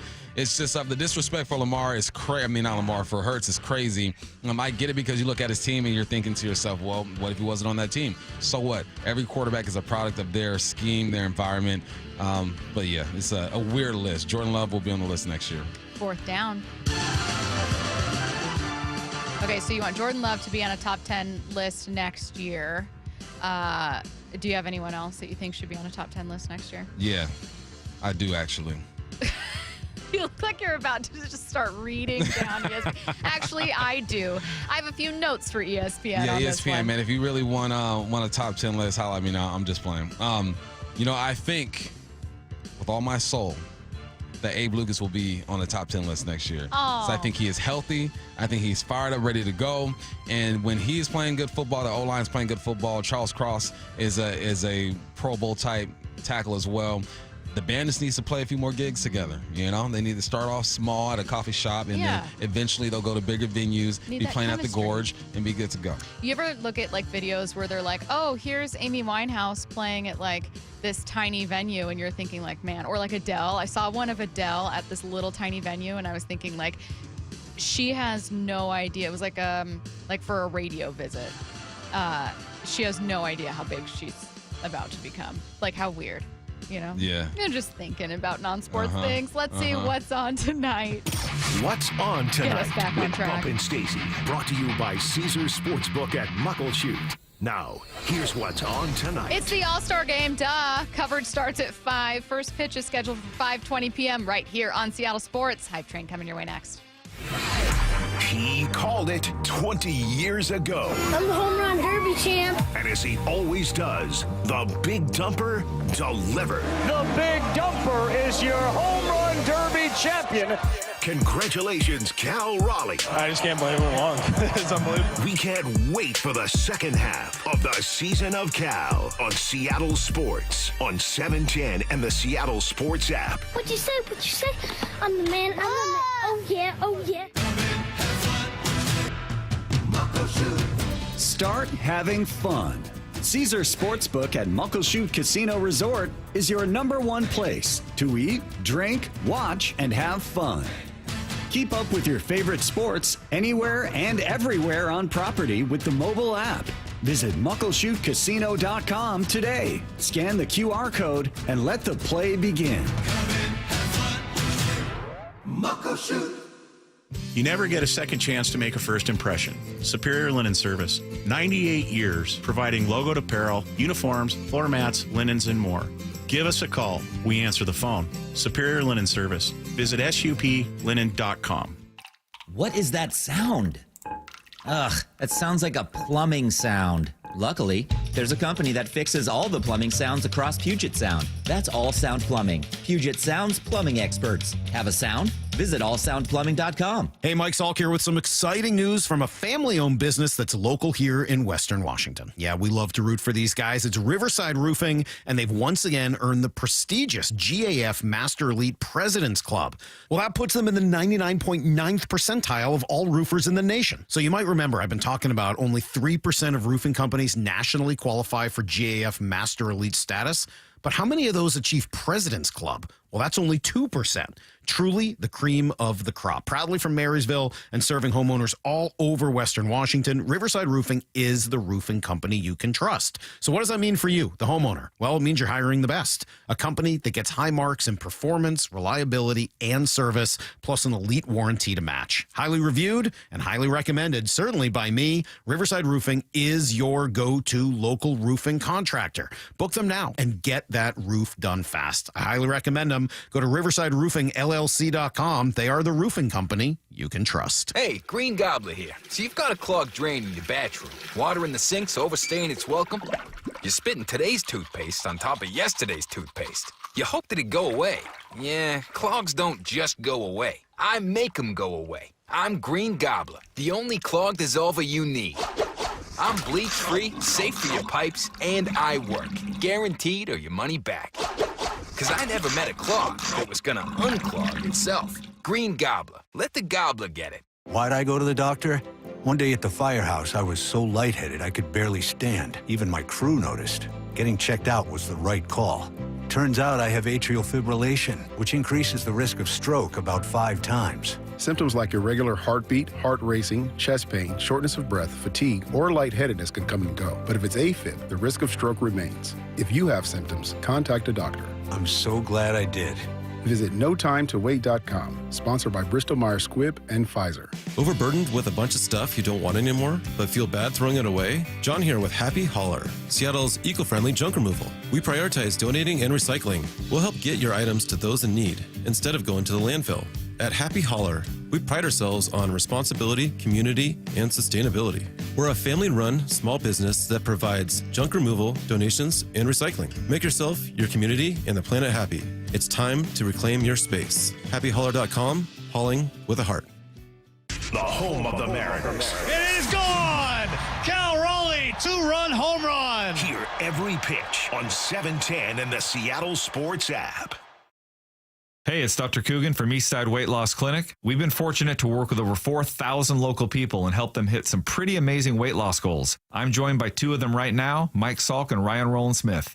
Ryan, every time I see you on TV, I'm even more proud of all you've accomplished on the plan. I'm so happy. For years, I've been trying to find a consistent plan that delivered results with my busy family and work schedule. Eastside Weight Loss Clinic not only delivered, but it was an absolute breeze. It was so enjoyable because the plan wasn't hard. I was able to eat delicious food, and I literally lost weight every single day. Eastside Weight Loss Clinic works so well for me. I'm happy to hear more people are using it to lose weight and prioritize their health as well. It's an awesome plan. Schedule a free 15-minute consultation today. Go to eastsideweightlossklinic.com. No surgery, no exercise, no packaged meals, no drugs or injections. Just delicious food and a plan that works. Schedule a free 15-minute consultation today at eastsideweightlossklinic.com. Dr. Ryan Coogan, D.C. Results may vary. Was drafted in 1999 by the Philadelphia 76ers, and that was just absolutely a dream come true. Todd's playing in the NBA is unique. His battle with neuropathy is not. I first started noticing problems a couple years into my NBA career, and I felt like my sock was just balled up right in the arch of my foot, and there'd be areas of burning and tingling, and then there'd be other areas of deadness where there would be no response to touch. We tried everything possible, from surgery to different drugs, to try and take care of some of the symptoms. I'm Dr. Mark Shelley, a chiropractic physician and board-certified functional neurologist at Sound Pain Solutions. Our neuropathy treatments can rehabilitate damaged nerves. We use FDA-cleared, non-surgical, non-drug, pain-free procedures that have helped thousands of neuropathy sufferers find relief. Now I'm able to spend more time doing the things that I enjoy, being on my feet. If you experience numbness, shooting, or burning pains, or loss of balance, call us. Sound Pain Solutions, 855-996-0025, or click soundpainsolutions.com. From the Quantum Fiber Studio, this is Bumpin' Stacy. Weekdays 10 to 2 on Seattle Sports and 97.3 FM HD2. Get your questions in for What I Need to Know coming your way in 15 minutes. Any question right now, 866-979-3776. I always look to see if you're moving your head. And sometimes when you are, I say it more slowly. All right, now let's head to the station for Hype Train. Two big controversies at last night's home run derby, and both of them are going to be in Hype Train today. We're going to start with this one. Cal Raleigh ended up advancing to the second round to face O'Neal Cruz, in part because of a very specific close calculation between him and Brent Rooker. They both hit 17 bombs, but Raleigh's longest was 470.6, and Rooker's was 470.5. They showed a graphic on the screen where it was taken to like the 10th decimal. It was like 470.6, blah, blah, blah, blah, blah, a whole bunch of numbers. MLB's home run calculation for Rooker and Raleigh was correct. A lot of theories out there that MLB just wanted their home run leader to keep advancing, and instead of taking it to a swing off, said, you know what, we're just going to throw out this number. Cal got it further. My freshman year in college, I took a punt to the house against Oregon. I stepped out of bounds. Ref didn't see it. Still counted. This counts. I don't care what number they throw up there. I don't care if they got it wrong, they got it right. It worked in our favor, so I'm with it. Just like that punt return against Oregon, it's in the books, even though I stepped out. Yeah. Curtis, you're next up. MLB's home run calculation for Rooker and Raleigh was correct. Bump says absolutely, and then gives an example of cheating. You played yourself, When a call Bump. absolutely was not 53 correct. yards to the house, baby. Let's go. MLB's home run calculation was correct. No, it was not. Keep your third eye open, people. Thank you. They wanted Cal Raleigh in the finals, and who are we to complain? Like, we were the beneficiaries of all of this. I'm just saying that there were some shenanigans going on last night with Major League Baseball. They got caught and had to fudge a fake measurement. And then they lied too hard. Exactly. You know what I mean? It's like when you didn't want to make plans with friends, and you're like, well, where were you? What were you doing? And you're like, oh my God, I had to go to the vet. And they're like, but you don't have a dog. And you're like, I was driving down the street and I saw this dog, and it looked like it needed help, and so Wow, I took it to a vet, and the wait was so long. That's There were really other dogs noble in of there. you. Yeah. And they're like, this is really excessive. Are you going to go back and pick up the dog? It's not my dog. There was a lady there, and I ended up and it was her dog. signing Wow. it. That's my Starbucks story of, do you want this drink? No, I have diabetes. Like, why did I say that? I didn't need to say that. I should have just said no. And I am also not boarding. Didn't you have a this friend hype lie train. about COVID one time?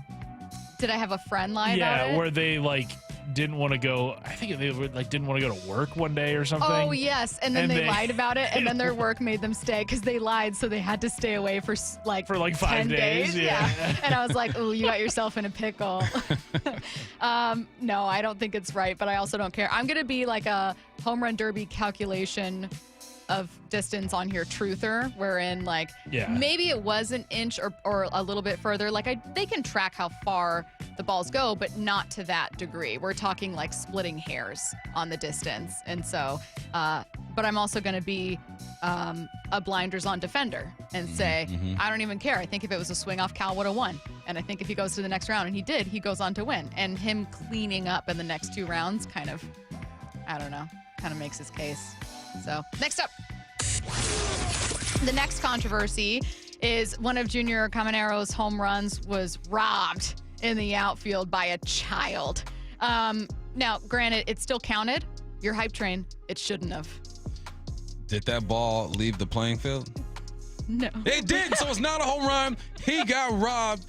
That kid needs a scholarship. Let's look him up right now. I'm sure you got a highlight tape somewhere. I know you're working, young man, so let's figure it out because you made a heck of a play. It shouldn't have counted. A home run derby, the goal is to hit the ball outside the playing area. He didn't do that. Good job, kid. What's your name? Junior Camanero's robbed home run should not have counted. Bump says, I am boarding that train. That kid made a play, and he needs credit for that. That's a fly out. Curtis, are you boarding? Boarding as well. Hit the weight room, Junior. You got to get that over the fence. If you don't want home runs getting robbed, don't put the kids out there. All right? It's a simple thing. It didn't go over the fence, so it's not a home run. I'm actually glad that it did count because I would not have been able to stomach yet another conspiracy theory on what was just like a genuinely great win by Cal and a really fun night for his whole family. Because you know that even though Junior was more than one short of Cal, that would have been people being like, oh, well, look at this. The fix is in for the home run leader. So So no, I won't board because I'm glad that it did count in hindsight. So I don't want that kind of controversy at the Derby. Next up. All-Star game is today. Multiple Mariners in this one. A Seattle Mariner will win All-Star MVP. Oh, man, no, we've had enough. We got a home run derby champion. You know, we've already, I filled up my bucket for the weekend. I mean, how many times has a team had a representative win the home run derby and All-Star MVP? It's happened a few times. Garrett Anderson, I think, was the only person to ever be the guy to win the derby and All-Star game MVP. That was 3. You did board? It ain't happening. You're not happening. Nah, it ain't happening. I think in my head. Curtis. A Mariner will win All-Star Game MVP. You have a couple choices who can win it in multiple ways. Yeah, it hardly ever goes to a pitcher unless that pitcher is usually like the starting pitcher and throws 2 shutout innings. So I'm sorry, Brian Wu. Sorry, Andres Munoz. Thanks for playing, which means it's going to come down to Cal or Randy Arozarena. And I think Randy Arozarena is going to come up in a big spot, probably 8th inning. That's usually a good spot for him. 3-run home run, Randy Arozarena. Okay. And he's going to be your All-Star Game MVP. How long do they typically, if you're the starter, you just get that 1 inning, right? And then they cycle through all the pitches. Yeah. It'd be funny if they, maybe they give him 2 or 3, but then he's got a perfect game. An All-Star Game perfect game. And you're like, do you just keep him in? At that point, maybe you just let him pitch. Nah, I don't know. I thought Randy for a minute. I think he's the best candidate. There's so much firepower here. I don't even know if it's going to the American League. What if Cal hits a home run? He's batting 4th tonight. Okay, but if Cal hits a home run, what if it's like a 3-run home run? A 3-run home run, sure. Yeah. But if Cal hits a solo shot home run and then someone else hits a home run, I don't know, 3-run, 2-run or whatever. Even though Cal's got a really cool story and hit a home run in a game after the Derby, you got to give it to the You other usually guy. got to hit a home run or have an extra base hit that plates 2 or 3 runs. Maybe a crazy catch in the outfield in a double, like an RBI double, in a clutch moment. So I'm selling myself on Randy. Getting the MVP in a baseball All-Star game might be the hardest thing to do. Basketball is easy, right? Put up the most points. Yeah. Because there's so many players being rotated through. I love Joe and Bellevue. You usually get 1 at bat, yeah. Joe and Bellevue saying maybe Cal gets intentionally walked. I love the idea of intentionally walking at the All-Star game, being like, no, pit Judge on, put Cal on. We're going to keep it moving. That'd be hot. All right, let's go ahead and I don't know if I have enough time for the last one. All right, get your questions in for What I Need to Know. Send those now, 866-979-3776. I've been wanting some more advice ones, and I haven't gotten those. Maybe I just give really bad advice, or maybe we have bad feedback, but I like it when people need us to help decide something. Also, sports questions. We didn't talk a lot of Seahawks today, and I know training camp is right around the corner, and I'm sure you guys have those questions. 866-979-3776. The All-Star Fantastic Four. It's now the Mariners Fantastic Five. Welcome to Randyland. As Randy Arozarena joins Andres, Brian, Julio, and Cal. Holy smokes. In the 2025 Midsummer Classic. Today at 5 from Truist Park in Atlanta. On the home of the Mariners. Seattle Sports on 710 and the Seattle Sports app. If you've got a gas-powered engine, keep it running like new at every fill-up. Stable in-season protection is your engine's preventative medicine, cleaning and protecting the entire fuel system in season. In outdoor power equipment, prevent gum and varnish buildup that could cause a rough or non-running engine. For cars and trucks, increase fuel efficiency and power by removing deposits, ensuring your engine's long-term health. Stable outperforms the competition in independent lab testing. So at every fill-up, start with Stable. This is the story of the one. As a lineman, he does whatever it takes to keep the power on in his community. And he wants a partner like Grainger who does the same. Grainger offers the professional-grade products he needs, from voltage detectors to harnesses to hard hats, plus fast, dependable delivery. So he can rise to every challenge. Call 1-800-GRAINGER, click Grainger.com, or just stop by. Grainger, for the ones who get it done. Hey, it's Mike Rohn. If I have a choice, I like to do business with companies that actually stand for something. That's why I switched from Verizon to Pure Talk. No offense to Verizon, I'm sure they stand for something. I just don't know what it is. Pure Talk, on the other hand, is a veteran-owned company that supports our military in a big way, and I appreciate that.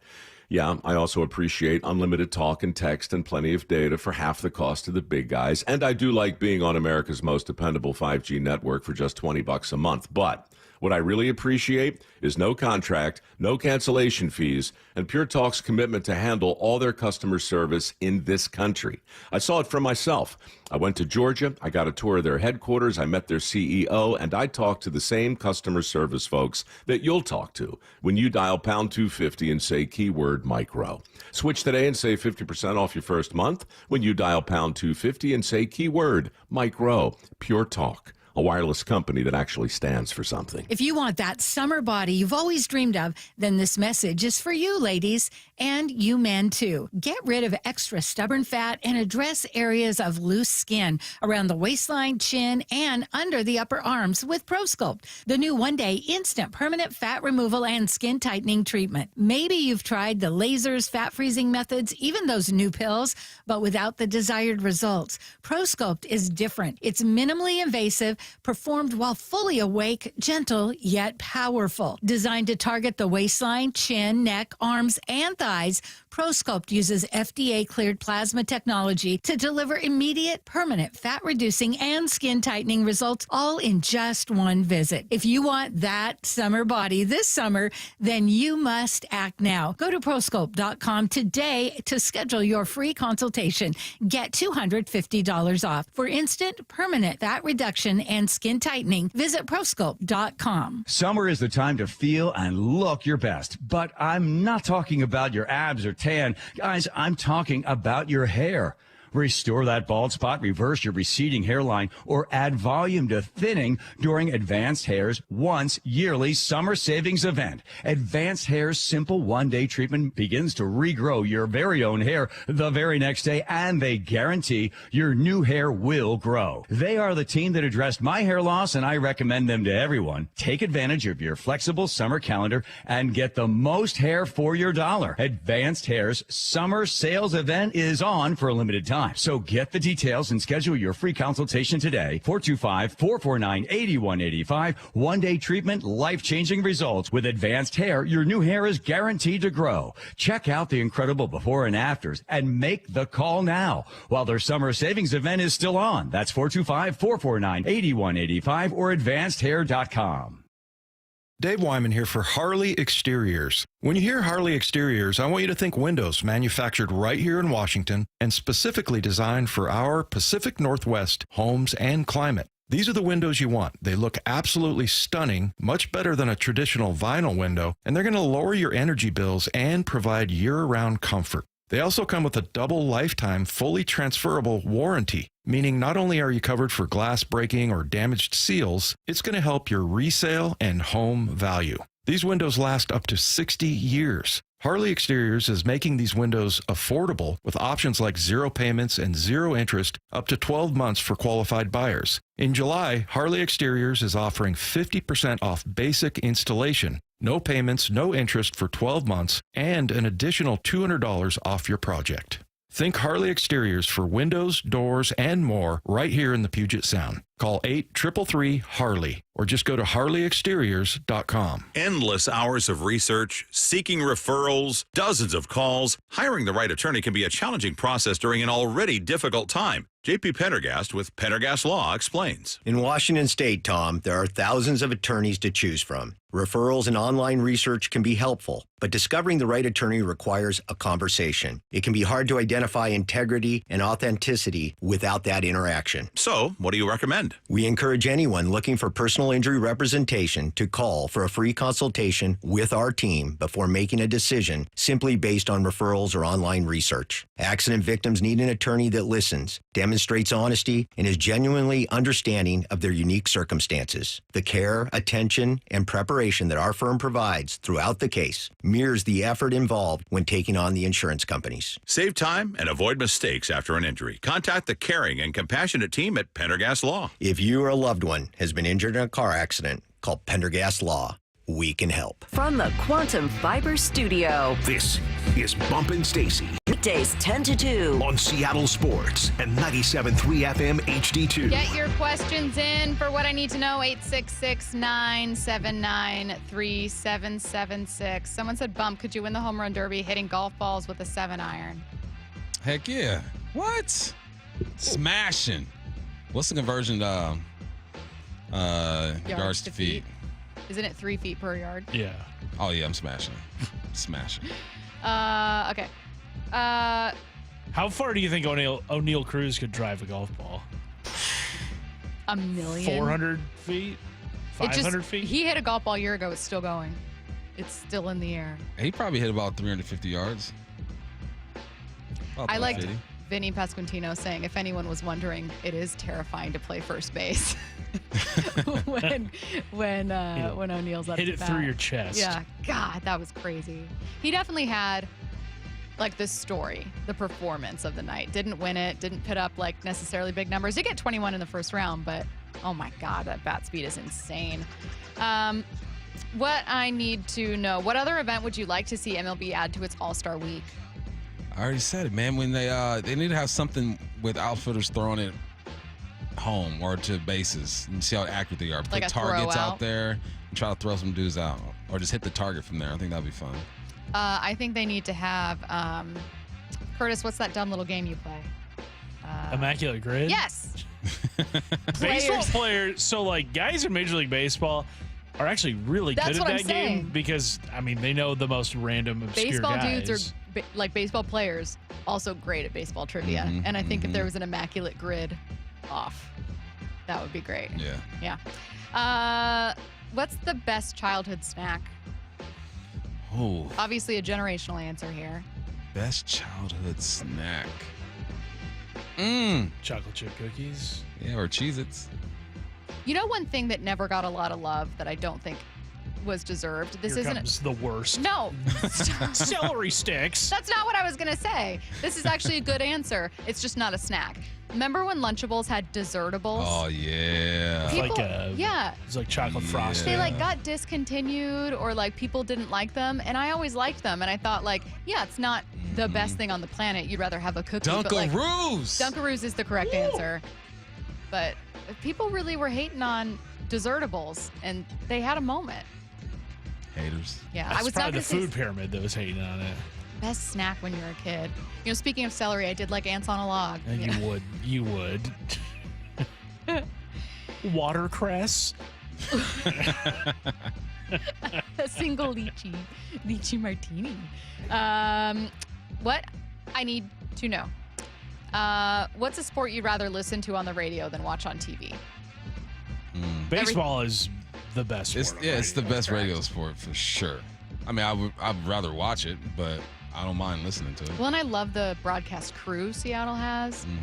There is something very specific to day baseball games in summer that I do prefer, genuinely prefer a radio broadcast, especially if you're driving. I don't know why. It makes me feel like you could be in any time.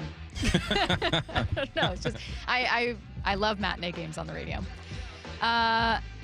Ritz crackers, incredibly underrated. I could eat a whole sleeve.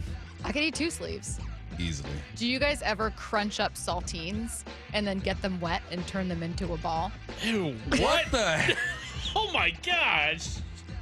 What? That's disgusting. I didn't do that regularly. I've never done it The fact at that all. you've even done that I is used to crunch up so many saltines. appalling. I would get a bowl of tomato. No, I actually did love this. It's very good.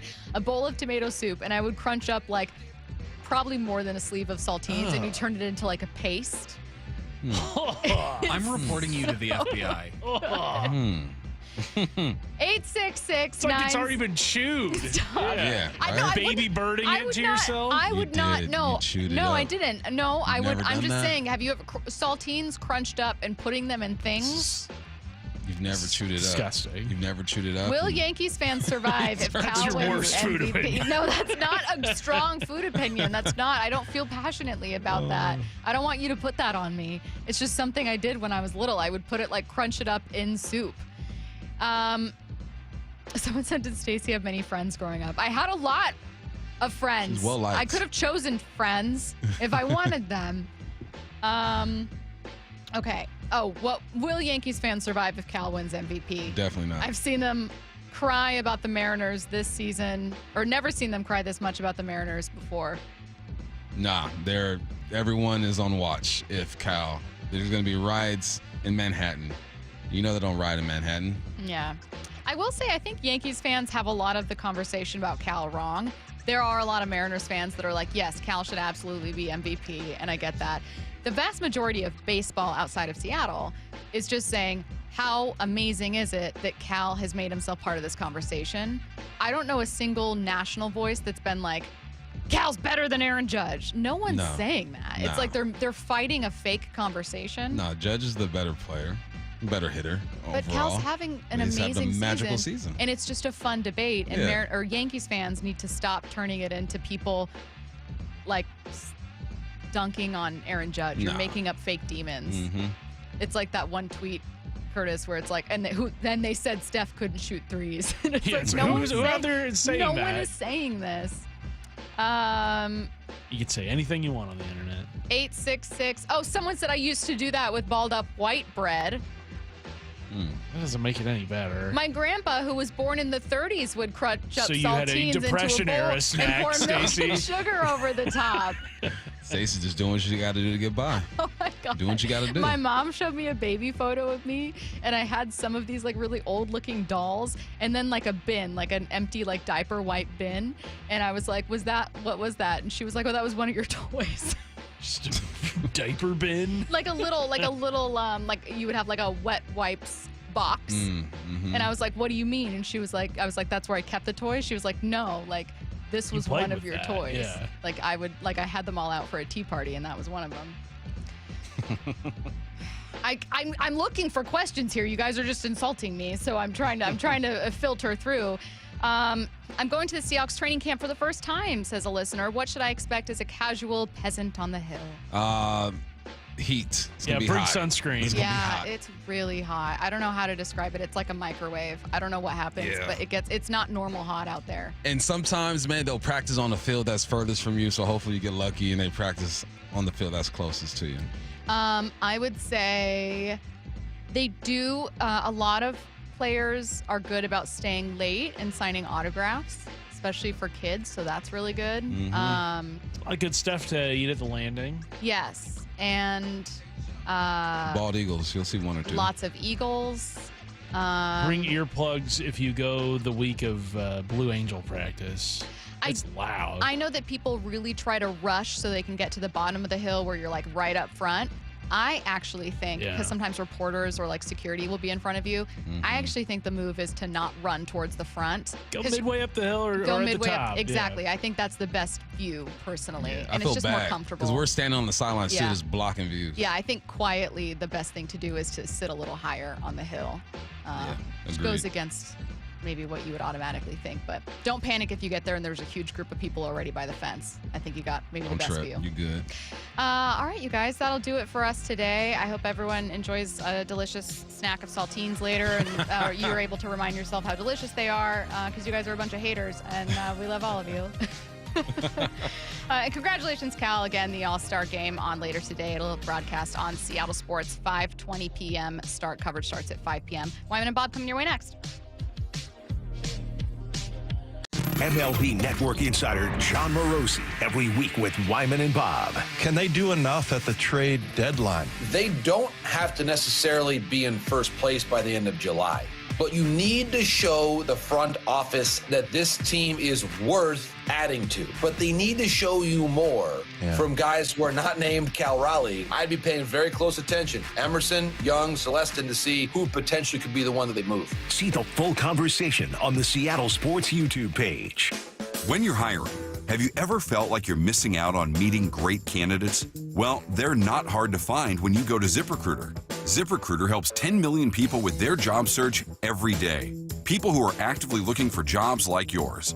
So it's easy to find the right person fast. 4 out of 5 employers who post on ZipRecruiter get a quality candidate within the first day. Try ZipRecruiter for free at ZipRecruiter.com/free. That's ZipRecruiter.com/free. If you've got a gas-powered engine, keep it running like new at every fill-up. Stable in-season protection is your engine's preventative medicine, cleaning and protecting the entire fuel system in season. In outdoor power equipment, prevent gum and varnish buildup that could cause a rough or non-running engine. For cars and trucks, increase fuel efficiency and power by removing deposits, ensuring your engine's long-term health. Stable outperforms the competition in independent lab testing. So at every fill-up, start with Stable. It is that time of year. I cannot wait for the weather to get warm like it is now on consecutive days. That means I can break the motorcycle out, ride to work, ride all over the place, and I love it more than just about anything. But I also know that it's not a matter of if, but when you get in an accident, what are you going to do? Well, I'll tell you, when you're injured in a motorcycle crash, don't settle for firms that say they're motorcycle lawyers. Trust the ones who live it. Law Tigers has been a part of the writing community for nearly 25 years nationwide. They are here 24/7. 365 days a year because writers deserve real support when they need it. Law Tigers is the resource writers can turn to when they are in need. Law Tigers is out at all the events and supporting all clubs and shops. The Law Tigers are always by your side. Your case evaluation is always free. There are no fees until your case settles. The Law Tigers, you never ride alone. Law Tigers, Washington's motorcycle lawyers. Jimmy Cook, 539 Broadway, Unit 104, Tacoma, Washington, 98402. Walking away from an interaction with a customer that says, I can't believe how easy this was. I can't thank you enough for helping me. Our strategy with pricing is not to be the highest price and not to be the lowest price, but to be a really good price and to provide a really good experience to the customer. Yeah, I have a ton of really memorable customers. Afterwards to thank us, he sent us this beautiful basket of like candies and fruits and stuff. It was just really sweet. It, really it felt like we were truly helping. Receiving a handwritten letter that's personalized to a salesperson or a service advisor or a technician expressing gratitude, and then taking that home and sharing that with your family and hanging that on your refrigerator, that's the difference. You hear it from one person, and then another, and another. You come to realize it's not a script, it's a belief. The LJ Way is the Lee Johnson Auto family. What is dedication? My daughter started making necklaces. She makes what we call affirmation fashion. I tell her every day that your black is beautiful. Your black is beautiful. And if there's anything better than being beautiful, it's being smart. And if there's anything better than being smart, it's being kind. And reaffirming that every day is our method of making sure her chin never drops. My dad wasn't around, and I remember riding a bike and falling off and cutting myself, and me never just wanting to get back on it. People ask, how your children learn how to ride a bike, and you didn't. I didn't teach them. I just created an environment where they taught themselves, and all I had to do was be there. That's dedication. Visit fatherhood.gov to hear more. Brought to you by the U.S. Department of Health and Human Services and the Ad Council. I lost my 19-year-old son Johnny to suicide after he became psychotic from using marijuana, vapes, and dabs. He experienced cannabis-induced psychosis and thought the mob and the FBI were after him. Dabs are products with concentrated, high-potency THC, the chemical in marijuana that gives users the high feeling. One hit on a dab pen today is the same as smoking 50 old-fashioned joints back in the day.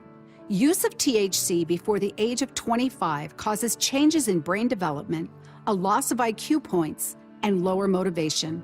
Studies show THC increases the risk of anxiety, depression, and schizophrenia in developing brains. I lost my child, but it's not too late for yours. Educate your teen on the harms of marijuana. A public service message from the nonprofit